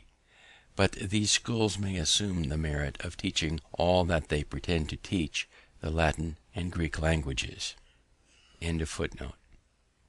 After 10 years' absence from Boston, and having become easy in my circumstances, I made a journey thither to visit my relations, which I could not sooner well afford. In returning, I called at Newport to see my brother, then settled there with his printing house. Our former differences were forgotten, and our meeting was very cordial and affectionate. He was fast declining in his health, and requested of me that, in case of his death, which he apprehended not far distant, I would take home his son, then but 10 years of age, and bring him up to the printing business. This I accordingly performed, sending him a few years to school before I took him into the office. His mother carried on the business till he was grown up, when I assisted him with an assortment of new types, those of his father's being in a manner worn out. Thus it was that I made my brother ample amends for the service I had deprived him of by leaving him so early. In 1736 I lost one of my sons, a fine boy of 4 years old, by the smallpox, taken in the common way. I long regretted bitterly, and still regret, that I had not given it to him by inoculation. This I mention for the sake of parents who omit that operation, on the supposition that they should never forgive themselves if a child died under it. My example showing that the regret may be the same either way, and that therefore the safer should be chosen. Our club, the Junto, was found so useful and afforded such satisfaction to the members, that several were desirous of introducing their friends, which could not well be done without exceeding what we had settled as a convenient number, viz. 12. We had from the beginning made it a rule to keep our institution a secret, which was pretty well observed. The intention was to avoid applications of improper persons for admittance, some of whom, perhaps, we might find it difficult to refuse. I was one of those who were against any addition to our number, but, instead of it, made in writing a proposal that every member separately should endeavour to form a subordinate club, with the same rules respecting queries, etc., and without informing them of the connection to the Junto. The advantages proposed were, the improvement of so many more young citizens by the use of our institutions, our better acquaintance with the general statements of the inhabitants on any occasion, as the Junto member might propose what queries we should desire, and was to report to the Junto what passed in his separate club, the promotion of our particular interests in business by more extensive recommendation, and the increase of our influence in public affairs, and our power of doing good by spreading through the several clubs the sentiment of the Junto. This project was approved, and every member undertook to form his club, but they did not all succeed. 5 or 6 only were completed, which were called by different names, as the Vine, the Union, the Band, etc.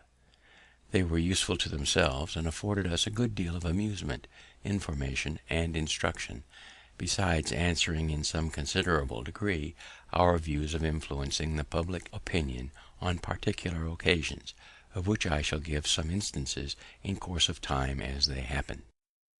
My first promotion was my being chosen in 1736 clerk of the General Assembly. This choice was made that year without opposition, but the year following, when I was again proposed, the choice, like that of the members, being annual, a new member made a long speech against me, in order to favour some other candidate. I was, however, chosen, which was the most agreeable to me, as, besides the pay for the immediate service as clerk, the place gave me a better opportunity of keeping up an interest among the members, which secured to me the business of printing the votes, laws, paper money, and other occasional jobs for the public, that, on the whole, were very profitable. I therefore did not like the opposition of this new member, who was a gentleman of fortune and education, with talents that were likely to give him, in time, great influence in the House, which indeed afterwards happened.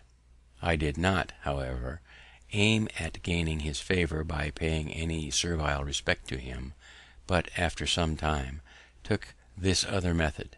Having heard that he had in his library a certain very scarce and curious book, I wrote a note to him expressing my desire of perusing that book, and requesting he would do me the favour of lending it to me for a few days. He sent it immediately, and I returned it in about a week, with another note expressing strongly my sense of the favour. When we next met in the House, he spoke to me, which he had never done before, and with great civility, and he ever after manifested a readiness to serve me on all occasions, so that we became great friends, and our friendship continued to his death. This is another instance of the truth of an old maxim I had learned, which says, "He that has once done you a kindness will be more ready to do you another than he whom you yourself have obliged." And it shows how much more profitable it is prudently to remove than to resent, return, and continue amicable proceeding. In 1737, Colonel Spotswood, late governor of Virginia, and then postmaster general, being dissatisfied with the conduct of his deputy in Philadelphia, respecting some negligence in rendering, and inexactitude of his accounts, took from him the commission and offered it to me.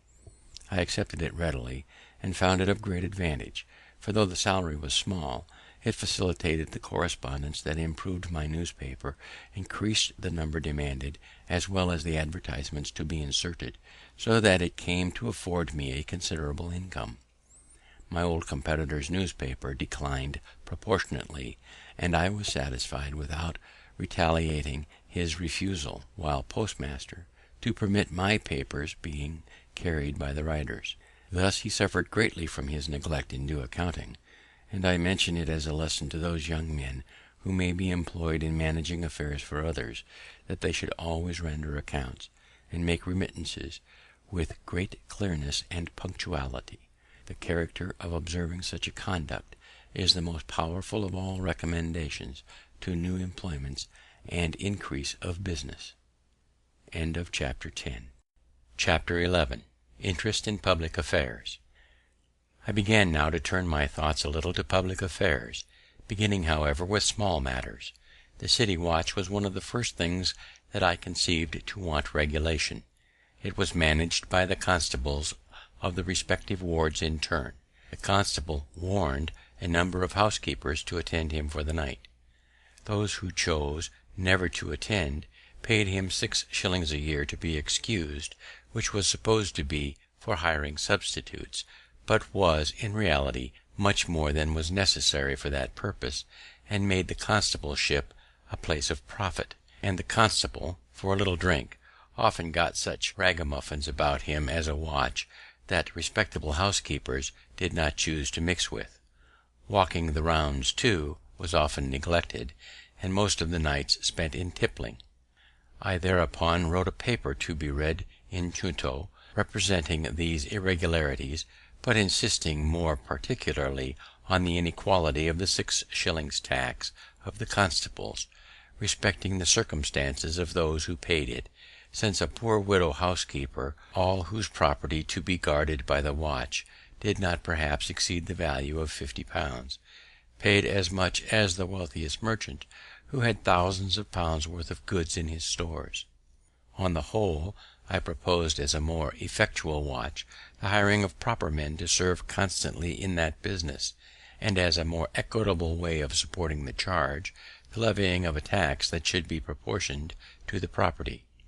This idea being approved by the Junto, was communicated to the other clubs, but as arising in each of them, and though the plan was not immediately carried into execution, yet by preparing the minds of people for the change, it paved the way for the law obtained a few years after, when the members of our clubs were grown into more influence.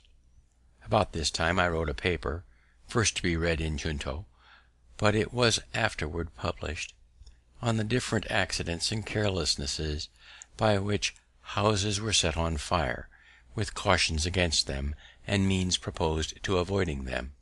This was much spoken of as a useful piece, and gave rise to a project, which soon followed it, of forming a company for the more readily extinguishing of fires, and mutual assistance in removing and securing of goods when in danger.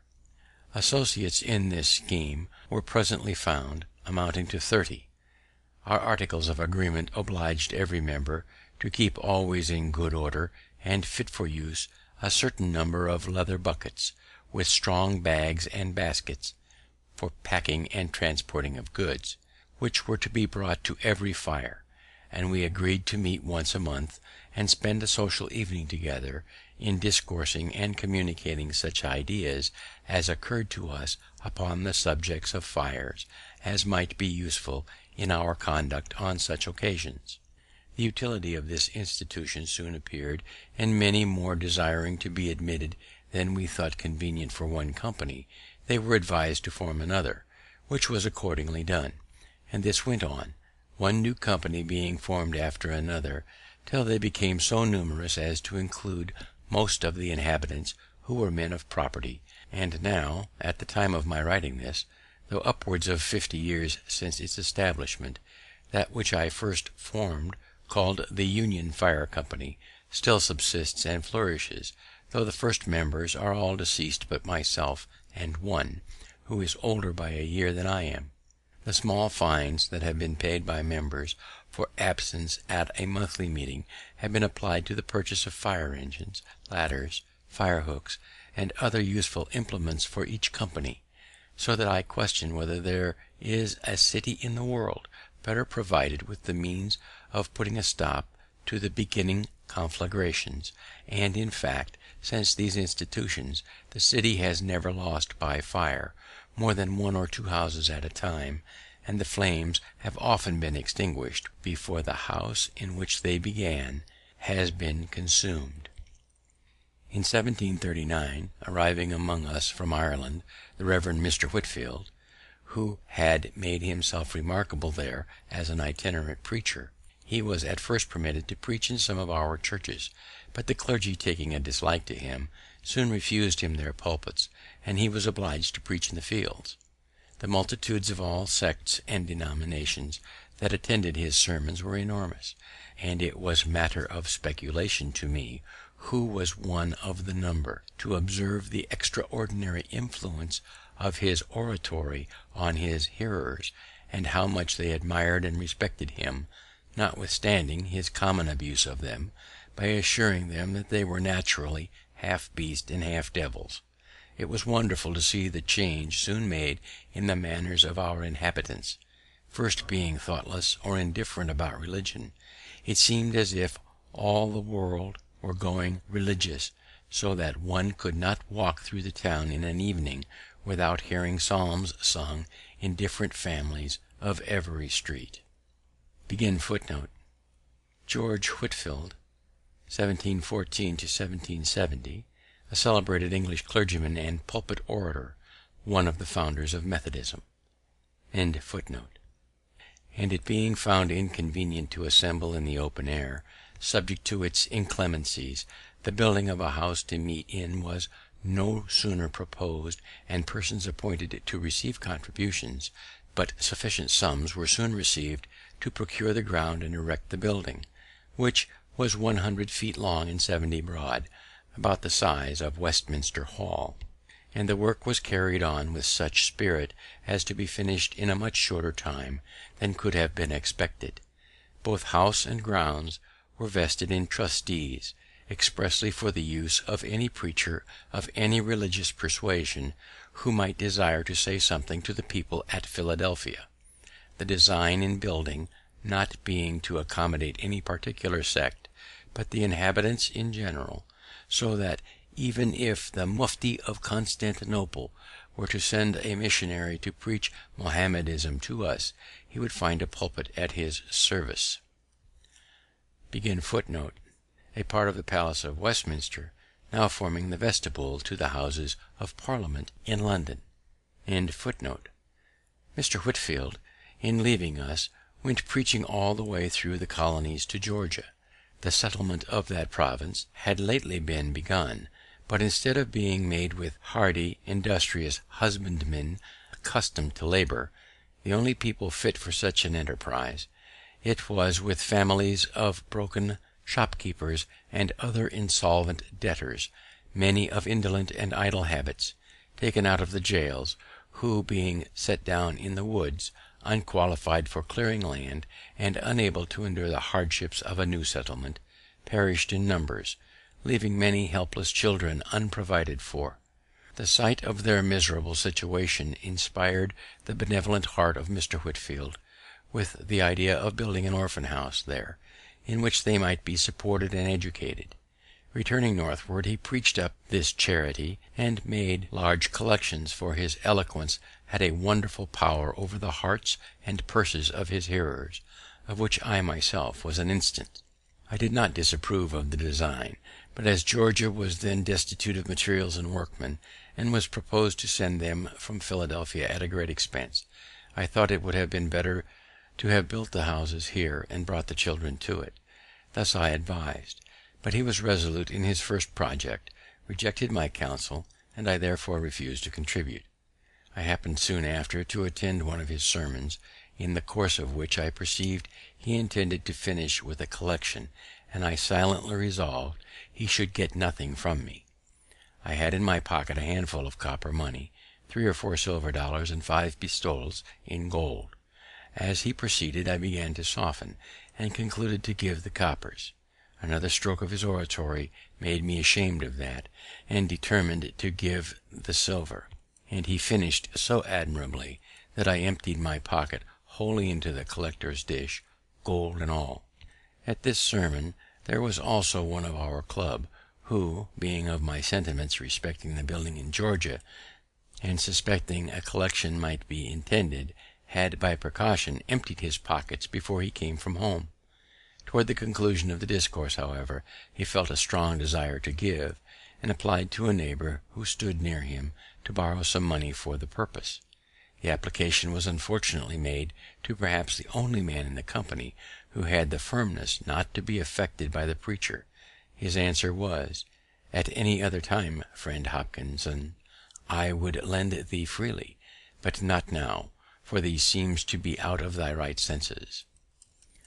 Some of Mr. Whitefield's enemies affected to support that he would apply these collections to his own private emolument; but I, who was intimately acquainted with him, being employed in printing his sermons and journals, etc., never had the least suspicion of his integrity, but am to this day decidedly of opinion that he was in all his conduct a perfectly honest man, and methinks my testimony in his favour ought to have the more weight, as we had no religious connection.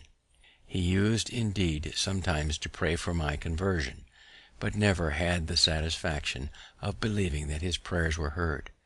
Ours was a mere civil friendship, sincere on both sides, and lasted to his death. The following instance will show something of the terms on which we stood. Upon one of his arrivals from England at Boston, he wrote to me that he should come soon to Philadelphia, but knew not where he could lodge when there, as he understood his old friend and host, Mr. Benezet, was removed to Germantown. My answer was, "You know my house; if you can make shift with its scanty accommodations, you will be most heartily welcome." He replied that if I made the kind offer for Christ's sake, I should not miss of a reward; and I returned, "Don't let me be mistaken; it was not for Christ's sake, but for your sake."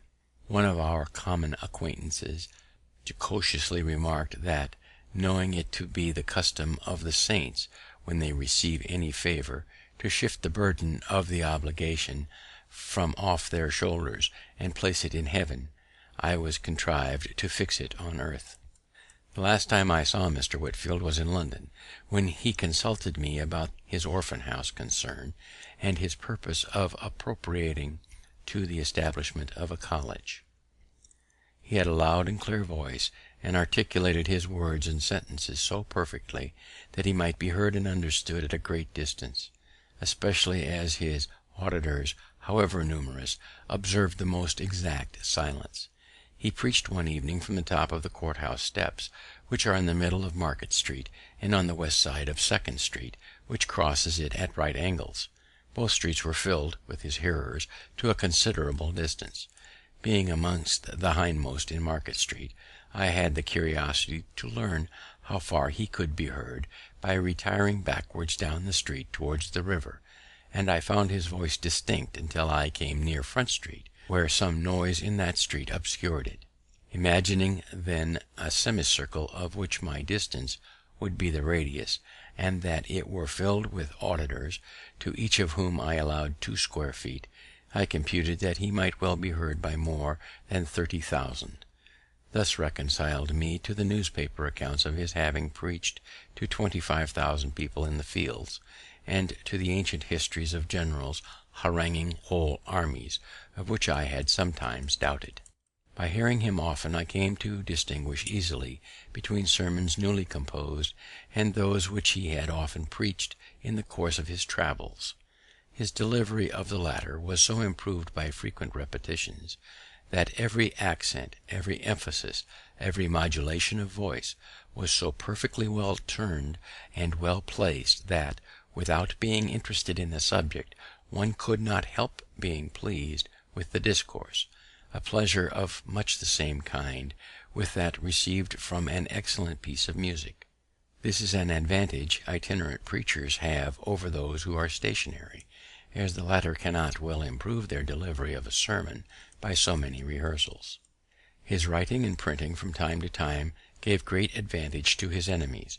Unguarded expressions and even erroneous opinions delivered in preaching might have been afterward explained or qualified by supposing others that might have accompanied them, or they might have been denied, but litera scripta manet, critics attacked his writing violently, and with so much appearance of reason as to diminish the number of his votaries and prevent their increase; so that I am of opinion, if he had never written anything, he would have left behind him a much more numerous and important sect, and his reputation might in that case have been still growing even after his death, as there being nothing of his writing on which to found a censure and give him a lower character, his proselytes would be left at liberty to feign for him as great a variety of excellence as their enthusiastic admiration might wish him to have possessed.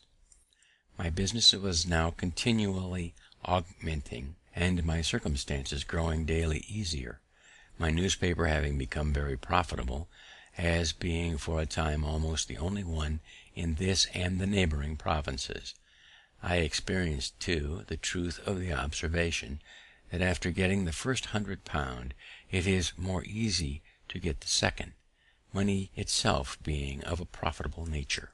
The partnership at Carolina having succeeded, I was encouraged to engage in others, and to promote several of my workmen who had behaved well by establishing them with printing houses in different colonies, on the same terms with that in Carolina. Most of them did well, being enabled at the end of our term, 6 years, to purchase the types of me and go on working for themselves, by which meant several families were raised, partnerships often finishing quarrels. But I was happy in this, that mine were all carried on and ended amicably, owing, I think, a good deal to the precaution of having very explicitly settled in our articles everything to be done by or expected from each partner, so that there was nothing to dispute, which precaution I would therefore recommend to all who enter into partnerships; for whatever esteem partners may have for and confidence in each other at the time of the contract, little jealousies and disgusts may arise, with ideas of inequality in the care and burden of the business, etc., which are attended often with breach of friendship and of connection, perhaps with lawsuits and other disagreeable consequences. Chapter 12. Defense of the province. I had on the whole abundant reason to be satisfied with my being established in Pennsylvania. There were, however, two things that I regretted, there being no provision for defense, nor for a complete education of youth, no militia, nor any college. I therefore in 1743 drew up a proposal for establishing an academy, and at that time, thinking the Reverend Mr. Peters, who was out of employ, a fit person to superintend such an institution, I communicated the project to him; but he, having more profitable views in the service of the proprietaries, which succeeded, declined the undertaking, and, not knowing another at that time suitable for such a trust, I let the scheme lie a while dormant. I succeeded better the next year, 1744, in proposing and establishing a philosophical society. The paper I wrote for that purpose will be found among my writings when collected. With respect to defense, Spain having been several years at war against Great Britain, and being at length joined by France, which brought to us great danger, and the laboured and long continued endeavour of our governor, Thomas, to prevail with our Quaker Assembly to pass a militia law and make other provisions for the security of the province, having proved abortive, I determined to try what might be done by a voluntary association of people. To promote this, I first wrote and published a pamphlet entitled Plain Truth. in which I stated our defenceless situation in strong lights, with the necessity of union and discipline for our defense, and promised to propose in a few days an association to be generally signed for that purpose. The pamphlet had a sudden and surprising effect. I was called upon for the instrument of association, and having settled the draft of it with a few friends, I appointed a meeting of the citizens in the large building before mentioned. The house was pretty full. I had prepared a number of printed copies, and provided pens and ink dispersed all over the room. I harangued them a little on the subject, read the paper, and explained it, and then distributed the copies, which were eagerly signed, not the least objection being made. When the company separated and the papers were collected, we found about 1200 hands, and other copies being dispersed in the country, the subscribers amounted at length to upwards of 10,000. These all furnished themselves as soon as they could with arms, formed themselves into companies and regiments, chose their officers, and met every week to be instructed in the manual exercise, and other parts of military discipline. The women, by subscription among themselves, provided silk colours, which they presented to the companies, painted with different devices and mottos, which I supplied. The officers of the companies composing the Philadelphia regiment, being met, chose me for their colonel, but, conceiving myself unfit, I declined that station, and recommended Mr. Lawrence, a fine person and a man of influence, who was accordingly appointed. I then proposed a lottery to defray the expense of building a battery below the town, and furnishing it with cannon. It filled expeditiously, and the battery was soon erected, with merlons being framed of logs and filled with earth. We bought some old cannon from Boston, but these not being sufficient, we wrote to England for more, soliciting at the same time our proprietaries for the assistance, though without much expectation of obtaining it.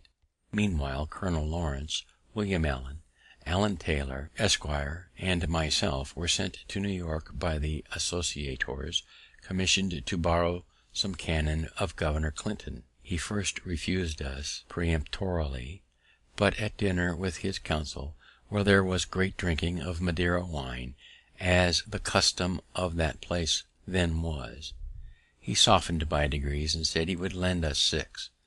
After a few more bumpers he advanced to 10, and at length he very good naturedly conceded 18. They were fine cannon, 18-pounders, with their carriages, which were soon transported and mounted on our battery, where the associators kept a nightly guard while the war lasted, and among the rest I regularly took my turn of duty there as a common soldier. My activity in these operations was agreeable to the governor and council. They took me into confidence, and I was consulted by them in every measure wherein their concurrence was thought useful to the association.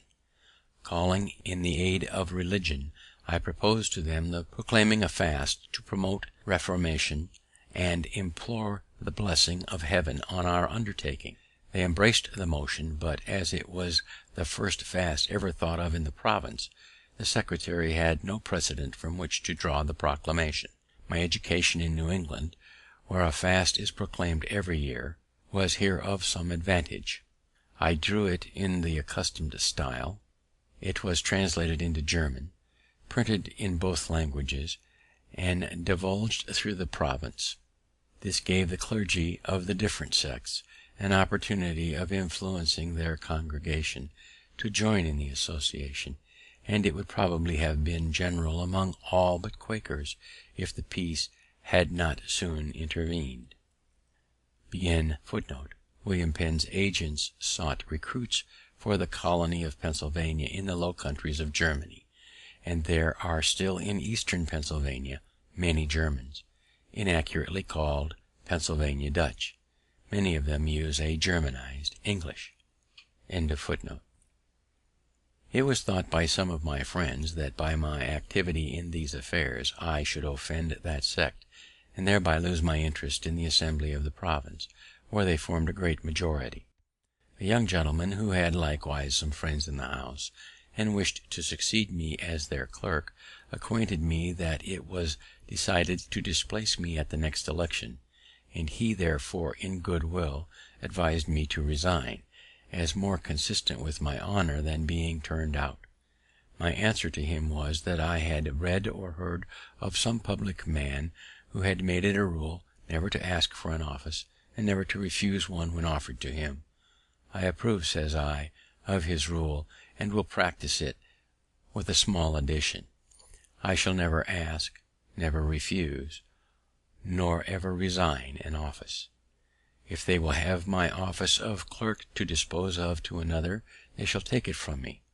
I will not, by giving it up, lose my right of some time or other making reprisals on my adversaries.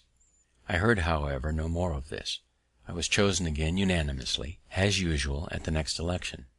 Possibly, as they disliked my late intimacy with the members of council who had joined the governors in all the disputes about military preparations, with which the House had long been harassed, they might have been pleased if I would voluntarily have left them, but they did not care to displace me on account merely of my zeal for the association, and they could not well give another reason. Indeed, I had some cause to believe that the defense of the country was not disagreeable to any of them, provided they were not required to assist in it, and I found that a much greater number of them than I could have imagined, though against offensive war, were clearly for the defensive. My pamphlets, pro and con, were published on the subject, and some by good Quakers in favour of defense, which I believe convinced most of their younger people. A transaction in our fire company gave me some insight into their prevailing sentiments. It had been supposed that we should encourage the scheme for building a battery by laying out the present stock, then about £60, in tickets of the lottery. By our rules, no money could be disposed of till the next meeting after the proposal. The company consisted of 30 members, of which 22 were Quakers, and 8 only of other persuasions. We 8 punctuously attended the meetings, but though we thought that some of the Quakers would join us, we were by no means sure of a majority. Only one Quaker, Mr. James Morris, appeared to oppose the measure. He expressed much sorrow that it had ever been proposed, as he said, friends were all against it, and it would create such discord as might break up the company. We told him that we saw no reason for that. We were the minority, and if friends were against the measure and outvoted us, we must and should, agreeably to the usage of all societies, submit. When the hour for business arrived and was moved to put to the vote, he allowed we might then do it by the rules, but as he could assure us that a number of members intended to be present for the purpose of opposing it, it would be but candid to allow a little time for their appearing. While we were disputing this, a waiter came to tell me 2 gentlemen below desired to speak with me. I went down, and found they were 2 of our Quaker members. They told me there were 8 of them assembled at a tavern just by, and that they were determined to come and vote with us if there should be occasion, which they hoped would not be the case, and desired we should not call for their assistance if we could do without it, as their voting for such a measure might embroil them with their elders and friends. Being thus secure of a majority, I went up, and after a little seeming hesitation, agreed to a delay of another hour. This Mr. Morris allowed to be extremely fair. Not one of his opposing friends appeared, at which he expressed great surprise, and at the expiration of the hour we carried the resolution 8 to 1, and as of the 22 Quakers, 8 were ready to vote with us, and 13 by their absence manifested that they were not inclined to oppose the measure. I afterward estimated the proportion of Quakers sincerely against defense as 1 to 21 only, for these were all regular members of that society, and in good reputation among them, and had due notice of what was proposed at that meeting. The honourable and learned Mr. Logan, who had always been of that sect, was one who wrote an address to them, declaring his approbation of defensive war, and supporting his opinion by many strong arguments. He put into my hand £60 to be laid out in lottery tickets for the battery, with directions to apply what prize might be drawn wholly to that service. He told me the following anecdote of his old master, William Penn, respecting defense. He came over from England when a young man, with that proprietary, and as his secretary.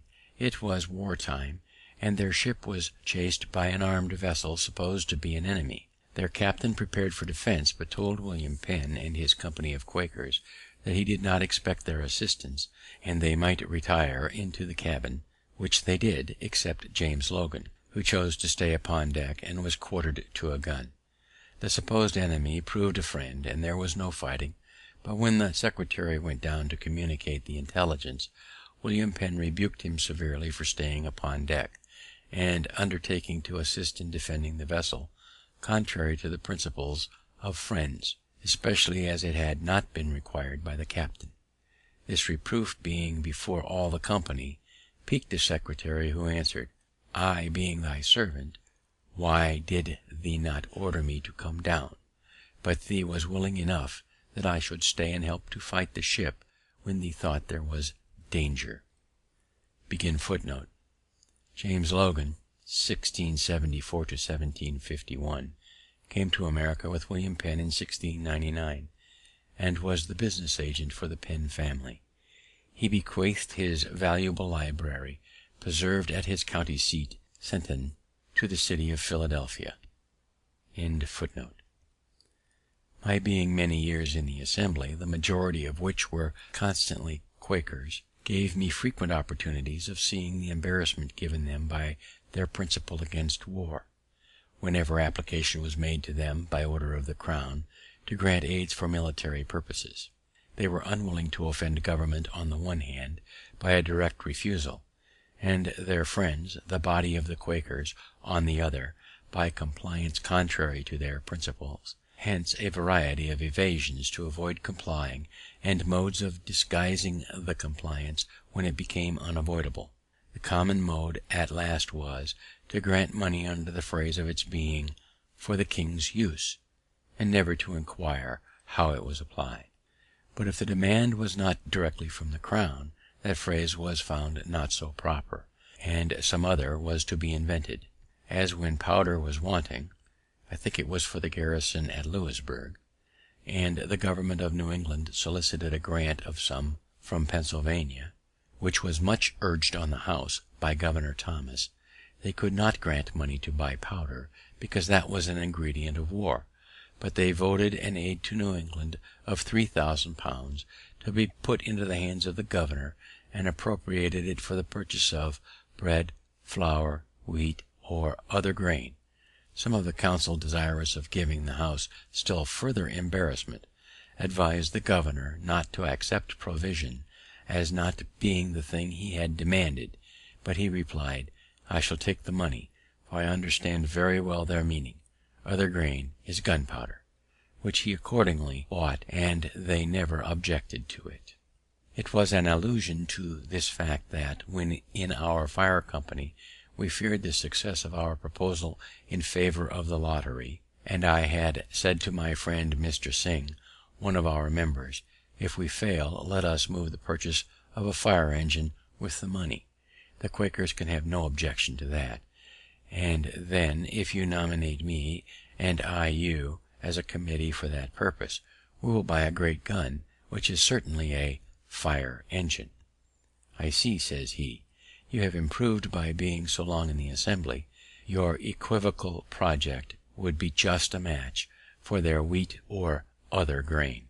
These embarrassments that the Quakers suffered from having established and published it as one of their principles that no kind of war was lawful, and which being once published they could not afterwards, however they might change their mind, easily get rid of, reminds me of what I think a more prudent conduct in another sect among us, that of the Dunkers. I was acquainted with one of its founders, Michael Welfare, soon after it appeared. He complained to me that they were grievously calumniated by the zealots of other persuasions, and charged with the abominable principles and practices to which they were utter strangers. I told him this had always been the case with new sects, and that to put a stop to such abuse, I imagined it might be well to publish the articles of their belief, and the rules of their discipline. He said it had been proposed among them, but not agreed to for this reason: when we were first drawn together as a society, he said, it had pleased God to enlighten our minds so far as to see some doctrines which we once esteemed truths were errors, and that others, which we had esteemed errors, were real truths. From time to time he has been pleased to afford us further light, and our principles have been improving and our errors diminishing. Now we are not sure that we are arrived at the end of this progression, and at the perfection of spiritual or theological knowledge, and we fear that, if we should once print our confession of faith, we should feel ourselves as if bound and confirmed by it, and perhaps be unwilling to receive further improvement, and our successors still more so, as conceiving what we, their elders and founders, have done, to be something sacred, never to be departed from. This modesty in a sect is perhaps a singular instance in the history of mankind. Every other sect, supposing itself in possession of all truth, and that those who differ are so far in the wrong, like a man travelling in foggy weather, those at some distance before him on the road he sees wrapped up in the fog, as well as those behind him, and also the people in the fields on each side, but near him all appears clear, though in truth he is as much in the fog as any of them. To avoid this kind of embarrassment, the Quakers have of late years been gradually declining the public service in the assembly and in the magistracy, choosing rather to quit their power than their principle. In order of time, I should have mentioned before that, having in 1742 invented an open stove for the better warming of rooms, and at the same time saving fuel, as the fresh air admitted was warmed in entering, I made a present of the model to Mr. Robert Grace, one of my early friends, who, having an iron furnace, found the casting of the plates for these stoves a profitable thing, as they were growing in demand.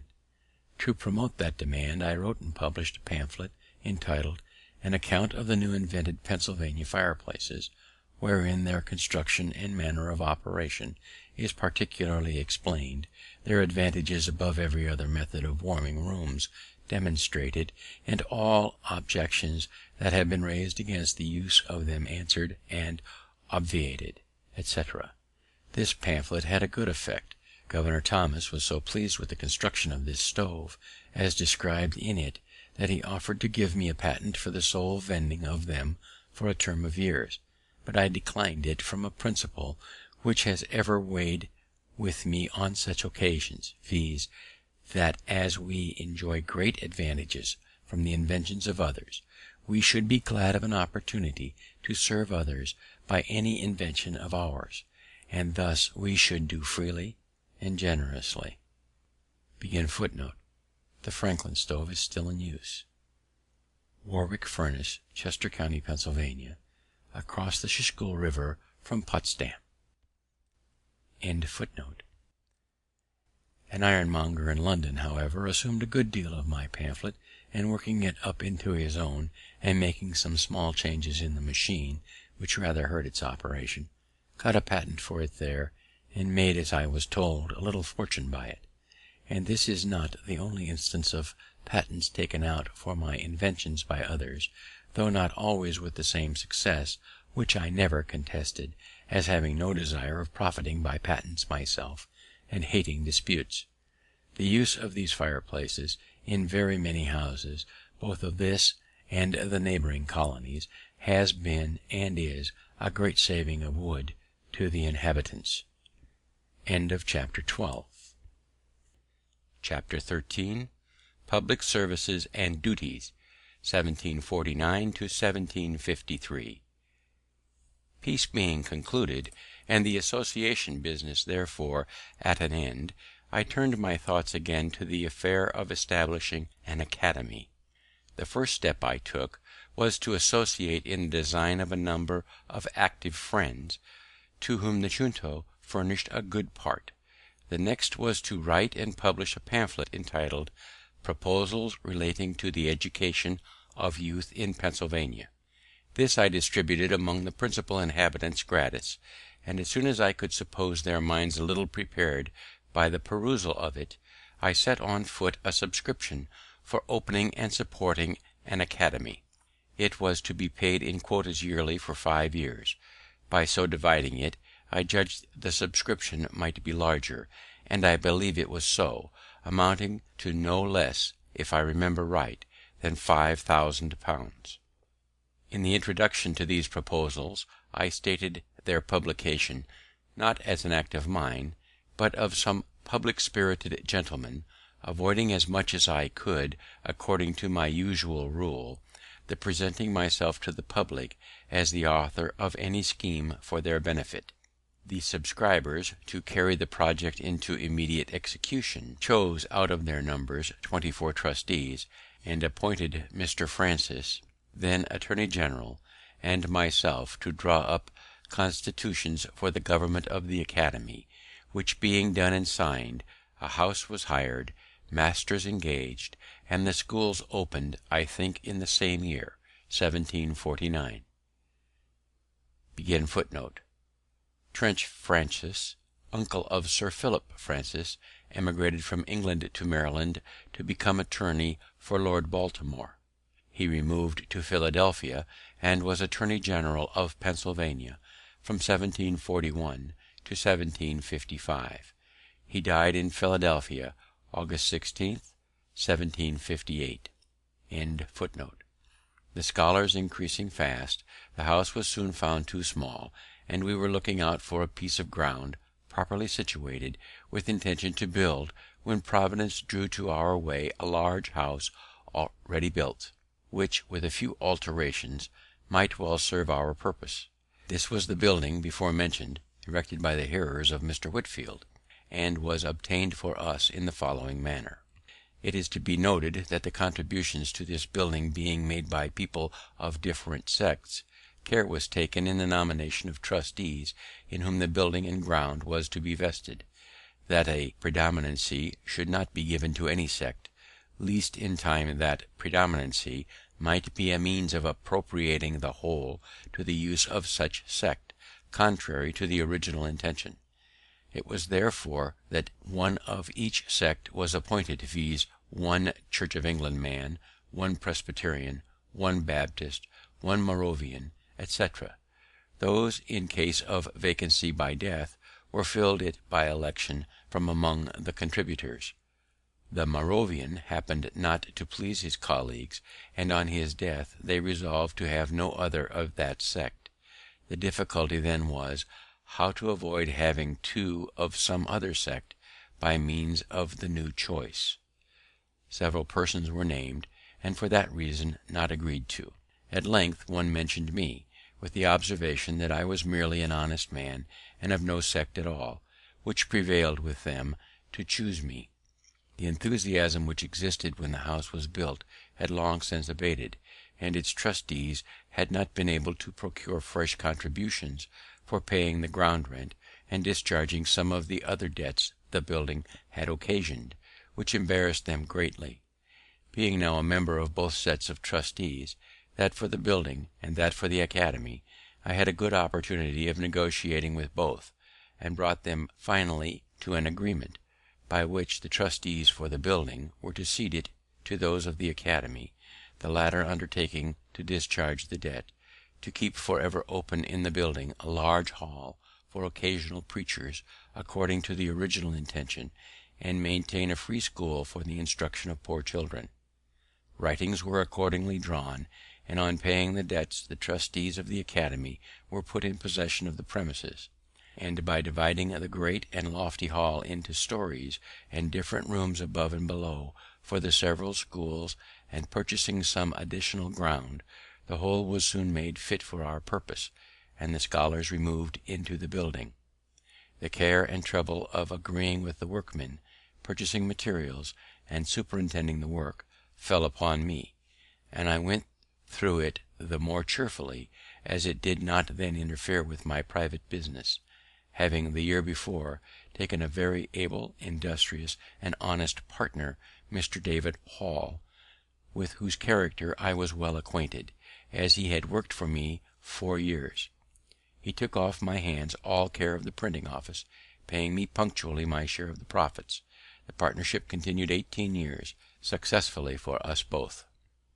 The trustees of the Academy, after a while, were incorporated by a charter from the governor. Their funds were increased by contributions in Britain and grants of land from the proprietaries, to which the Assembly had since made considerable addition, and thus was established the present University of Philadelphia. I have been continued one of its trustees from the beginning, now near 40 years, and have had the very great pleasure of seeing a number of the youth who have received their education in it distinguished by their proven abilities, serviceable in public stations, and ornaments to their country. Footnote. The institution was later called the University of Pennsylvania. End footnote. When I disengaged myself, as above mentioned, from private business, I flattered myself that, by the sufficient though moderate fortune I had acquired, I had secure leisure during the rest of my life for philosophical studies and amusements.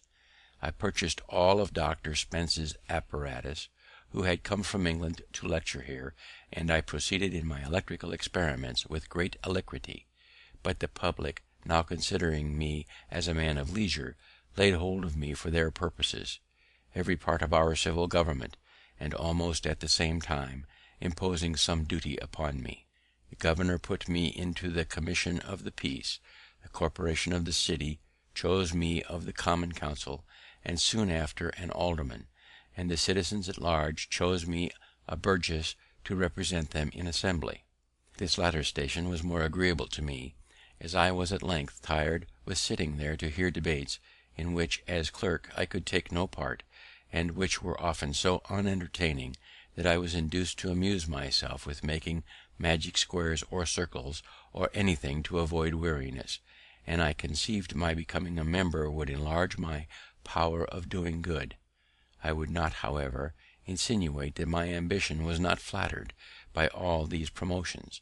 It certainly was, for, considering my low beginning, they were great things to me, and they were still more pleasing, as being so many spontaneous testimonies of the public good opinion, and by me entirely unsolicited.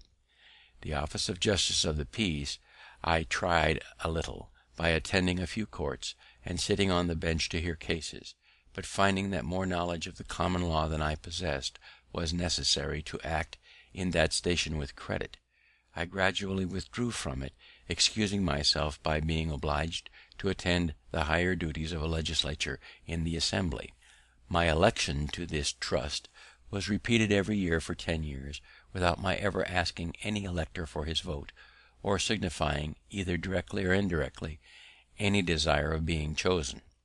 On taking my seat in the House, my son was appointed their clerk. The year following, a treaty being held with the Indians at Carlisle, the governor sent a message to the House, proposing that they should nominate some of their members to be joined with some members of council as commissioners for that purpose. The House named the Speaker, Mr. Norris, and myself, and being commissioned, we went to Carlisle and met the Indians accordingly. As those people are extremely apt to get drunk, and when so are very quarrelsome and disorderly, we strictly forbade the selling of any liquor to them, and when they complained of this restriction, we told them that if they would continue sober during the treaty, we would give them plenty of rum when business was over. They promised this, and they kept their promise, because they could get no liquor, and the treaty was concluded very orderly, and concluded to mutual satisfaction. They then claimed and received the rum. This was in the afternoon. They were near 100 men, women, and children, and were lodged in temporary cabins, built in the form of a square, just without the town. In the evening, hearing a great noise among them, the commissioners walked out to see what was the matter. We found they had made a great bonfire in the middle of the square.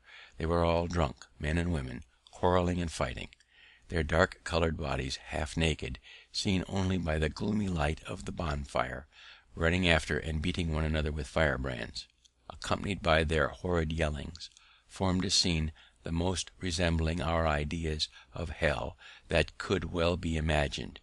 There was no appeasing the tumult, and we retired to our lodging. At midnight a number of them came thundering at our door, demanding more rum, of which we took no notice. The next day, sensible they had misbehaved in giving us that disturbance, they sent 3 of their old counsellors to make their apology. The orator acknowledged the fault, but laid it upon the rum, and then endeavoured to excuse the rum by saying, the Great Spirit who made all things made everything for some use, and whatever use he designed anything for, that use it should always be put to. Now when he made rum, he said, let this be for the Indians to get drunk with, and it must be so. And indeed, if it be the design of Providence to extirpate these savages in order to make room for cultivators of the earth, it seems not improbable that rum may be the appointed means. It has already annihilated all the tribes who formerly inhabited the sea coast. In 1751, Dr. Thomas Bond, a particular friend of mine, conceived the idea of establishing a hospital in Philadelphia, a very beneficent design, which has been ascribed to me, but was originally his, for the reception and cure of poor sick persons, whether inhabitants of the province or strangers. He was zealous and active in endeavouring to procure subscriptions for it, but the proposal being a novelty in America, and at first not well understood, he met but with small success. At length he came to me with the complaint that he found there was no such thing as carrying a public spirited project through without my being concerned in it. For, says he, I am often asked by those to whom I propose subscribing, have you consulted Franklin upon this business, and what does he think of it? And when I tell them that I have not, supposing it rather out of your line, they do not subscribe, but say they will consider of it. I inquire into the nature and probable utility of his scheme, and received from him a very satisfactory explanation. I not only subscribed to it myself, but engaged heartily in the design of procuring subscriptions from others. Previously, however, to the solicitation, I endeavoured to prepare the minds of the people by writing on the subject in the newspapers, which was my usual custom in such cases, but which he had omitted. The subscriptions afterward were more free and generous, but beginning to flag. I saw they would be insufficient without some assistance from the Assembly, and therefore proposed to petition for it, which was done. The country members did not at first relish the project. They objected that it could only be serviceable to the city, and therefore the citizens alone should be at the expense of it, and they doubted whether the citizens themselves generally approved of it. My allegation, on the contrary, that it met with such approbation as to leave no doubt of our being able to raise £2,000 by voluntary donations, they considered as a most extravagant supposition, and utterly impossible. On this I formed my plan, and asked leave to bring a bill for incorporating the contributions according to the prayer of their petition, and granting them a blank sum of money, which leave was obtained chiefly on the consideration that the House would throw the bill out if they did not like it. I drew it so as to make the important clause a conditioned one, viz., and be it enacted by the authority aforesaid, that when the said contributions shall have met and chosen their managers and treasurer, and shall have raised by their contributions a capital stock of blank value, the yearly interest of which is to be applied to the accommodating of the sick poor in the said hospital, free of charge, for diet, attendance, advice, and medicines, and shall make the same appear to the satisfaction of the Speaker of the Assembly for the time being, that then it shall and may be lawful for the said Speaker, and he is hereby required, to sign an order on the provincial treasurer for the payment of £2,000 in 2 yearly payments to the treasurer of the said hospital, to be applied to the founding, building, and furnishing of the same. The condition carried the bill through, for the members who had opposed the grant, and now conceived they might have the credit of being charitable without the expense, agreed to its passage, and then in soliciting subscriptions among the people, we urged the conditional promise of the law as additional motive to give, since every man's donation would be doubled. Thus the clause worked both ways. The subscriptions soon exceeded the requisite sum, and we claimed and received the public gift, which enabled us to carry the design into execution. A convenient and handsome building was soon erected. The institution has by constant experience been found useful, and flourishes to this day, and I do not remember any of my political manoeuvres, the success of which gave me at the time more pleasure, or wherein, after thinking of it, I more easily excused myself for having made some use of cunning. It was about this time that another projector, the Reverend Gilbert Tennent, came to me with a request that I would assist him in procuring a subscription for erecting a new meeting house. It was to be for use of a congregation he had gathered among the Presbyterians, who were originally disciples of Mr. Whitefield. Unwilling to make myself disagreeable to my fellow citizens by too frequent soliciting their contributions, I absolutely refused. He then desired I would furnish him with a list of names of persons I knew by experience to be generous and public spirited. I thought it would be unbecoming in me, after their kind compliance with my solicitations, to mark them out to be worried by other beggars, and therefore refused also to give him such a list. He then desired I would at least give him my advice. "That I will readily do," said I, "and in the first place I advise you to apply to all those whom you know will give something; next, to those whom you are uncertain whether they will give anything or not, and show them the list of those who have given; and, lastly, do not neglect those who you are sure will give nothing, for in some of them you may be mistaken." He laughed and thanked me, and said he would take my advice. He did so, for he asked of everybody, and he obtained a much larger sum than he expected, with which he erected the capacious and very elegant meeting house that stands in Arch Street. Gilbert Tennent, 1703 to 1764, came to America with his father, Reverend William Tennent, and taught for a time in the Log College, from which sprang the College of New Jersey. Our city, though laid out with a beautiful regularity, the streets large, straight, and crossing each other at right angles, had the disgrace of suffering those streets to remain long unpaved, and in wet weather wheels of heavy carriages ploughed them into a quagmire, so that it was difficult to cross them, and in dry weather the dust was offensive. I had lived near what was called the Jersey Market, and saw with pain the inhabitants wading in mud while purchasing their provisions. A strip of ground down the middle of that market was at least paved with brick, so that being once in the market they had firm footing, but were often over shoes in dirt to get there. By talking and writing on the subject, I was at length instrumental in getting the street paved with some stone between the market and the bricked foot pavement that was on each side next to the houses. This for some time gave an easy access to the market, dry shod, but the rest of the street not being paved, whenever a carriage came out of the mud upon the pavement, it shook off and left its dirt upon it, and it was soon covered with mire, which was not removed, the city as yet having no scavengers. After some inquiry, I found a poor industrious man who was willing to undertake keeping the pavement clean by sweeping it twice a week, carrying off the dirt from before all the neighbours' doors for the sum of 6d. per month, to be paid by each house.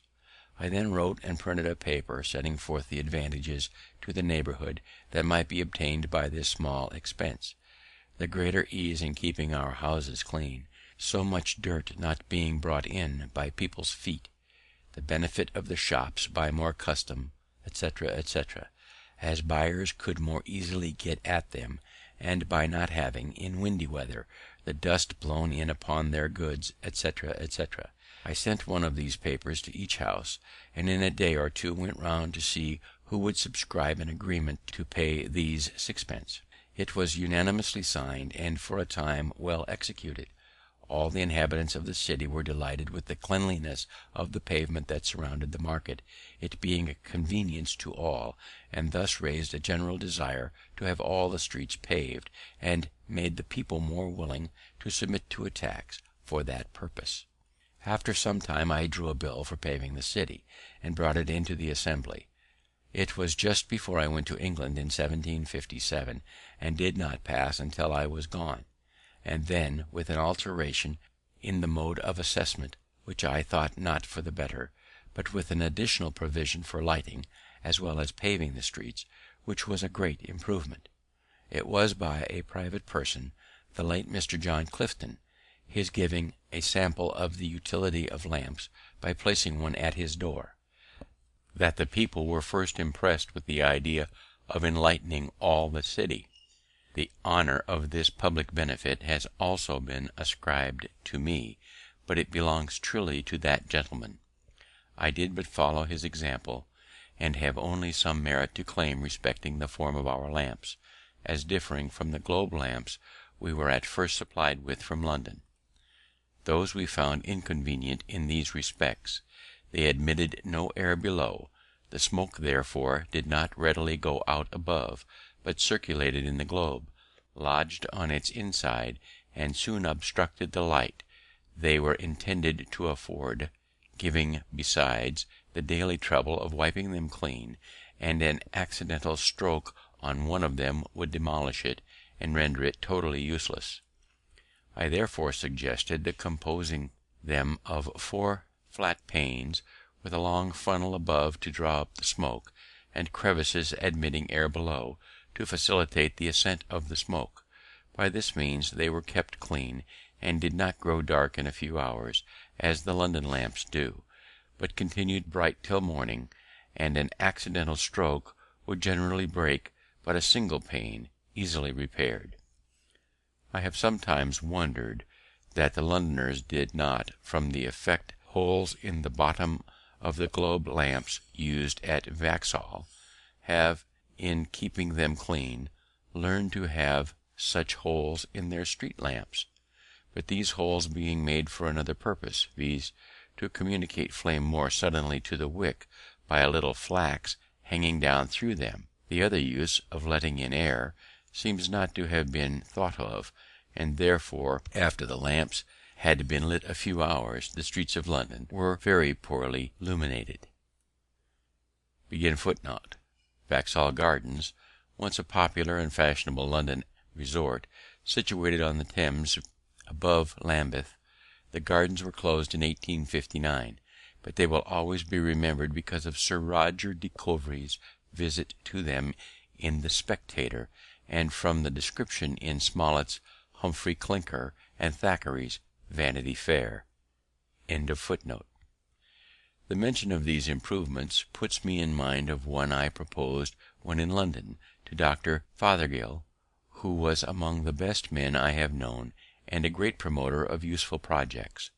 I had observed that the streets, when dry, were never swept, and the light dust carried away, but it was suffered to accumulate till the wet weather reduced it to mud, and then, after lying some days so deep on the pavement that there was no crossing but in paths kept clear by poor people with brooms, it was with great labour raked together and thrown up into carts open above, the sides of which suffered some of the slush at every jolt on the pavement to shake out and fall, sometimes to the annoyance of foot passengers. The reason given for not sweeping the dusty streets was, that the dust would fly into the windows of shops and houses. An accidental occurrence had instructed me how much sweeping might be done in a little time. I found at my door in Craven Street one morning a poor woman sweeping my pavement with a birch broom. She appeared very pale and feeble, and just come out of a fit of sickness. I asked who employed her to sweep there. She said, "Nobody, but I am very poor and in distress, and I sweeps before gentlefolks' doors, and hopes they will give me something." I bid her sweep the whole street clean, and I would give her a shilling. This was at 9 o'clock. At 12 she came for the shilling. From the slowness I saw at first in her working, I could scarce believe that the work was done so soon, and sent my servant to examine it, who reported that the whole street was swept perfectly clean, and all the dust placed in the gutter, which was in the middle, and the next rain washed it quite away, so that pavement and even the kennel were perfectly clean. I then judged that, if that feeble woman could sweep such a street in 3 hours, a strong active man might have done it in half the time. And here let me remark the convenience of having but one gutter in such a narrow street running down its middle, instead of two, one on each side, near the footway; for where all the rain that falls on a street runs from the sides and meets in the middle, it forms there a current strong enough to wash away all the mud it meets with. But when divided into two channels, it is often too weak to cleanse either, and only makes the mud it finds more fluid, so that the wheels of carriages and feet of horses throw and dash it upon the foot pavement, which is thereby rendered foul and slippery, and sometimes splash it upon those who are walking.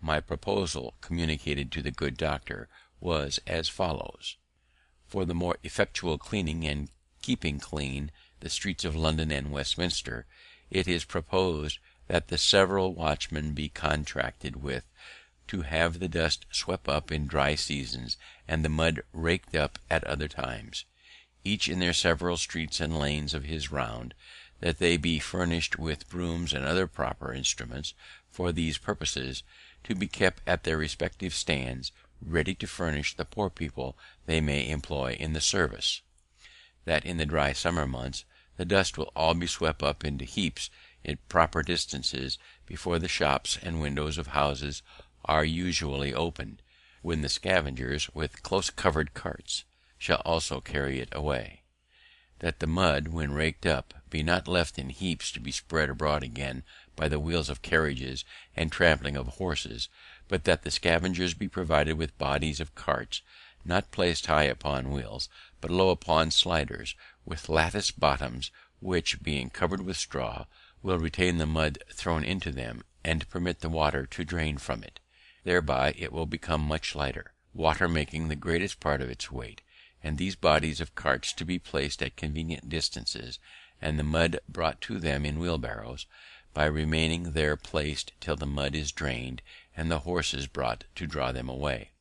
I have since had doubts of the practicability of the latter part of this proposal, on account of the narrowness of some streets, and the difficulty of placing the draining sleds so as not to encumber too much of the passage; but I am still of opinion that the former, requiring the dust to be swept up and carried away before the shops are open, is very practicable in the summer, when the days are long; for in walking through the Strand and Fleet Street one morning at 7 o'clock, I observed there was not one shop open, though it had been daylight and the sun up above 3 hours.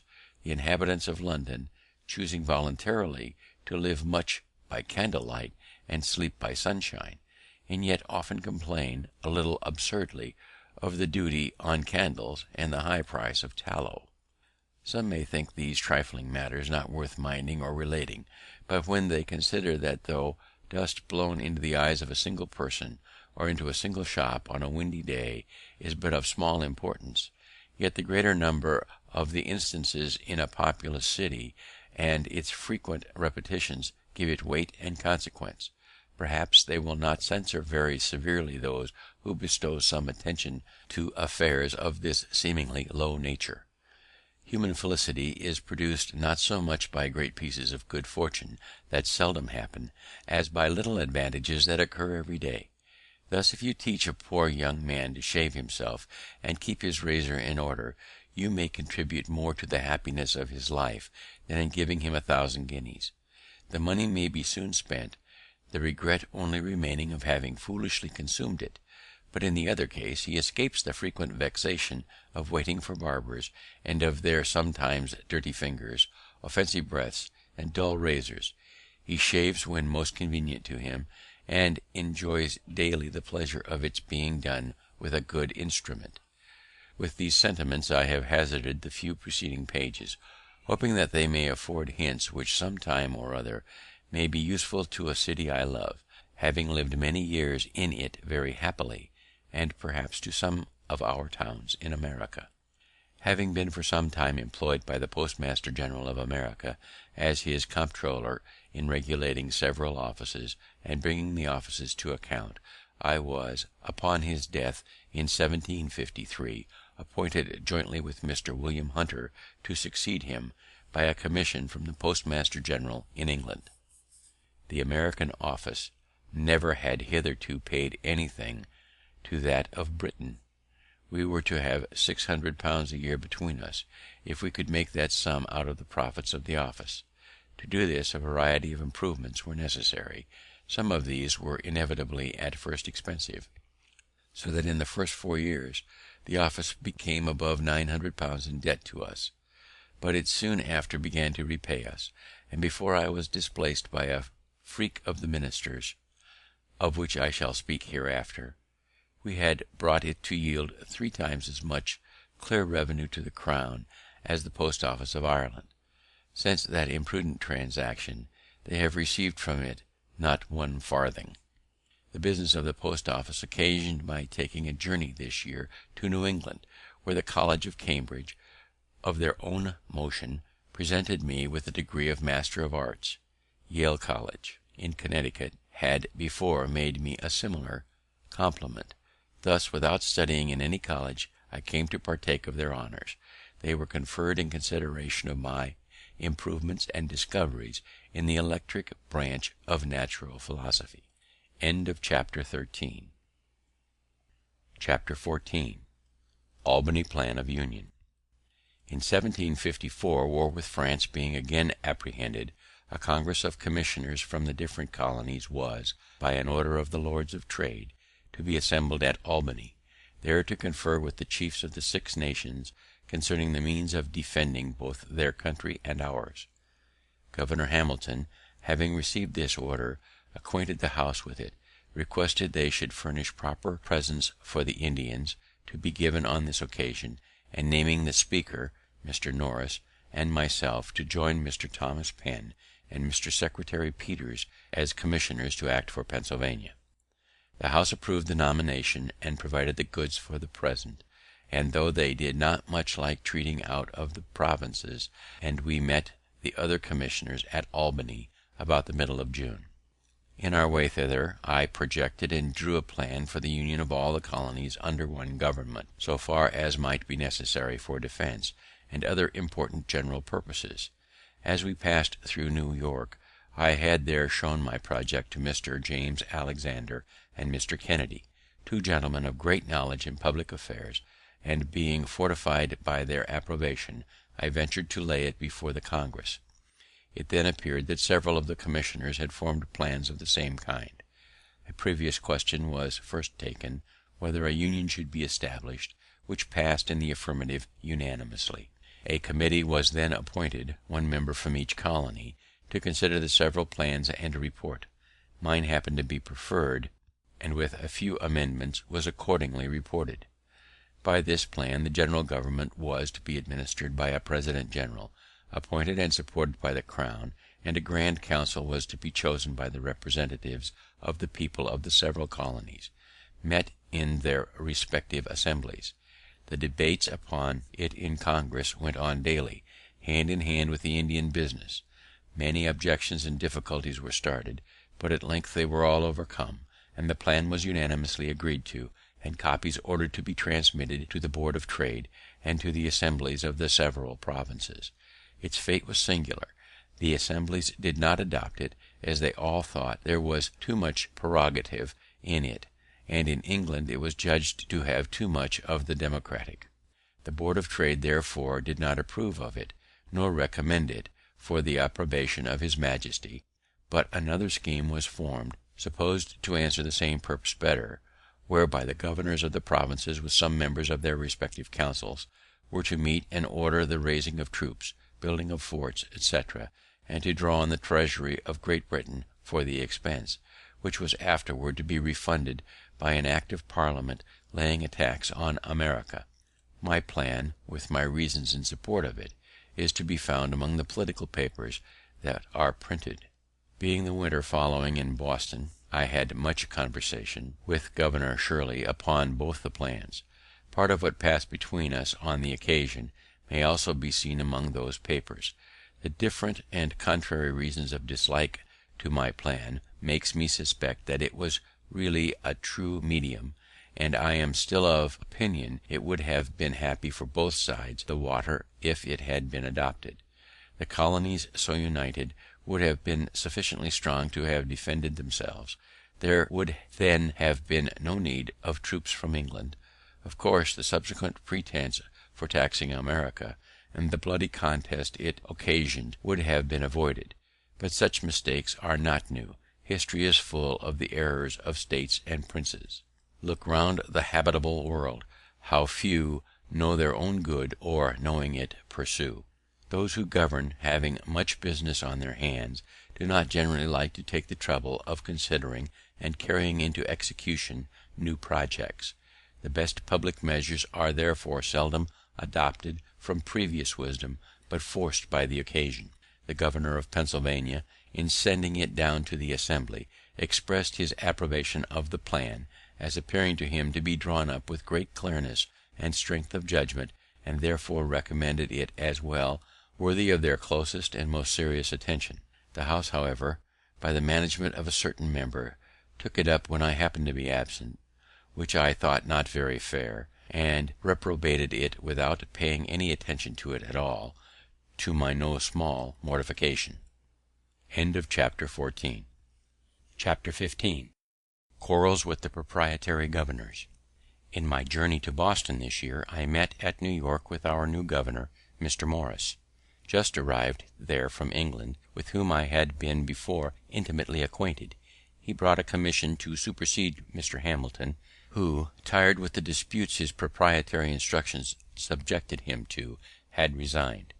Mr. Morris asked me if I thought he must expect as uncomfortable an administration. I said, no, you may, on the contrary, have a very comfortable one, if you will only take care not to enter into any disputes with the Assembly. My dear friend, says he pleasantly, how can you advise my avoiding disputes? You know I love disputing. It is one of my greatest pleasures. However, to show the regard I have for your counsel, I promise you I will, if possible, avoid them. He had some reason for loving to dispute, being eloquent, an accurate sophister, and therefore generally successful in argumentative conversation. He had been brought up to it from a boy, his father, as I have heard, accustoming his children to dispute with one another for his diversion, while sitting at table after dinner. But I think the practice was not wise, for, in the course of my observation, these disputing, contradicting, and confuting people are generally unfortunate in their affairs. They get victory sometimes, but they never get good will, which would be of more use to them.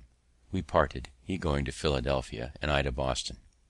In returning, I met at New York with the votes of the Assembly, by which it appeared that, notwithstanding his promise to me, he and the House were already in high contention, and it was a continual battle between them as long as he retained the government. I had my share of it, for, as soon as I got back to my seat in the Assembly, I was put on every committee for answering his speeches and messages, and by the committees always desired to make the drafts. Our answers, as well as his messages, were often tart, and sometimes indecently abusive, and as he knew I wrote for the Assembly, one might have imagined that when we met we could hardly avoid cutting throats. But he was so good-natured a man that no personal difference between him and me was occasioned by the contest, and we often dined together. One afternoon, in the height of this public quarrel, we met in the street. Franklin, says he, you must go home with me and spend the evening.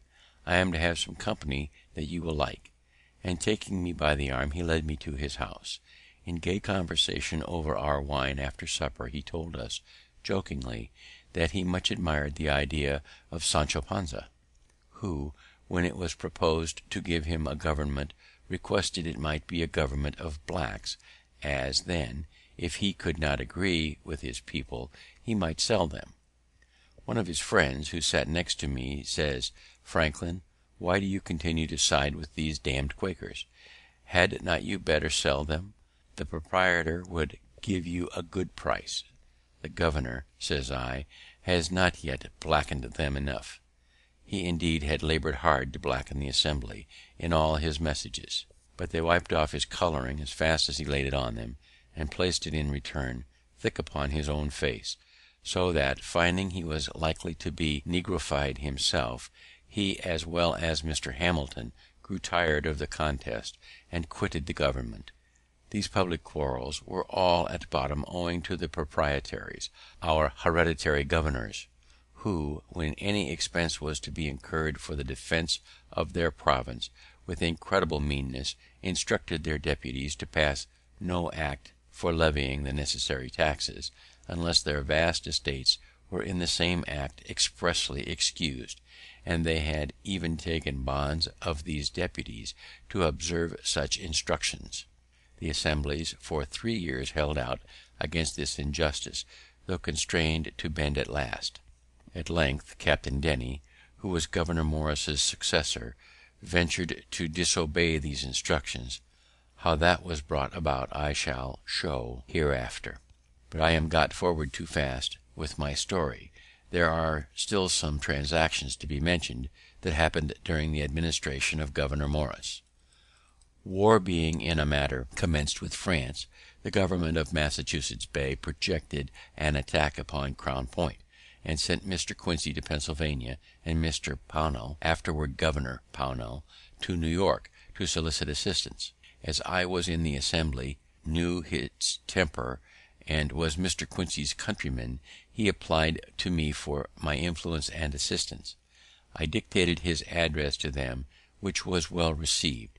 They voted an aid of £10,000 to be laid out in provisions, but the governor refusing this assent to their bill, which included this with other sums granted for the use of the crown, unless a clause were inserted exempting the proprietary estate from bearing any part of the tax that would be necessary.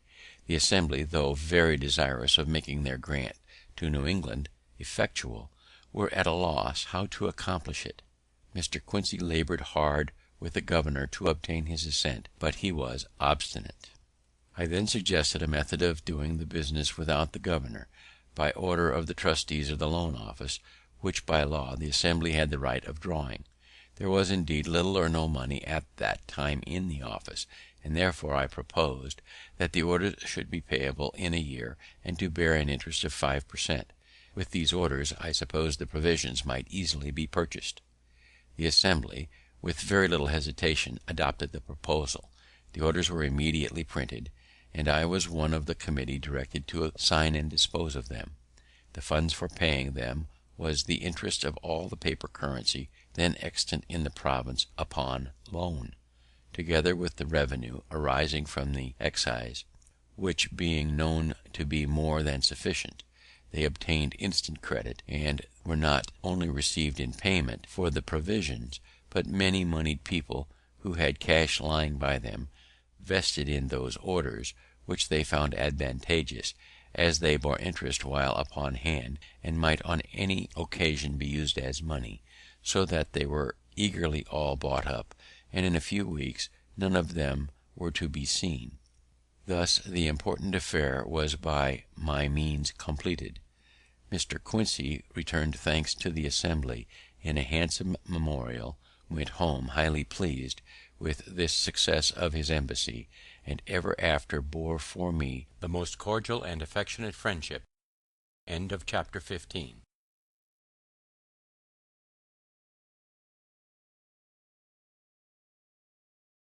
Chapter 16. Braddock's expedition. The British government, not choosing to permit the union of the colonies as proposed at Albany, and to trust that union with their defence, lest they should thereby grow too military and feel their own strength, suspicions and jealousies at this time being entertained of them, sent over General Braddock with 2 regiments of regular English troops for that purpose. He landed at Alexandria in Virginia, and thence marched to Fredericktown in Maryland, where he halted for carriages.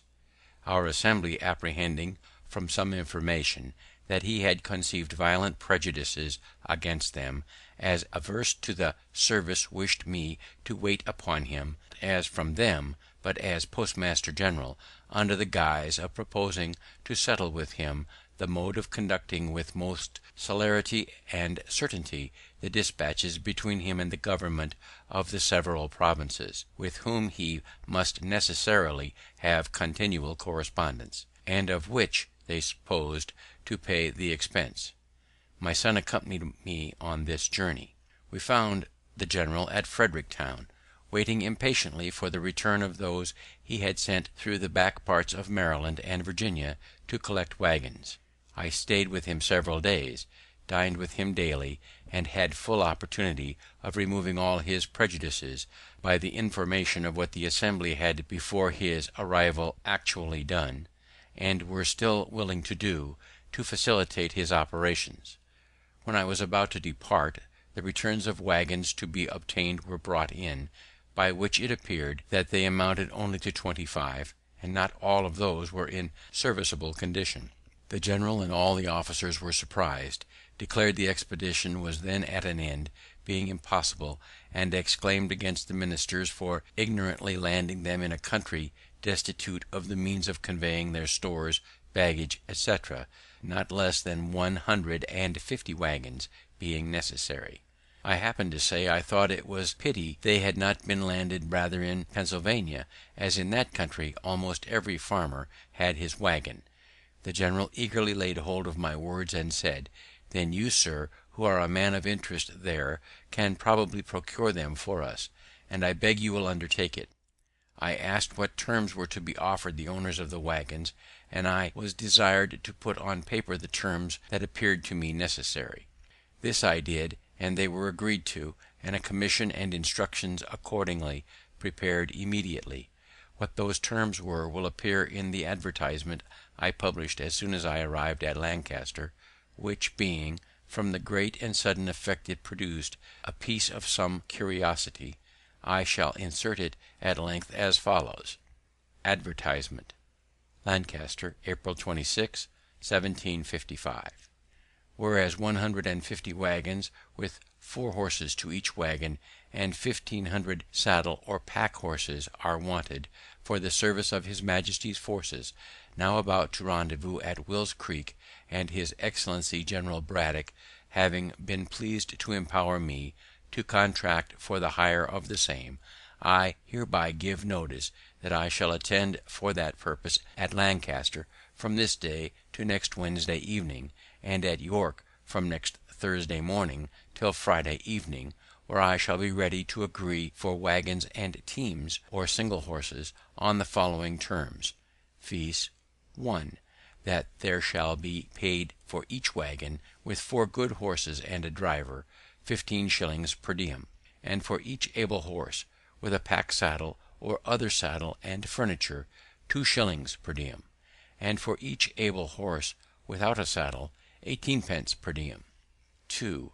That the pay commence from the time of their joining the forces at Will's Creek, which must be on or before the 29th of May ensuing, and that a reasonable allowance be paid over and above for the time necessary for their travelling to Will's Creek and home again after their discharge. 3. Each waggon and team, and every saddle or pack horse, is to be valued by indifferent persons, chosen between me and the owner, and in case of the loss of any waggons, team, or other horse in the service, the price accordingly to such valuation is to be allowed and paid. 4. 7 days' pay is to be advanced and paid in hand by me to the owner of each waggon and team, or horse, at the time of contracting, if required, and the remainder to be paid by General Braddock, or by the paymaster of the army, at the time of their discharge, or from time to time as it shall be demanded. 5. No drivers of waggons, or persons taking care of the hired horses, are on any account to be called upon to do the duty of soldiers, or to be otherwise employed than in conducting or taking care of their carriages or horses. 6. All oats, Indian corn, or other forage that waggons or horses bring to the camp, more than is necessary for the subsistence of the horses is to be taken for the use of the army, and a reasonable price paid for the same. Note: my son, William Franklin, is empowered to enter into like contracts with any person in Cumberland county. B. Franklin. To the inhabitants of the counties of Lancaster, York, and Cumberland, friends and countrymen, being occasionally at the camp of Frederick a few days since, I found the general and officers extremely exasperated on account of their not being supplied with horses and carriages, which had been expected from this province, as most able to furnish them. But through the dissensions between our governor and assembly, money had not been provided, nor any steps taken for that purpose. It was proposed to send an armed force immediately into these counties, to seize as many of the best carriages and horses as should be wanted, and compel as many persons into the service as would be necessary to drive and take care of them. I apprehended that the progress of British soldiers through these counties on such an occasion, especially considering the temper they are in, and their resentment against us, would be attended with many and great inconveniences to the inhabitants, and therefore more willingly took the trouble of trying first what might be done by fair and equitable means. The people of these back countries have lately complained to the Assembly that a sufficient currency was wanting. You have an opportunity of receiving and dividing among you a very considerable sum, for if the service of this expedition should continue, as it is more than probable it will, for 120 days, the hire of these wagons and horses will amount to upward of 30,000 pounds, which will be paid to you in silver and gold of the king's money. The service will be light and easy, for the army will scarce march above 12 miles per day, and the wagons and baggage horses, as they carry those things that are absolutely necessary for the welfare of the army, must march with the army, and no faster, and are, for the army's sake, always placed where they can be most secure, whether in a march or in a camp. If you are really, as I believe you are, good and loyal subjects to his majesty, you may now do a most acceptable service, and make it easy for yourselves, for 3 or 4 of such as cannot separately spare from the business of their plantations a wagon and 4 horses and a driver, may do it together, one furnishing the wagon, another 1 or 2 horses, and another the driver, and divide the pay proportionally between you. But if you do not this service to your king and country voluntarily, when such good pay and reasonable terms are offered you, your loyalty will be strongly suspected. The king's business must be done. So many brave troops, come so far for your defense, must not stand idle through your backwardness to do what may be reasonably expected from you. Wagons and horses must be had. Violent measures will probably be used, and you will be left to seek for recompense where you can find it, and your case perhaps be little pitied or regarded. I have no particular interest in this affair, as except the satisfaction of endeavouring to do good. I shall have only my labour for my pains. If this method of obtaining the wagons and horses is not likely to succeed, I am obliged to send word to the general in 14 days, and I suppose Sir John St. Clair, the hussar, with a body of soldiers, will immediately enter the province for the purpose, which I shall be sorry to hear, because I am very sincerely and truly your friend and well-wisher, B. Franklin. I received of the general about 800 pounds, to be disbursed in advance money to the wagon owners, etc. But the sum being insufficient, I advanced upward of 200 pounds more, and in 2 weeks the 150 wagons with 259 carriage horses were on the march for the camp. The advertisement promised payment according to the valuation, in case any wagon or horse should be lost. The owners, however, alleging they did not know General Braddock, or what dependence might be had on his promise, insisted on my bond for the performance, which I accordingly gave them.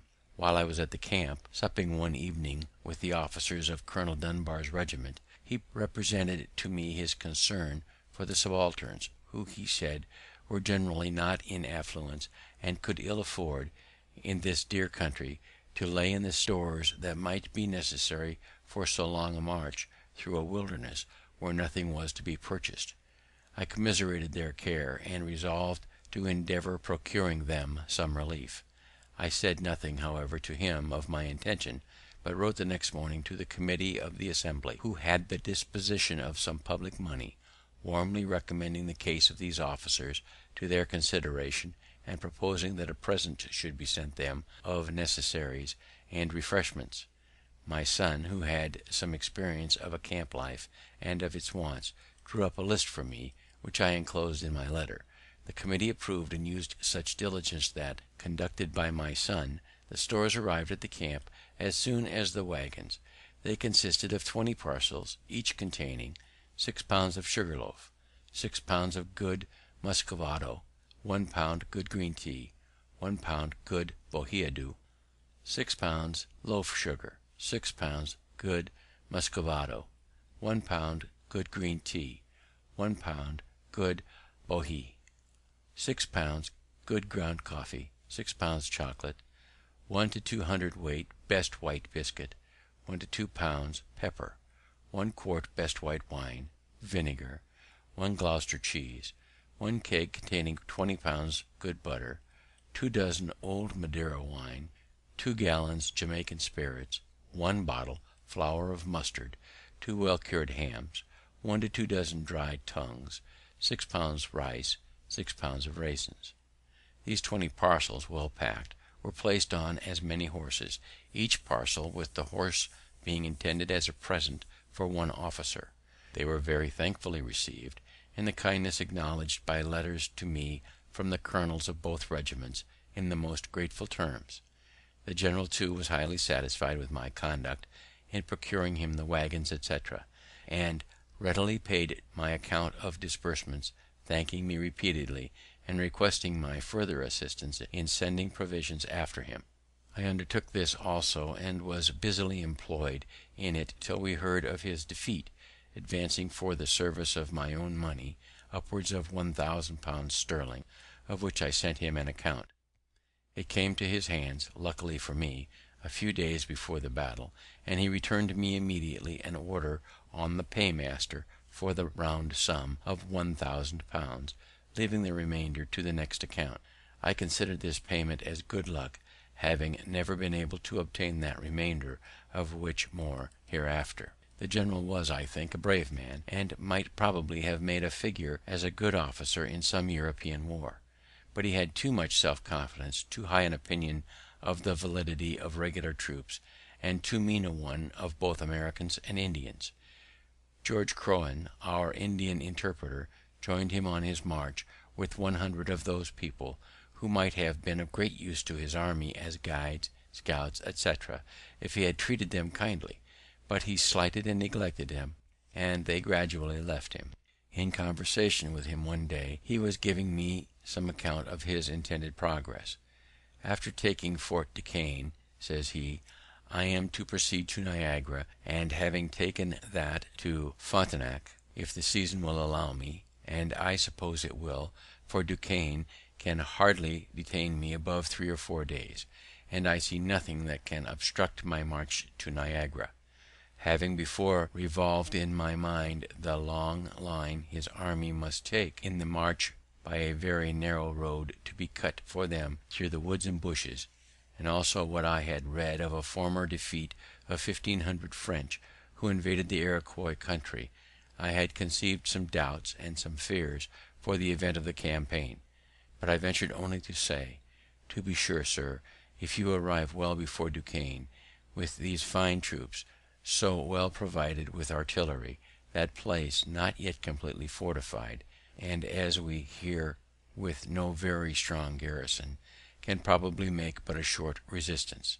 The only danger I apprehend of obstruction to your march is from ambuscades of Indians, who, by constant practice, are dexterous in laying and executing them, and the slender line, near 4 miles long, which your army must make, may expose it to be attacked by surprise in its flanks, and to be cut like a thread into several pieces, which from their distance cannot come up in time to support each other.'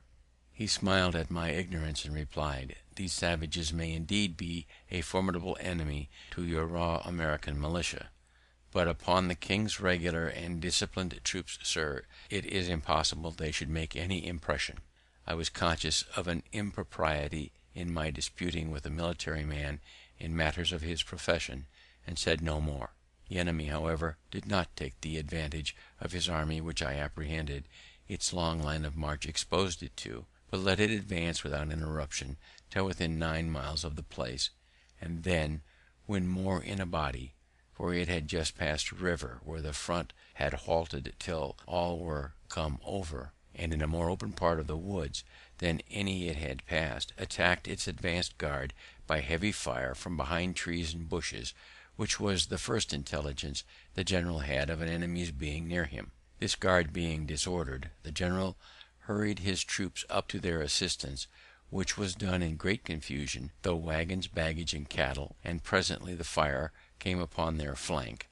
The officers, being on horseback, were more easily distinguished, picked out as marks, and fell very fast, and the soldiers were crowded together in a huddle, having or hearing no orders, and standing to be shot at, till 2/3 of them were killed, and then being seized with a panic, the whole fled with precipitation.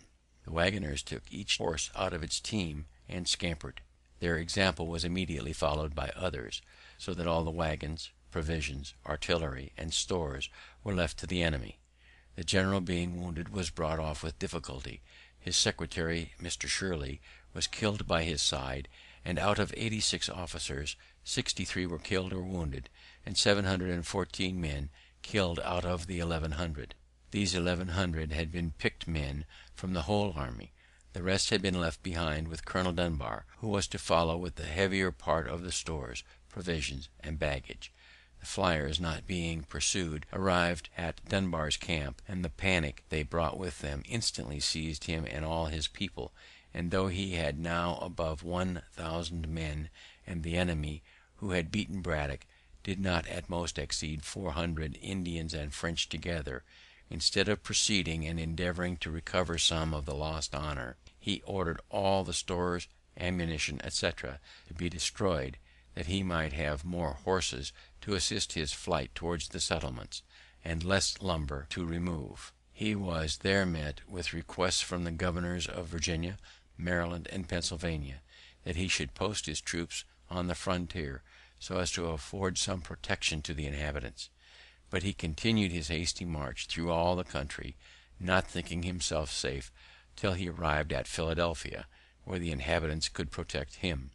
This whole transaction gave us Americans the first suspicion that our exalted ideas of the power of British regulars had not been well founded.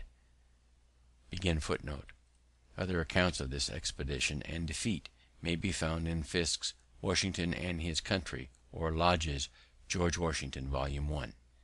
In the first march, too, from their landing till they got beyond the settlements, they had plundered and stripped the inhabitants, totally ruining some poor families.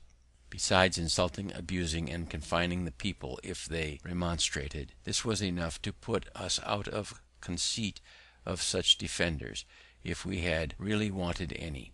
How different was the conduct of our French friends in 1781, who, during a march through the most inhabited part of our country, from Rhode Island to Virginia, near 700 miles, occasioned not the smallest complaint for the loss of a pig, a chicken, or even an apple. Captain Orme, who was one of the general's aides de camp, and, being grievously wounded, was brought off with him, and continued with him to his death, which happened in a few days, told me that he was totally silent all the first day, and at night only said, "Who would have thought it?" that he was silent again the following day, saying only at last, "We shall better know how to deal with them another time," and died in a few minutes after.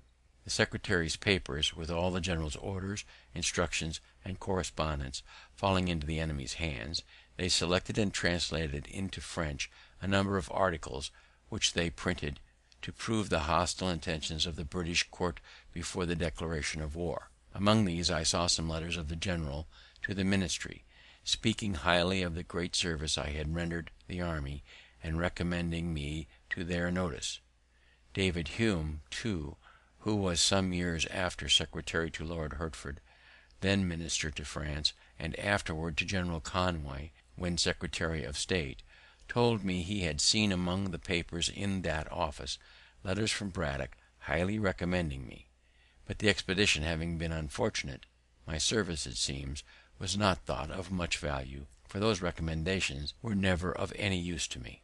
As to rewards for myself, I asked only one, which was, that he would give orders to his officers not to enlist any more of our bought servants, and that he would discharge such as had been already enlisted. This he readily granted, and several were accordingly returned to their masters on my application. Dunbar, when the command devolved on him, was not so generous. He being at Philadelphia on his retreat, or rather flight, I applied to him for the discharge of the servants of 3 poor farmers in Lancaster county that he had enlisted, reminding him of the late general's orders on that head. He promised me that, if the masters would come to him at Trenton, where he should be in a few days on his march to New York, he would there deliver their men to them. They accordingly were at the expense and trouble of going to Trenton, and there he refused to perform his promise, to their great loss and disappointment. As soon as the loss of the waggons and horses was generally known, all the owners came upon me for the valuation which I had given bond to pay. Their demands gave me a great deal of trouble, my acquainting them that the money was ready in the paymaster's hands, but that orders for paying it must first be obtained from General Shirley, and my assuring them that I had applied to that general by letter, but he being at a distance, an answer could not soon be received, and they must have patience. All this was not sufficient to satisfy, and some began to sue me. General Shirley at length relieved me from this terrible situation by appointing commissioners to examine the claims and ordering payment. They amounted to near £20,000, which to pay would have ruined me. Before we had the news of this defeat, the 2 doctors' bond came to me with a subscription paper for raising money to defray the expense of a grand firework, which it was intended to exhibit at a rejoicing on receipt of the news of our taking Fort Duquesne. I looked grave, and said it would, I thought, be time enough to prepare for the rejoicing when we knew we should have occasion to rejoice. They seemed surprised that I did not immediately comply with their approval. "Why the devil," says one of them, "you surely don't suppose that the fort will not be taken?" "I don't know that it will not be taken, but I know that the events of war are subject to great uncertainty." I gave them the reasons of my doubting. The subscription was dropped, and the projectors thereby missed the mortification they would have undergone if the firework had been prepared. Dr. Bond, on some other occasion afterward, said that he did not like Franklin's forebodings. Governor Morris, who had continually worried the Assembly with message after message before the defeat of Braddock, to beat them into the making of acts to raise money for the defense of the province, without taxing, among others, the proprietary estates, and had rejected all their bills for not having such an exempting clause, now redoubled his attacks with more hope of success, the danger and necessity being greater. The Assembly, however, continued firm, believing they had justice on their side, and that it would be giving up an essential right if they suffered the governor to amend their money bills. In one of the last, indeed, which was for granting £50,000, his proposed amendment was only of a single word. The bill expressed that all estates, real and personal, were to be taxed, those of the proprietaries not excepted. His amendment was for not, read only, a small but very material alteration. However, when the news of this disaster reached England, our friends there, whom we had taken care to furnish with all the Assembly's answers to the governor's messages, raised a clamour against the proprietaries for their meanness and injustice in giving their governor such instructions, some going so far as to say that, by obstructing the defense of their province, they forfeited their right to it. They were intimidated by this, and sent orders to their receiver general to add £5,000 of their money to whatever sum might be given by the Assembly for such purpose. This being notified to the House, was accepted in lieu of their share of a general tax, and a new bill was formed with an exempting clause, which passed accordingly. but by this act I was appointed one of the commissioners for disposing of the money, £60,000. I had been active in modelling the bill and procuring its passage, and had at the same time drawn a bill for establishing and disciplining a volunteer militia, which I carried through the House without much difficulty, as care was taken in it to leave the Quakers at their liberty. To promote the association necessary to form the militia, I wrote a dialogue, stating and answering all the objections I could think of for such a militia, which was printed, and had, as I thought, great effect. Chapter 17. Franklin's Defense of the Frontier. While the several companies in the city and country were forming and learning their exercise, the governor prevailed with me to take charge of our northwestern frontier, which was infested by the enemy, and provide for the defense of the inhabitants by raising troops and building a line of forts. I undertook this military business, though I did not conceive myself well qualified for it. He gave me a commission with full powers, and a parcel of blank commissions for officers, to be given to whom I thought fit. I had but little difficulty in raising men, having soon 560 under my command. My son, who had in the preceding war been an officer in the army raised against Canada, was my aide-de-camp, and of great use to me. The Indians had burned Gnadenhut, a village settled by the Moravians, and massacred the inhabitants, but the place was thought a good situation for one of the forts. In order to march thither, I assembled the companies at Bethlehem, the chief establishment of those people. I was surprised to find it in so good a posture of defense. The destruction of Gnadenhut had made them apprehend danger. The principal buildings were defended by a stockade. They had purchased a quantity of arms and ammunition from New York, and had even placed quantities of small paving stones between the windows of their high stone houses, for their women to throw down upon the heads of any Indians that should attempt to force into them. The armed brethren, too, kept watch, and relieved as methodically as in any garrison town. In conversation with the Bishop Spangenberg, I mentioned this my surprise, for, knowing they had obtained an act of Parliament exempting them from military duties in the colonies, I had supposed they were conscientiously scrupulous of bearing arms. He answered me that it was not one of their established principles, but that at the time of their obtaining that act it was thought to be a principle with many of their people. On this occasion, however, they, to their surprise, found it adopted by but a few.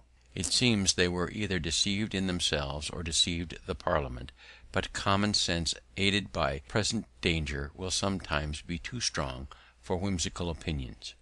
It was the beginning of January when we set out upon the business of building forts. I sent one detachment toward the Minisink, with instructions to erect one for the security of that upper part of the country, and another to the lower part, with similar instructions, and I concluded to go myself, with the rest of my force, to Gnadenhut, where a fort was thought more immediately necessary. The Moravians procured me 5 wagons for our tools, stores, baggage, etc. Just before we left Bethlehem, 11 farmers, who had been driven from their plantations by the Indians, came to me requesting a supply of firearms, that they might go back and fetch off their cattle. I gave them each a gun with suitable ammunition. We had not marched many miles before it began to rain, and it continued raining all day. There were no habitations on the road to shelter us till we arrived near night at the house of a German, where, and in his barn, we were all huddled together, as wet as water could make us. It was well we were not attacked in our march, for our arms were of the most ordinary sort, and our men could not keep their gunlocks right. The Indians are dexterous in contrivances for that purpose, which we had not. They met that day the 11 poor farmers above mentioned, and killed 10 of them. The one who escaped informed that his and his companions' guns would not go off, the priming being wet with the rain. Flintlock guns, discharged by means of a spark struck from flint and steel into powder, priming, in an open pan. The next day being fair, we continued our march, and arrived at the desolate Gnadenhut. There was a sawmill near, round which were left several piles of boards, with which we soon hutted ourselves, an operation the more necessary at the inclement season, as we had no tents. Our first work was to bury more effectually the dead we found there, who were half interred by the country people. The next morning our fort was planned and marked out, the circumference measuring 454 feet, which would require as many palisades to be made of trees, one with another, of a foot diameter each. Our axes, of which we had 70, were immediately set to work to cut down trees, and our men being dexterous in the use of them, great dispatch was made. Seeing the trees fall so fast, I had the curiosity to look at my watch, when two men began to cut at a pine. In 6 minutes they had it upon the ground, and I found it of 14 inches diameter. Each pine made 3 palisades of 18 feet long, pointed at one end. While these were prepared, our other men dug a trench all round, of 3 feet deep, in which the palisades were to be planted, and our wagons, the bodies taken off, and the fore and hind wheels separated by taking out the pin which united the two parts of the perch. We had 10 carriages, with 2 horses each, to bring the palisades from the woods to the spot. When they were set up, our carpenters built a stage of boards all round within, about 6 feet high, for the men to stand on to fire through the loopholes. We had 1 swivel gun, which we mounted on one of the angles, and fired it as soon as fixed, to let the Indians know, if any were within hearing, that we had such pieces, and thus our fort, if such a magnificent name may be given to so miserable a stockade, was finished in a week, though it rained so hard every other day that the men could not work. This gave me occasion to observe that, when men are employed, they are best contented; for on the days they worked they were good natured and cheerful, and with the consciousness of having done a good day's work they spent the evening jollily; but on our idle days they were mutinous and quarrelsome, finding fault with their pork, the bread, etc., and in continual ill humour, which put me in mind of a sea captain, whose rule it was to keep his men constantly at work, and when his mate once told him they had done everything, and there was nothing further to employ them about, "Oh," says he, "make them scour the anchor." This kind of fort, however contemptible, is a sufficient defense against Indians who have no cannon. Finding ourselves now posted securely, and having a place to retreat to on occasion, we ventured out in parties to scour the adjacent country. We met with no Indians, but we found places on the neighbouring hills where they had lain to watch our proceedings. There was an art in their contrivance of those places that seemed worth mentioning. It being winter, a fire was necessary for them, but a common fire on the surface of the ground would by its light have discovered their positions at a distance. They had therefore dug holes in the ground around 3 feet diameter, and somewhat deeper. We saw where they had with their hatchets cut off the charcoal from the sides of burnt logs lying in the woods. With these coals they made small fires in the bottoms of the holes, and we observed, among the weeds and grass, the prints of their bodies, made by their laying all round with their legs hanging down in the holes to keep their feet warm, which, with them, is an essential point. This kind of fire, so managed, could not discover them, either by its light, flame, sparks, or even smoke. It appeared that their number was not great, and it seems they saw we were too many to be attacked by them with prospect of advantage. We had for our chaplain a zealous Presbyterian minister, Mr. Beatty, who complained to me that the men did not generally attend his prayers and exhortations. When they enlisted, they were promised, besides pay and provisions, a gill of rum a day, which was punctually served out to them, half in the morning and the other half in the evening, and I observed they were punctual in attending to receive it; upon which I said to Mr. Beatty, "It is perhaps below the dignity of your profession to act as steward of the rum, but if you were to deal it out, and only just after prayers, you would have them all about you." He liked the thought, undertook the office, and, with the help of a few hands to measure out the liquor, executed it to satisfaction, and never were prayers more generally and more punctually attended, so that I thought this method preferable to the punishment inflicted by some military laws for non-attendance on divine service. I had hardly finished this business, and got my fort well stored with provisions, when I received a letter from the governor, acquainting me that he had called the Assembly, and wished my attendance there, if the posture of affairs on the frontier was such that my remaining there was no longer necessary. My friends, too, of the Assembly, pressing me by their letters to be, if possible, at the meeting, and my 3 intended forts now being completed, with the inhabitants contented to remain on their farms under that protection, I resolved to return the more willingly, as a New England officer, Colonel Chapin, experienced in Indian war, being on visit to our establishment, consented to accept the command. I gave him a commission, and, parading the garrison, had it read before them, and introduced him to them as an officer who, by his skill in military affairs, was much more fit to command them than myself, and, giving them a little exhortation, drew my leave. I was escorted as far as Bethlehem, where I rested a few days to recover from the fatigue I had undergone. The first night, being in a good bed, I could hardly sleep, it was so different from my hard lodgings on the floor of our hut at Gnadenhut, wrapped only in a blanket or two. While at Bethlehem, I inquired a little into the practice of the Moravians. Some of them had accompanied me, and all were very kind to me. I found they worked for a common stock, ate at common tables, and slept in common dormitories, great numbers together.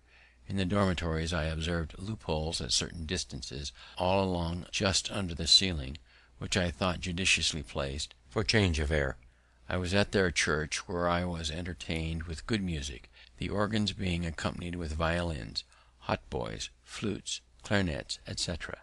I understood that their sermons were not usually preached to mixed congregations of men, women, and children, as is our common practice, but that they assembled sometimes the married men, at other times their wives, then the young men, the young women, and the little children, each division by itself. The sermon I heard was to the latter, who came in and were placed in rows on benches, the boys under the conduct of a young man, their tutor, and the girls conducted by a young woman.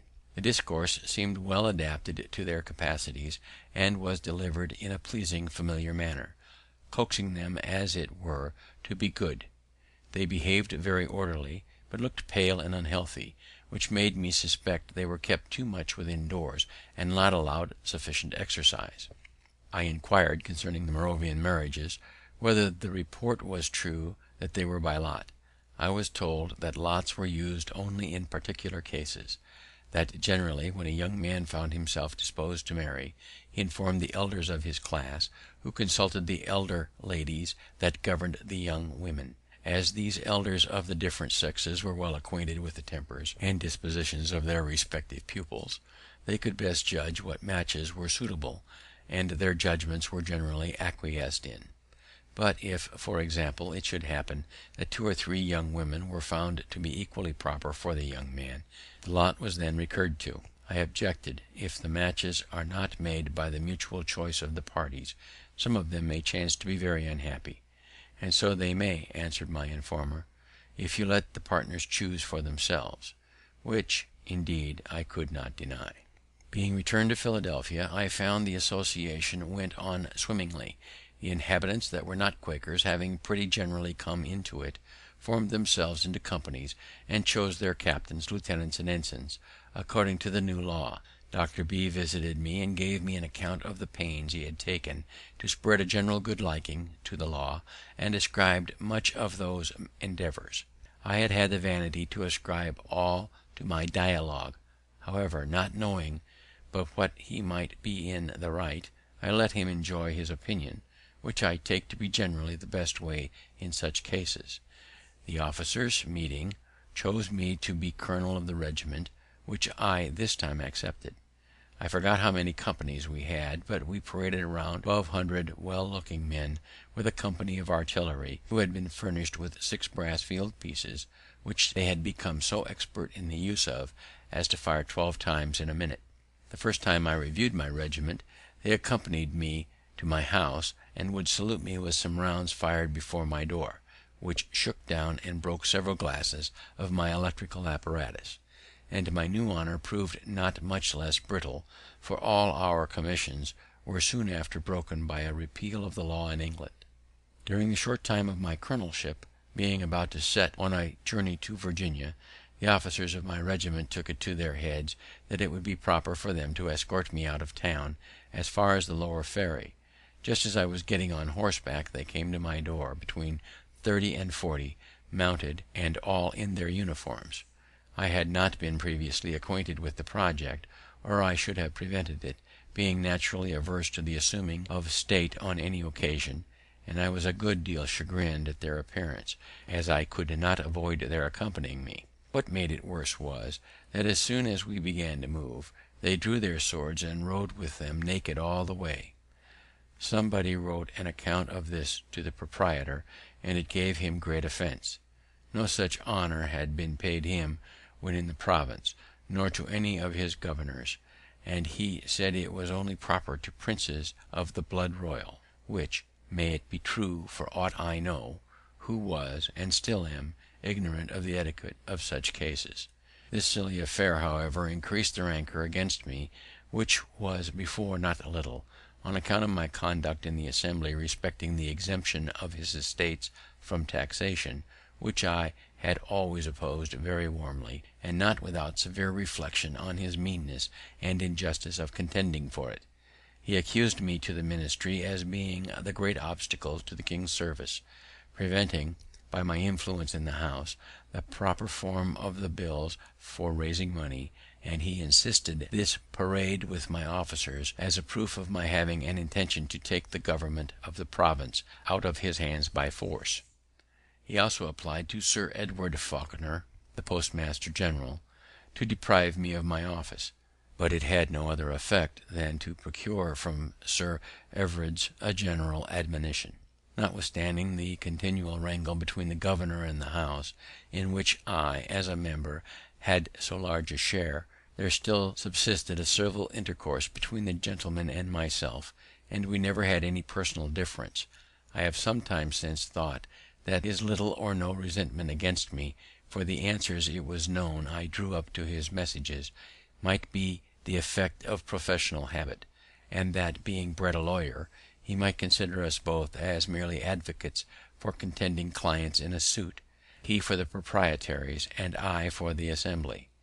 He would therefore sometimes call in a friendly way to advise with me on difficult points, and sometimes, though not often, take my advice.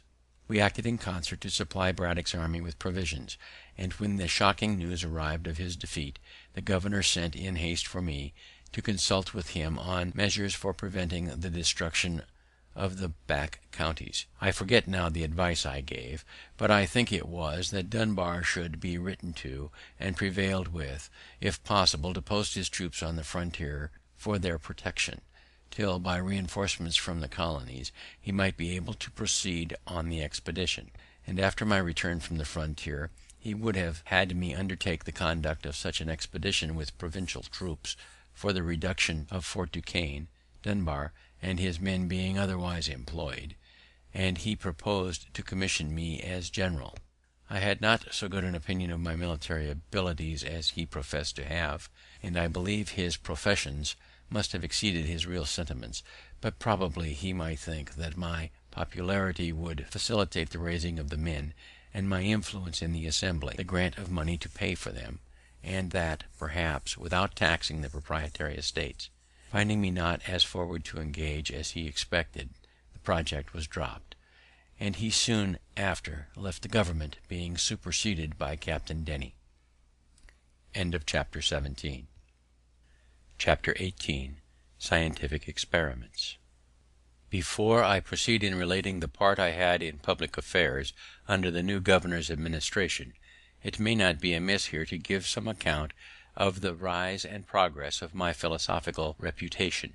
In 1746, being at Boston, I met there with Dr. Spence, who was lately arrived from Scotland, and showed me some electric experiments.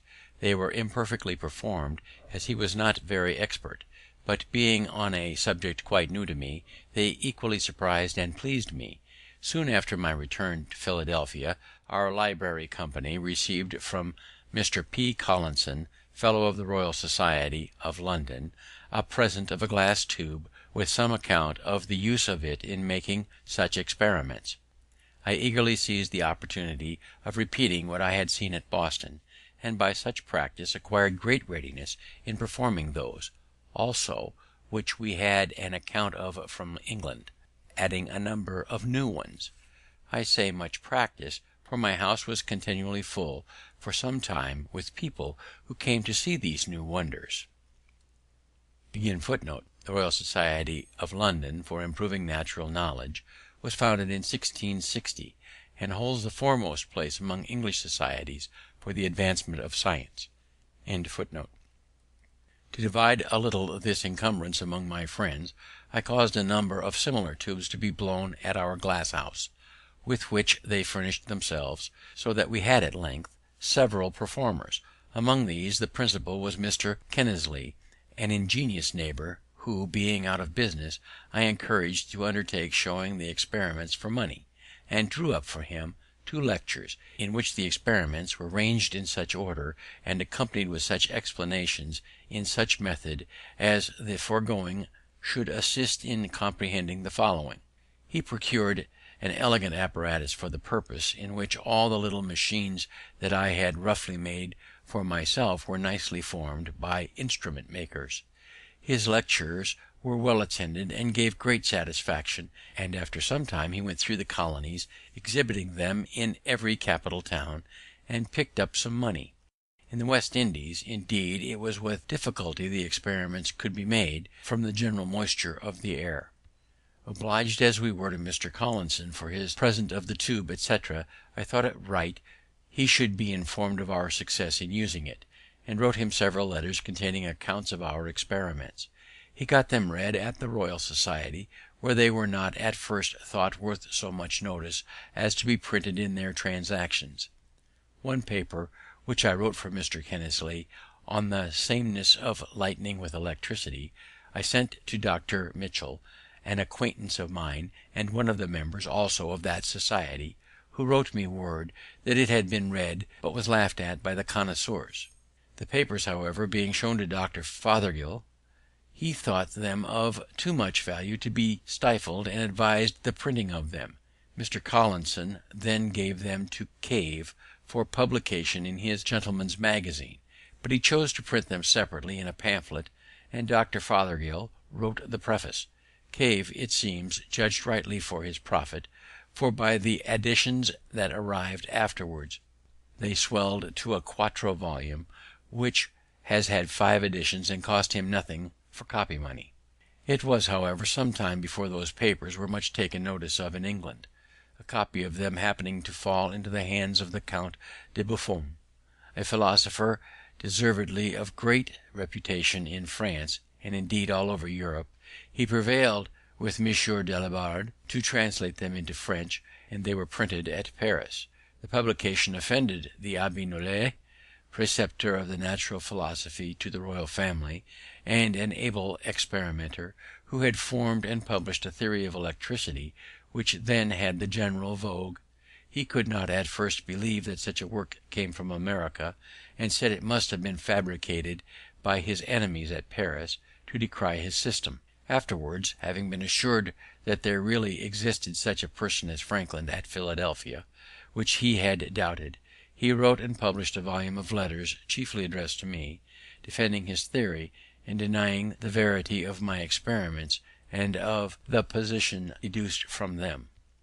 I once proposed answering the abbé, and actually began the answer, but on consideration that my writings contained a description of experiments which any one might repeat and verify, and if not to be verified could not be defeated, or of observations offered as conjectures and not delivered dogmatically, therefore not laying me under any obligation to defend them, and reflecting that a dispute between 2 persons writing in different languages might be lengthened greatly by mistranslations, and thence misconceptions of one another's meaning, much of one of the abbé's letters being founded on an error in the translation, I concluded to let my papers shift for themselves, believing it was better to spend what time I could spare from public business in making new experiments than in disputing about those already made.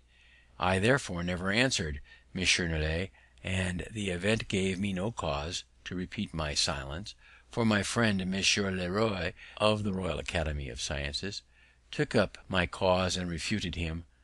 My book was translated into Italian, German, and Latin languages, and the doctrine it contained was by degrees universally adopted by the philosophers of Europe in preference to that of the abbé, so that he lived to see himself the last of his sect, except M. B. of Paris, his immediate disciple. What gave my book the more sudden and general celebrity was the success of one of its proposed experiments, made by Messrs. Delaborde and Delort at Marly, for drawing lightning from the clouds. This engaged the public attention everywhere. M. Delort, who had an apparatus for experimental philosophy, and lectured at the branch of science, undertook to repeat what he called the Philadelphia experiments, and after they were performed before the king and court, all the curious of Paris flocked to see them.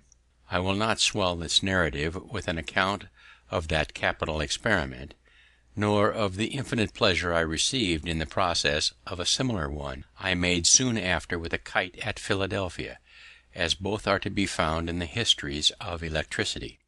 Dr. Wright, an English physician, when at Paris, wrote to a friend who was of the Royal Society an account of the high esteem my experiments were in among the learned abroad, and of their wonder that my writings had been so little noticed in England. The Society on this resumed the consideration of the letters that had been read to them, and the celebrated Dr. Watson drew up a summary account of them, and of all I had afterwards sent to England on the subject, which he accompanied with some praise of the writer. This summary was then printed in the Transactions, and some members of the Society in London, particularly the very ingenious Mr. Canton, having verified the experiment of producing lightning from the clouds by a pointed rod, had acquainted them with the success. They soon made me more than amends for the slight with which they had before treated me. Without my having made any application for that honour, they chose me a member, and voted that I should be excused the customary payments, which would have amounted to 25 guineas, and ever since have given me their Transactions gratis. They also presented me with the gold medal of Sir Godfrey Copley for the year 1753, the delivery of which was accompanied by a very handsome speech of the president, Lord Macclesfield, where I was highly honoured. Sir Godfrey Copley, an English baronet, died in 1709, donator of a fund of £100 in trust for the Royal Society of London for improving natural knowledge.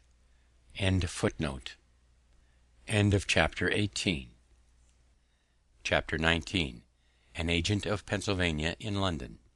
Our new governor, Captain Denny, brought over for me the before mentioned medal from the Royal Society, which he presented to me at an entertainment given by the city.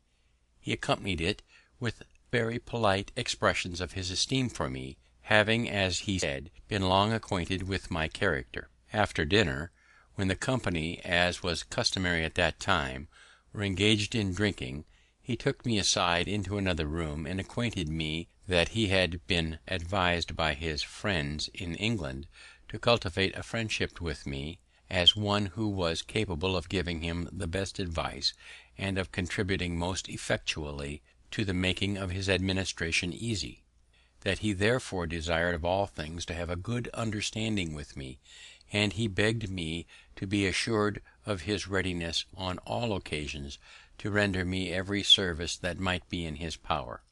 He said much to me also of the proprietor's good disposition towards the province, and of the advantage it might be to us all, and to me in particular, if the opposition that had been so long continued to his measures was dropped, and harmony restored between him and the people, in effecting which it was thought no one could be more serviceable than myself, and I might depend on adequate acknowledgments and recompenses, etc., etc. The drinkers, finding we did not return immediately to the table, sent us a decanter of Madeira, which the governor made liberal use of, and in proportion became more profuse of his solicitations and promises.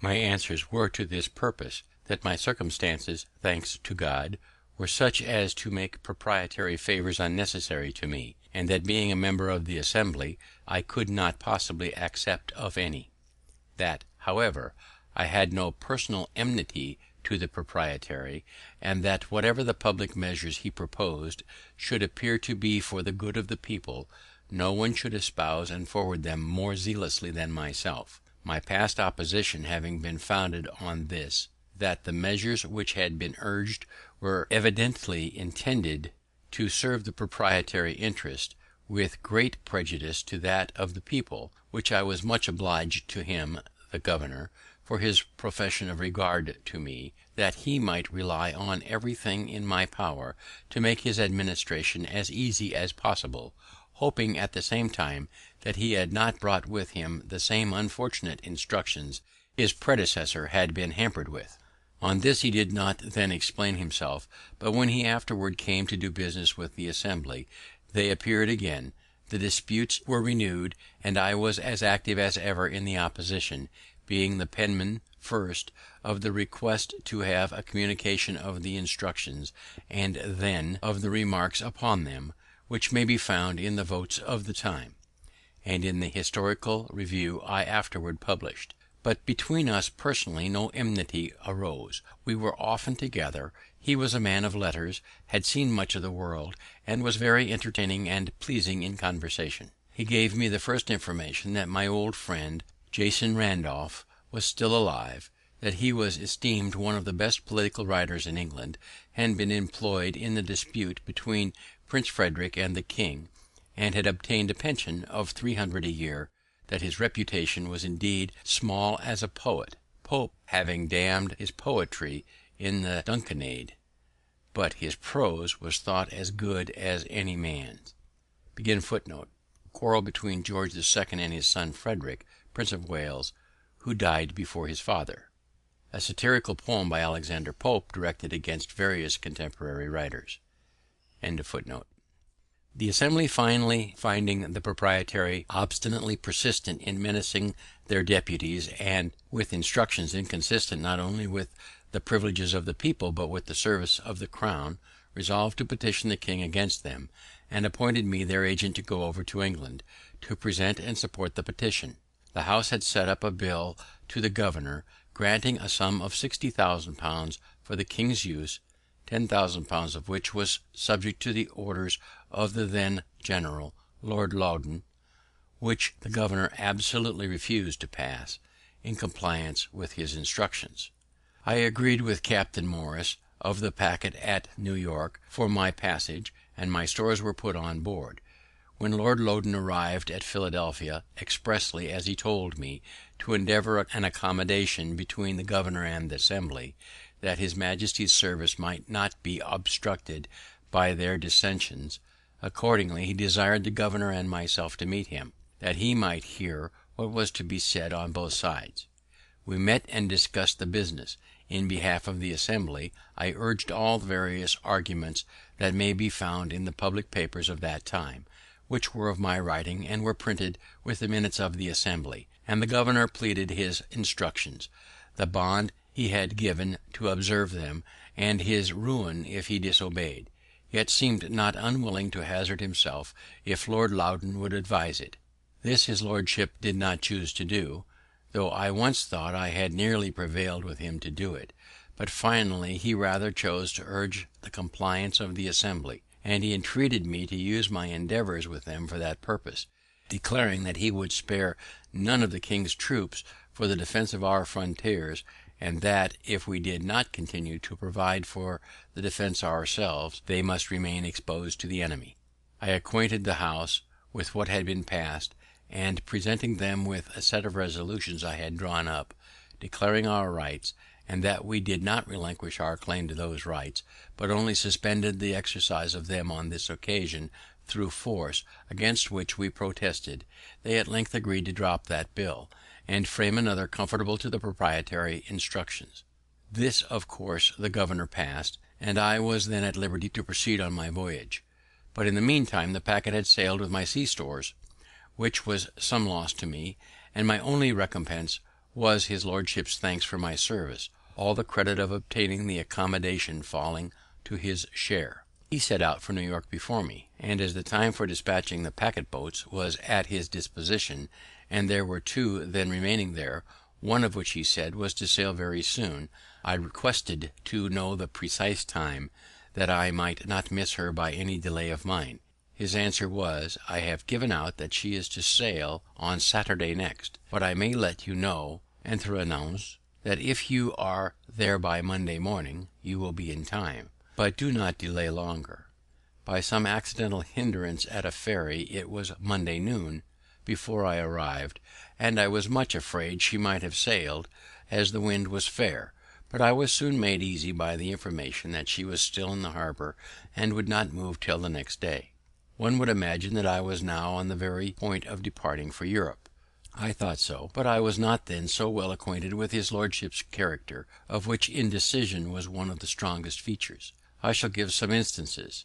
It was about the beginning of April that I came to New York, and I think it was near the end of June before we sailed. There were then two of the packet boats, which had been long in port, but were delayed for the general's letters, which were always to be ready tomorrow.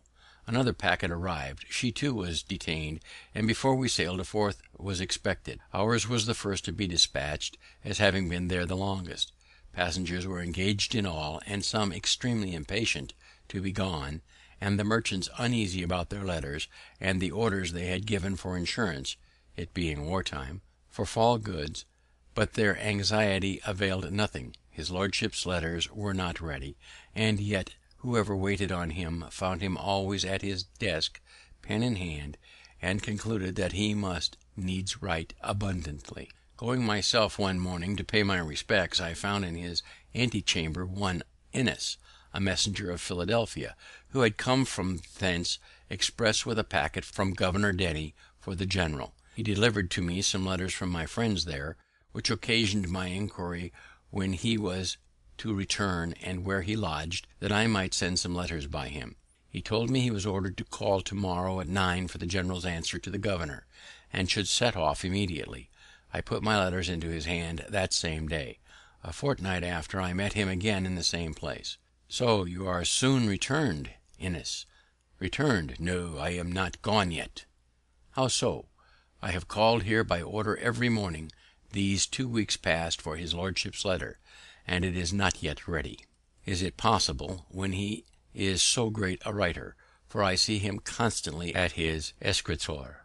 Yes, says Innes, but he is like St. George on the signs, always on horseback and never rides on. This observation of the messenger was, it seems, well founded, for when in England I understood that Mr. Pitt gave it as one reason for removing this general and sending Generals Amherst and Wolfe, that the minister never heard from him and could not know what he was doing.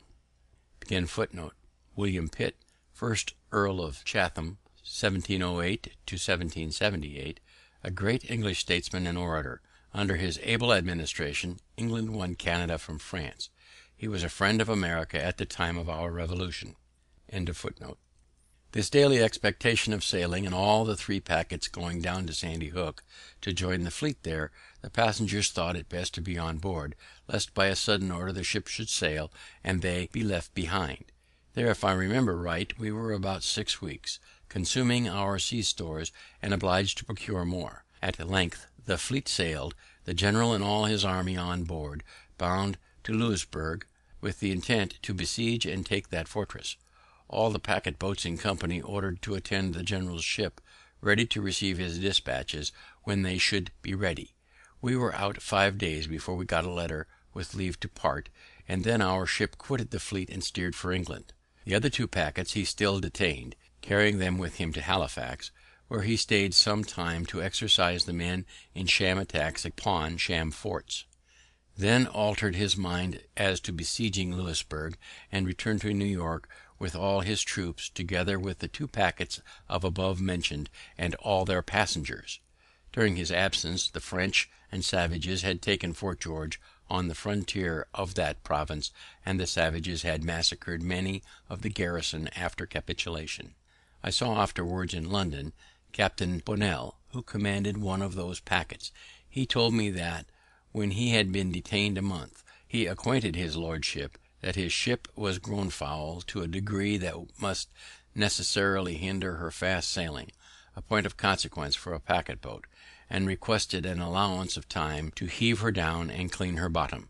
He was asked how long that would require. He answered 3 days. The general replied, "If you can do it in 1 day, I give leave; otherwise not, for you must certainly sail the day after tomorrow." So he never obtained leave, though detained afterwards from day to day during full 3 months.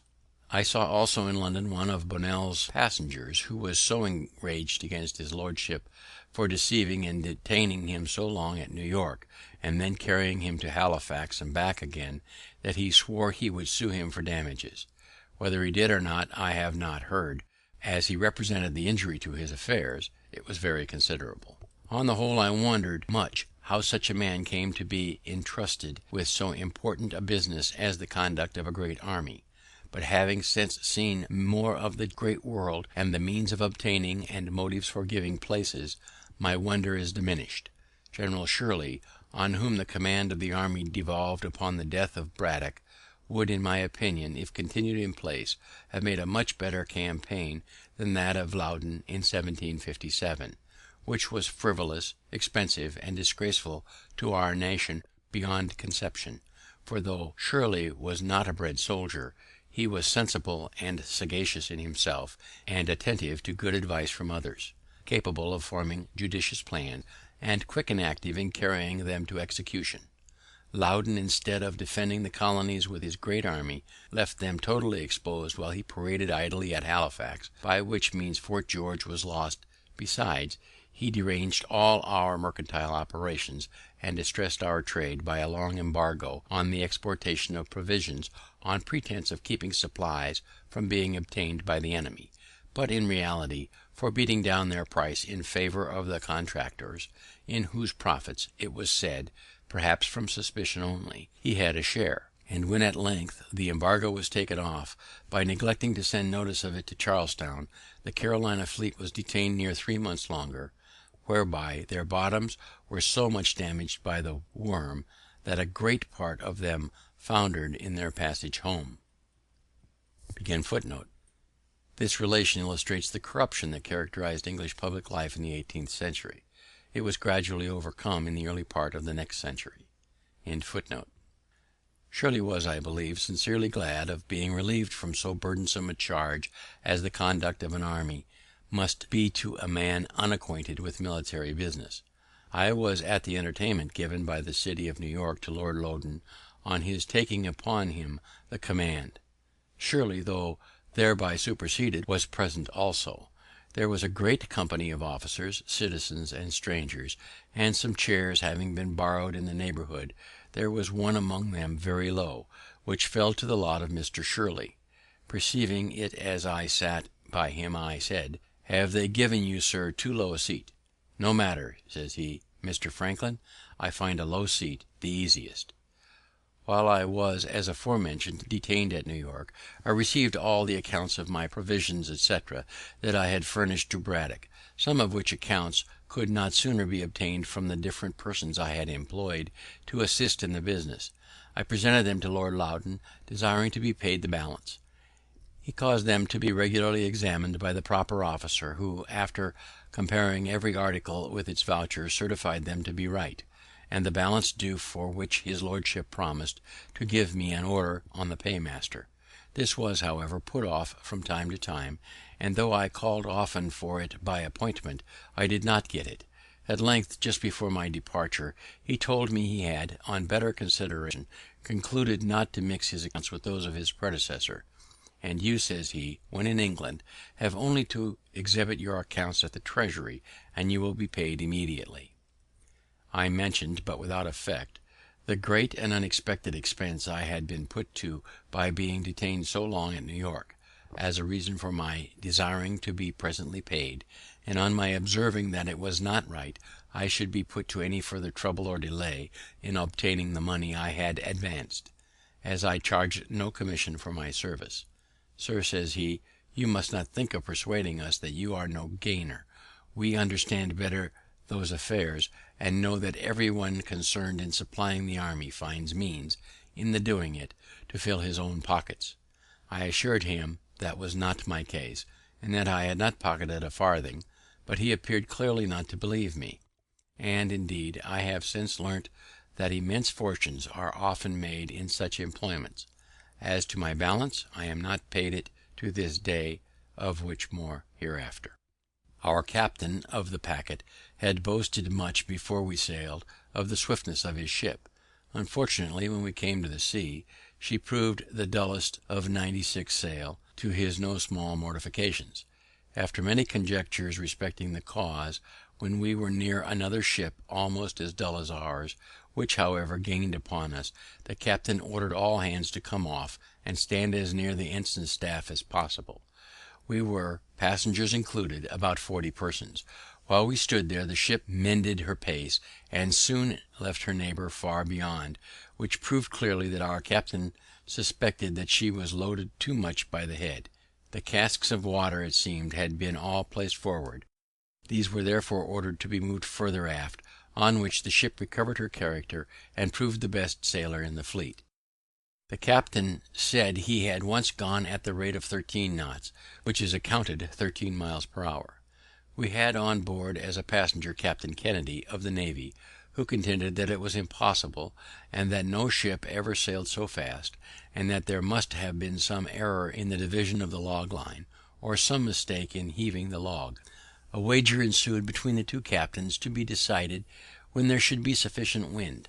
Kennedy thereupon examined rigorously the log line, and being satisfied with it, he determined to throw the log himself. Accordingly, some days after, when the wind blew very fair and fresh, and the captain of the packet Ludwig said he believed she then went at the rate of 13 knots, Kennedy made the experiment, and owned his wager lost. A log line is a piece of wood shaped and weighted so as to keep it stable when in the water. To this is attached a line knotted at regular distances. By these devices it is possible to tell the speed of a ship. The above fact I give for the sake of the following observation. It has been remarked as an imperfection in the art of shipbuilding, that it can never be known, till she is tried, whether a new ship will or will not be a good sailor; for that the model of a good sailing ship has been exactly followed in a new one, which has proved, on the contrary, remarkably dull. I apprehend that this may partly be occasioned by the different opinions of seamen respecting the modes of lading, rigging, and sailing of a ship. Each has his system, and the same vessel, laden by the judgment and orders of one captain, shall sail better or worse than when by the orders of another. Besides, it scarce ever happens that a ship is formed fitted for the sea, and sailed by the same person. One man builds the hull, another rigs her, third lades and sails her. No one of these has the advantage of knowing all the ideas and experience of the others, and therefore cannot draw just conclusions from a combination of the whole. Even in the simple operation of sailing when at sea, I have often observed different judgments in the officers who commanded the successive watches, the wind being the same. One would have the sails trimmed sharper or flatter than another, so that they seemed to have no certain rule to govern by. Yet I think a set of experiments might be instituted, first to determine the most proper form of the hull for swift sailing, the best dimensions and properest place for the masts, then the form and quantity of sails, and their position, as the wind may be, and lastly, the disposition of the lading. This is an age of experiments, and I think a set accurately made and combined would be of great use. I am persuaded, therefore, that ere long some ingenious philosopher will undertake it, to whom I wish success. We were several times chased in our passage, but outsailed everything, and in 30 days had soundings. We had a good observation, and the captain judged himself so near to our port, Falmouth, that if we made a good run in the night we might be off the mouth of that harbour in the morning, and by running in that night might escape the notice of the enemy's privateers, who often cruised near the entrance of the channel. Accordingly all the sail was set that we could possibly make, and the wind being very fresh and fair, we went right before it and made great way. The captain, after his observation, shaped his course, as he thought, so as to pass wide of the Scilly Isles, but it seems there is sometimes a strong indraft setting up St. George's Channel, which deceives seamen, and caused the loss of Sir Cloudesley Shovel's squadron. This indraft was probably the cause of what happened to us. We had a watchman placed on the bow, to whom they often called, "Look well out before thee," and he as often answered, "Aye, aye," but perhaps had his eyes shut, and was half asleep at the time, they sometimes answering, as is said, mechanically, for he did not see a light just before us, which had been hid by the stubbing sails from the man at the helm and from the rest of the watch, but by an accidental yaw of the ship was discovered, and occasioned a great alarm, we being very near it, the light appearing to me as big as a cart wheel. It was midnight, and our captain fast asleep, but Captain Kennedy jumped upon deck, and seeing the danger, ordered the ship to wear round, all sails standing, an operation dangerous to the masts, but it carried us clear, and we escaped shipwreck, for we were running right upon the rocks on which the lighthouse was erected. Thus deliverance impressed me strongly with the utility of lighthouses, and made me resolve to encourage the building more of them in America, if I should live to return there. In the morning it was found by the soundings, etc., that we were near our port, but a thick fog hid the land from our sight.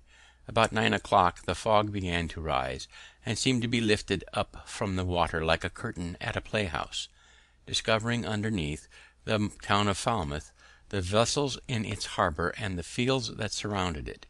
There was a most pleasing spectacle to those who had been so long without any other prospects than the uniform view of a vacant ocean, and it gave us the more pleasure as we were now free from the anxieties which the state of war occasioned. I set out immediately with my son for London, and we only stopped a little by the way to view Stonehenge on Salisbury Plain, and Lord Pembroke's house and the gardens, with his very curious antiques, at Wilton. We arrived in London the 27th of July, 1757. As soon as I was settled in a lodging Mr. Charles had provided for me, I went to visit Dr. Fothergill, to whom I was strongly recommended, and whose counsel respecting my proceedings I was advised to obtain. He was against an immediate complaint to government, and thought the proprietaries should first be personally applied to, who might possibly be induced by the interposition and persuasion of some private friends to accommodate matters amicably. I then waited on my old friend and correspondent, Mr. Peter Collinson, who told me that John Halsbury, the great Virginia merchant, had requested to be informed when I should arrive, that he might carry me to Lord Granville's, who was then president of the council, and wished to see me as soon as possible. I agreed to go with him the next morning. Accordingly, Mr. Halsbury called for me and took me in his carriage to the nobleman's, who received me with great civility, and after some questions respecting the present state of affairs in America, and discoursed thereupon, he said to me, "You Americans have wrong ideas of the nature of your constitution. You contend that the king's instructions to his governors are not laws, and think yourselves at liberty to regard or disregard them at your own discretion. But those instructions are not like the pocket instructions given to a minister going abroad, for regulating his conduct in some trifling point of ceremony. They are first drawn up by judges learned in the laws. They are considered, debated, and perhaps amended in council, after which they are signed by the king. They are then, so far as they relate to you, the law of the land, for the king is the legislator of the colonies. I told his lordship that this was new doctrine to me. I had always understood from our charters that our laws were to be made by our assemblies, to present it indeed to the king for his royal assent, but being once given, the king could not repeal or alter them. And as the assemblies could not make permanent laws without his assent, so neither could he make a law for them without theirs. He assured me I was totally mistaken. I did not think so, however, and his lordship's conversation having a little alarmed me as to what might be the sentiments of the court concerning us, I wrote it down as soon as I returned to my lodgings. I recollected that about 20 years before, a clause in a bill brought into Parliament by the ministry had proposed to make the king's instructions laws in the colonies, but the clause was thrown out by the Commons, for which we adored them as our friends and friends of liberty, till by their conduct towards us in 1765 it seemed that they had refused that point of sovereignty to the king only that they might reserve it for themselves. This whole passage shows how hopelessly divergent were the English and American views on the relations between the mother country and her colonies. Grenville here made clear that the Americans were to have no voice in making or amending their laws. Parliament and the king were to have absolute power over the colonies. No wonder Franklin was alarmed by this new doctrine. With his keen insight into human nature and his consequent knowledge of American character, he foresaw the inevitable result of such an attitude on the part of England. His conversation with Grenville makes these last pages of the Autobiography one of his most important parts. After some days, Dr. Fothergill having spoken to the proprietaries, they agreed to a meeting with me at Mr. T. Penn's house in Spring Garden. The conversation at first consisted of mutual declarations of disposition to reasonable accommodations, but I supposed each party had his own ideas what should be meant by reasonable. We then went into consideration of our several points of complaint, which I enumerated.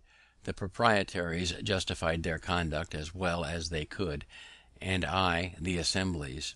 We now appeared very wide and so far from each other in our opinions as to discourage all hope of agreement. However, it was concluded that I should give them the heads of our complaints in writing, and they promised then to consider them. I did soon after, but they put the paper into the hands of their solicitor, Ferdinand John Paris, who managed for them all their law business in their great suit with the neighbouring proprietary of Maryland, Lord Baltimore, which had subsisted 70 years, and wrote for them all their papers and messages in their dispute with the assembly. He was a proud, angry man, and as I had occasionally in answers of the assembly treated his papers with some severity, they being really weak in point of argument and haughty in expression, he had conceived a mortal enmity to me, which, discovering itself whenever we met, I declined the proprietary's proposal that he and I should discuss the heads of complaint between our two selves, and refused treating with anyone but them. They then, by his advice, put the paper into the hands of the attorney and solicitor general for their opinion and counsel upon it, where it lay unanswered a year, wanting 8 days, during which time I made frequent demands of an answer from the proprietaries, but without obtaining any other than that they had not yet received the opinion of the attorney and solicitor general.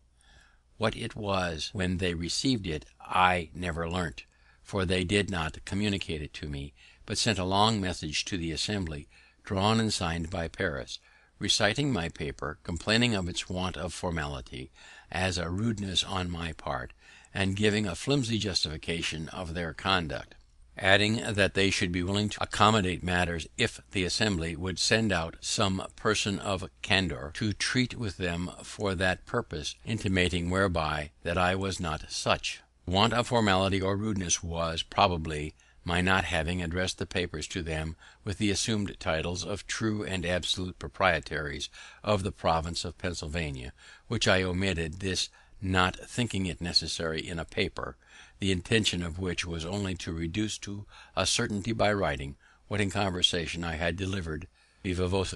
But during this delay, the Assembly having prevailed with Governor Denny to pass an act taxing the proprietary estate in common with the estates of the people, which was the grand point in dispute, they omitted answering the message. When this act, however, came over, the proprietaries, counselled by Paris, determined to oppose its receiving the royal assent.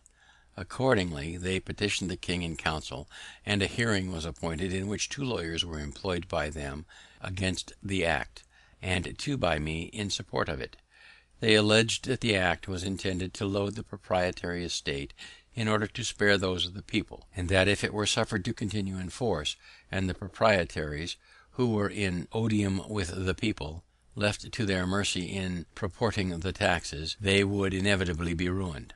We replied that the act had no such intention, and would have no such effect; that the assessors were honest and discreet men, under an oath to assess fairly and equitably, and that any advantage each of them might expect in lessening his own tax by augmenting that of the proprietaries was too trifling to induce them to perjure themselves. This is the purport of what I remember as urged by both sides, except that we insisted strongly on the mischievous consequences that must attend a repeal; for that the money, £100,000, being printed and given to the king's use, expended in his service, and now spread among the people, the repeal would strike it dead in their hands, to the ruin of many, and the total discouragement of future grants; and the selfishness of the proprietaries, in soliciting such a general catastrophe, merely from a groundless fear of their estate being taxed too highly, was insisted upon in the strongest terms. On this, Lord Mansfield, one of the council, rose, and beckoning me, took me into the clerk's chamber, while the lawyers were pleading, and asked me if I was really of the opinion that no injury would be done the proprietary estate in the execution of the act. I said certainly. Then, says he, you can have little objection to enter into an engagement to assure that point. I answered, none at all. He then called in Paris, and after some discourse his lordship's proposition was accepted on both sides. A paper to the purpose was drawn up by the clerk of the council, which I signed, with Mr. Charles, who was also an agent of the province for their ordinary affairs, when Lord Mansfield returned to the council chamber, where finally the law was allowed to pass. Some changes were however recommended, and we also engaged they should be made by a subsequent law, but the Assembly did not think them necessary, for 1 year's tax having been levied by the act before the order of the council arrived, they appointed a committee to examine the proceedings of the assessors, and on this committee they put several particular friends of the proprietaries. After a full inquiry, they unanimously signed a report that they found the tax had been assessed with perfect equity. The Assembly looked into my entering into the first part of the engagement as an essential service to the province, since it secured the credit of the paper money then spread over all the country. They gave me their thanks in form when I returned, but the proprietaries were enraged at Governor Denny for having passed the act, and turned him out with threats of suing him for breach of instructions which he had given bond to observe. He, however, having done it at the instance of the general, and for his majesty's service, and having some powerful interest at court, despised the threats, and they were never put in execution. Unfinished. End of chapter 19. Appendix. Electrical Kite. To Peter Collinson, Philadelphia, October 19th, 1752. Sir, as frequent mention is made in public papers from Europe of the success of the Philadelphia experiment for drawing the electric fire from clouds by means of pointed rods of iron erected on high buildings, etc., it may be agreeable to the curious to be informed that the same experiment has succeeded in Philadelphia, though made in a different and more easy manner, which is as follows. Make a small cross of 2 light strips of cedar, the arms so long as to reach to the 4 corners of a large, thin silk handkerchief, then extended.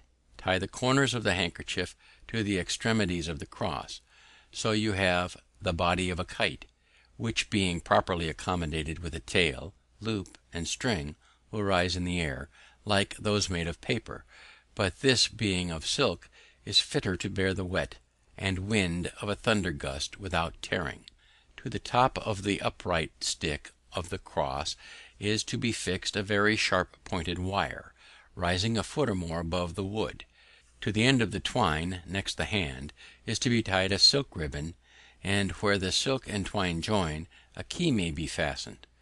This kite is to be raised when a thunder gust appears to be coming on, and the person who holds the string must stand within a door or window or under some cover, so that the silk ribbon may not be wet, and care must be taken that the twine does not touch the frame of the door or window.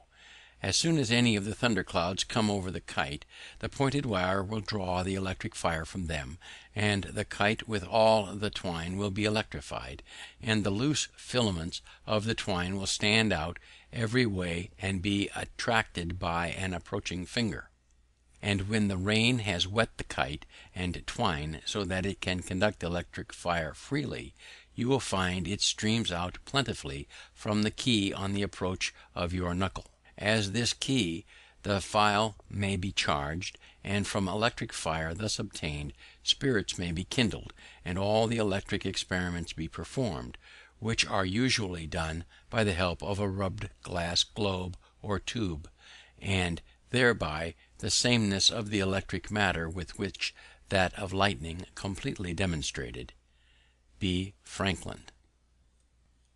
The shade of him who counsel can bestow, still pleased to teach, and yet not proud to know, unbiased, or by favor, or by spite, nor dully prepossessed, nor blindly right, who learned, well bred, and though well bred, sincere, modestly bold, and humanely severe, who to a friend his faults can sweetly show, and gladly praise the merit of a foe.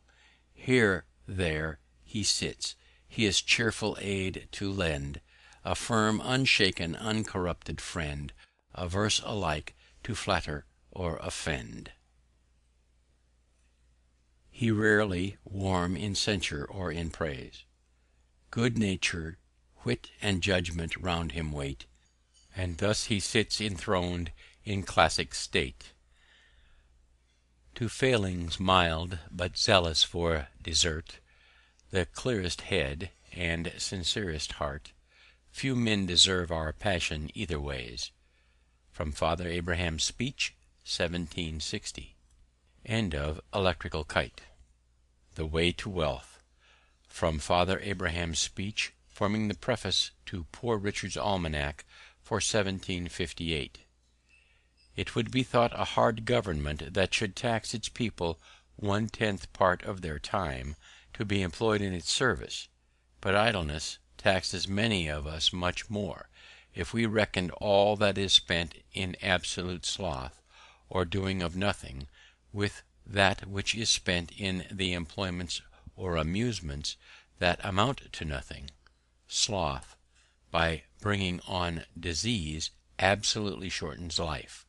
Sloth, like rust, consumes faster than labor wears, while the used key is always bright, as Poor Richard says. But dost thou love life? Then do not squander time, for that's the stuff life is made of, as Poor Richard says. How much more than is necessary do we spend in sleep, forgetting that the sleeping fox catches no poultry, and that there will be sleeping enough in the grave, as Poor Richard says. If time be of all things the most precious, wasting time must be, as Poor Richard says, the greatest prodigality, since, as he elsewhere tells us, lost time is never found again, and what we call time enough always proves little enough. Let us then up and be doing, and doing to the purpose, so by diligence shall we do more with less perplexity. Sloth makes all things difficult, but industry all easy, as Poor Richard says, and he that riseth late must trod all day, and shall scarce overtake his business at night, while laziness travels so slowly that poverty soon overtakes it, as we read in Poor Richard, who adds, "Drive thy business, let not that drive thee," and early to bed and early to rise makes a man healthy, wealthy, and wise. Industry need not wish, and he that lives upon hope will die fasting. There's no gains without pains. He that hath a trade hath an estate, and he that hath a calling hath an office of profit and honour. But then the trade must be worked, and the calling well formed, for neither the estate nor the office will enable us to pay our taxes. What though you have found no treasure, nor has any such relation left you a legacy? Diligence is the mother of good luck, as Poor Richard says, and God gives all things to industry. One today is worth two tomorrow, and farther. Have you something to do tomorrow, do it today. If you were a servant, you would not be ashamed that a good master should catch you idle. Are you then your own master? Be ashamed to catch yourself idle. Stick to it steadily, and you will see great effects, for constant dropping wears away stones, and by diligence and patience the mouse ate into the cable, and little strokes fell great oaks. Methinks I hear some of you say, must a man afford himself no leisure? I will tell thee, my friend, what Poor Richard says. Employ thy time well if thou meanest to gain leisure, and since thou art not sure of a minute, throw not away an hour. Leisure is time for doing something useful. This leisure the diligent man will obtain, but the lazy man never, so that, as Poor Richard says, a life of leisure and a life of laziness are two things. Keep thy shop, and thy shop will keep thee. And again, if you would have your business done, go; if not, send. If you would have a faithful servant, and when you like, serve yourself. A little neglect may breed great mischief, adding, for want of a nail the shoe was lost, for want of a shoe the horse was lost, and for want of a horse the rider was lost, being overtaken and slain by the enemy, all for the want of care about a horseshoe nail. So much for industry, my friends, and attention to one's own business. But to these we must add frugality. What maintains one vice would bring up two children. You may think, perhaps, that a little tea or a little punch now and then, diet a little more costly, clothes a little finer, and a little entertainment now and then, can be no great matter. But remember what Poor Richard says, many a little makes a mickle. Beware of little expenses. A little leak will sink a great ship. And again, who dainties love shall beggars prove, and moreover fools make feasts, and wise men eat them. But what thou hast no need of, and ere long thou shalt sell thy necessaries. If you would know the value of money, go and try to borrow some, for he that goes a borrowing goes a sorrowing. The second vice is lying, the first is running in debt. Lying rides upon debt's back. Poverty often deprives a man of all spirit and virtue. 'Tis hard for an empty bag to stand upright. And now, to conclude, experience keeps a dear school, but fools will learn in no other, and scare in that, for it is true, we may give advice, but we cannot give conduct, as Poor Richard says. However, remember this, they that won't be counselled can't be helped, as Poor Richard says, and farther, that if you will not hear reason, she'll surely rap your knuckles. The Whistle. To Madame Brillon. Passy, November 10th, 1779. I am charmed with your description of Paradise, and with your plan of living there, and I approve much of your conclusion that in the meantime we should draw all the good we can from this world. In my opinion, we might all draw more good from it than we do, and suffer less evil, if we should take care not to give too much for whistles, for to me it seems that most of the unhappy people we meet with are come to by neglect of that caution. You ask what I mean? You love stories, and will excuse my telling one of myself. When I was a child of 7 years old, my friends, on a holiday, filled my pockets with coppers. I went directly to a shop where they sold toys for children, and being charmed with the sound of a whistle that I met by the way in the hands of another boy, I voluntarily offered and gave all my money for one. I then came home and went whistling all over the house, much pleased with my whistle, but disturbing all the family. My brothers and sisters and cousins, understanding the bargain I had made, told me I had given 4 times as much for it as it was worth, put me in mind of what good things I might have bought with the rest of the money, and laughed at me so much for my folly that I cried with vexation, and the reflection gave me more chagrin than the whistle gave me pleasure. This, however, was afterwards of use to me, the impression continuing on my mind, so that often when I was tempted to buy some unnecessary thing I said to myself, "Don't give too much for the whistle," and I saved my money. As I grew up, came into the world, and observed the actions of men, I thought I met with many, very many, who gave too much for the whistle. When I saw one too ambitious for court favours, sacrificing his time and attendance on levees, his repose, his liberty, his virtue, and perhaps his friends, to attain it, I have said to myself, this man gives too much for his whistle. When I saw another, fond of popularity, constantly employing himself in political bustles, neglecting his own affairs and ruining them by neglect, he pays indeed, said I, too much for his whistle.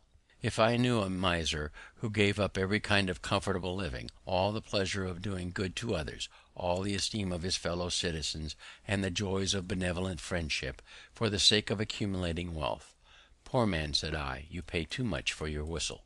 When I met with a man of pleasure, sacrificing every laudable improvement of the mind, or of his fortune, to mere corporal sensations, and ruining his health in the pursuit, mistaken man, said I, you are providing pain for yourself instead of pleasure.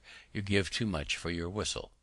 If I see one fond of appearance, or fine clothes, fine houses, fine furniture, fine equipages, all above his fortune, for which he contracts debts and ends his career in a prison, alas, say I, he paid dear, very dear, for his whistle.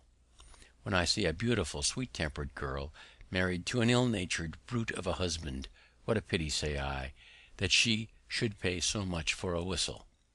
In short, I conceive that the great part of the miseries of mankind are brought upon them by the false estimates they have made of the value of things, and by their giving too much for their whistles. Yet I ought to have charity for these unhappy people when I consider that, with all this wisdom of which I am boasting, there are certain things in the world so tempting, for example, the apples of King John, which happily are not to be bought, for they were put to sale by auction. I might very easily be led to ruin myself in the purchase, and find that I had once more given too much for the whistle. Adieu, my dear friend, and believe me ever yours very sincerely, with unalterable affection, B. Franklin. A letter to Samuel Mather. Passy, May 12th, 1784. Reverend Sir, it is now more than 60 years since I left Boston, but I remember well both your father and grandfather, having heard them both in the pulpit, and seen them in their houses. The last time I saw your father, it was the beginning of 1724, when I visited him after my first trip to Pennsylvania. He received me in his library, and on taking leave, showed me a shorter way out of the house through a narrow passage, which was crossed by a beam overhead. We were still talking as I withdrew. He accompanied me behind, and I turned partly towards him, when he said hastily, "Stoop, stoop." I did not understand him till I felt my head hit against the beam. He was a man that never missed an occasion of giving instruction, and upon this he said to me, "You are young and have the world before you. Stoop as you go through it, and you will miss many hard thumps." This advice, thus beat into my head, has frequently been of use to me, and I often think of it when I see pride mortified and misfortunes brought upon people by their carrying their heads too high. B. Franklin. The End. End of Appendix. End of the Autobiography of Benjamin Franklin. Thank you for listening to Narrated Books. If you enjoyed this audiobook, hit like and subscribe for more amazing stories. What book should we narrate next? Let us know in the comments.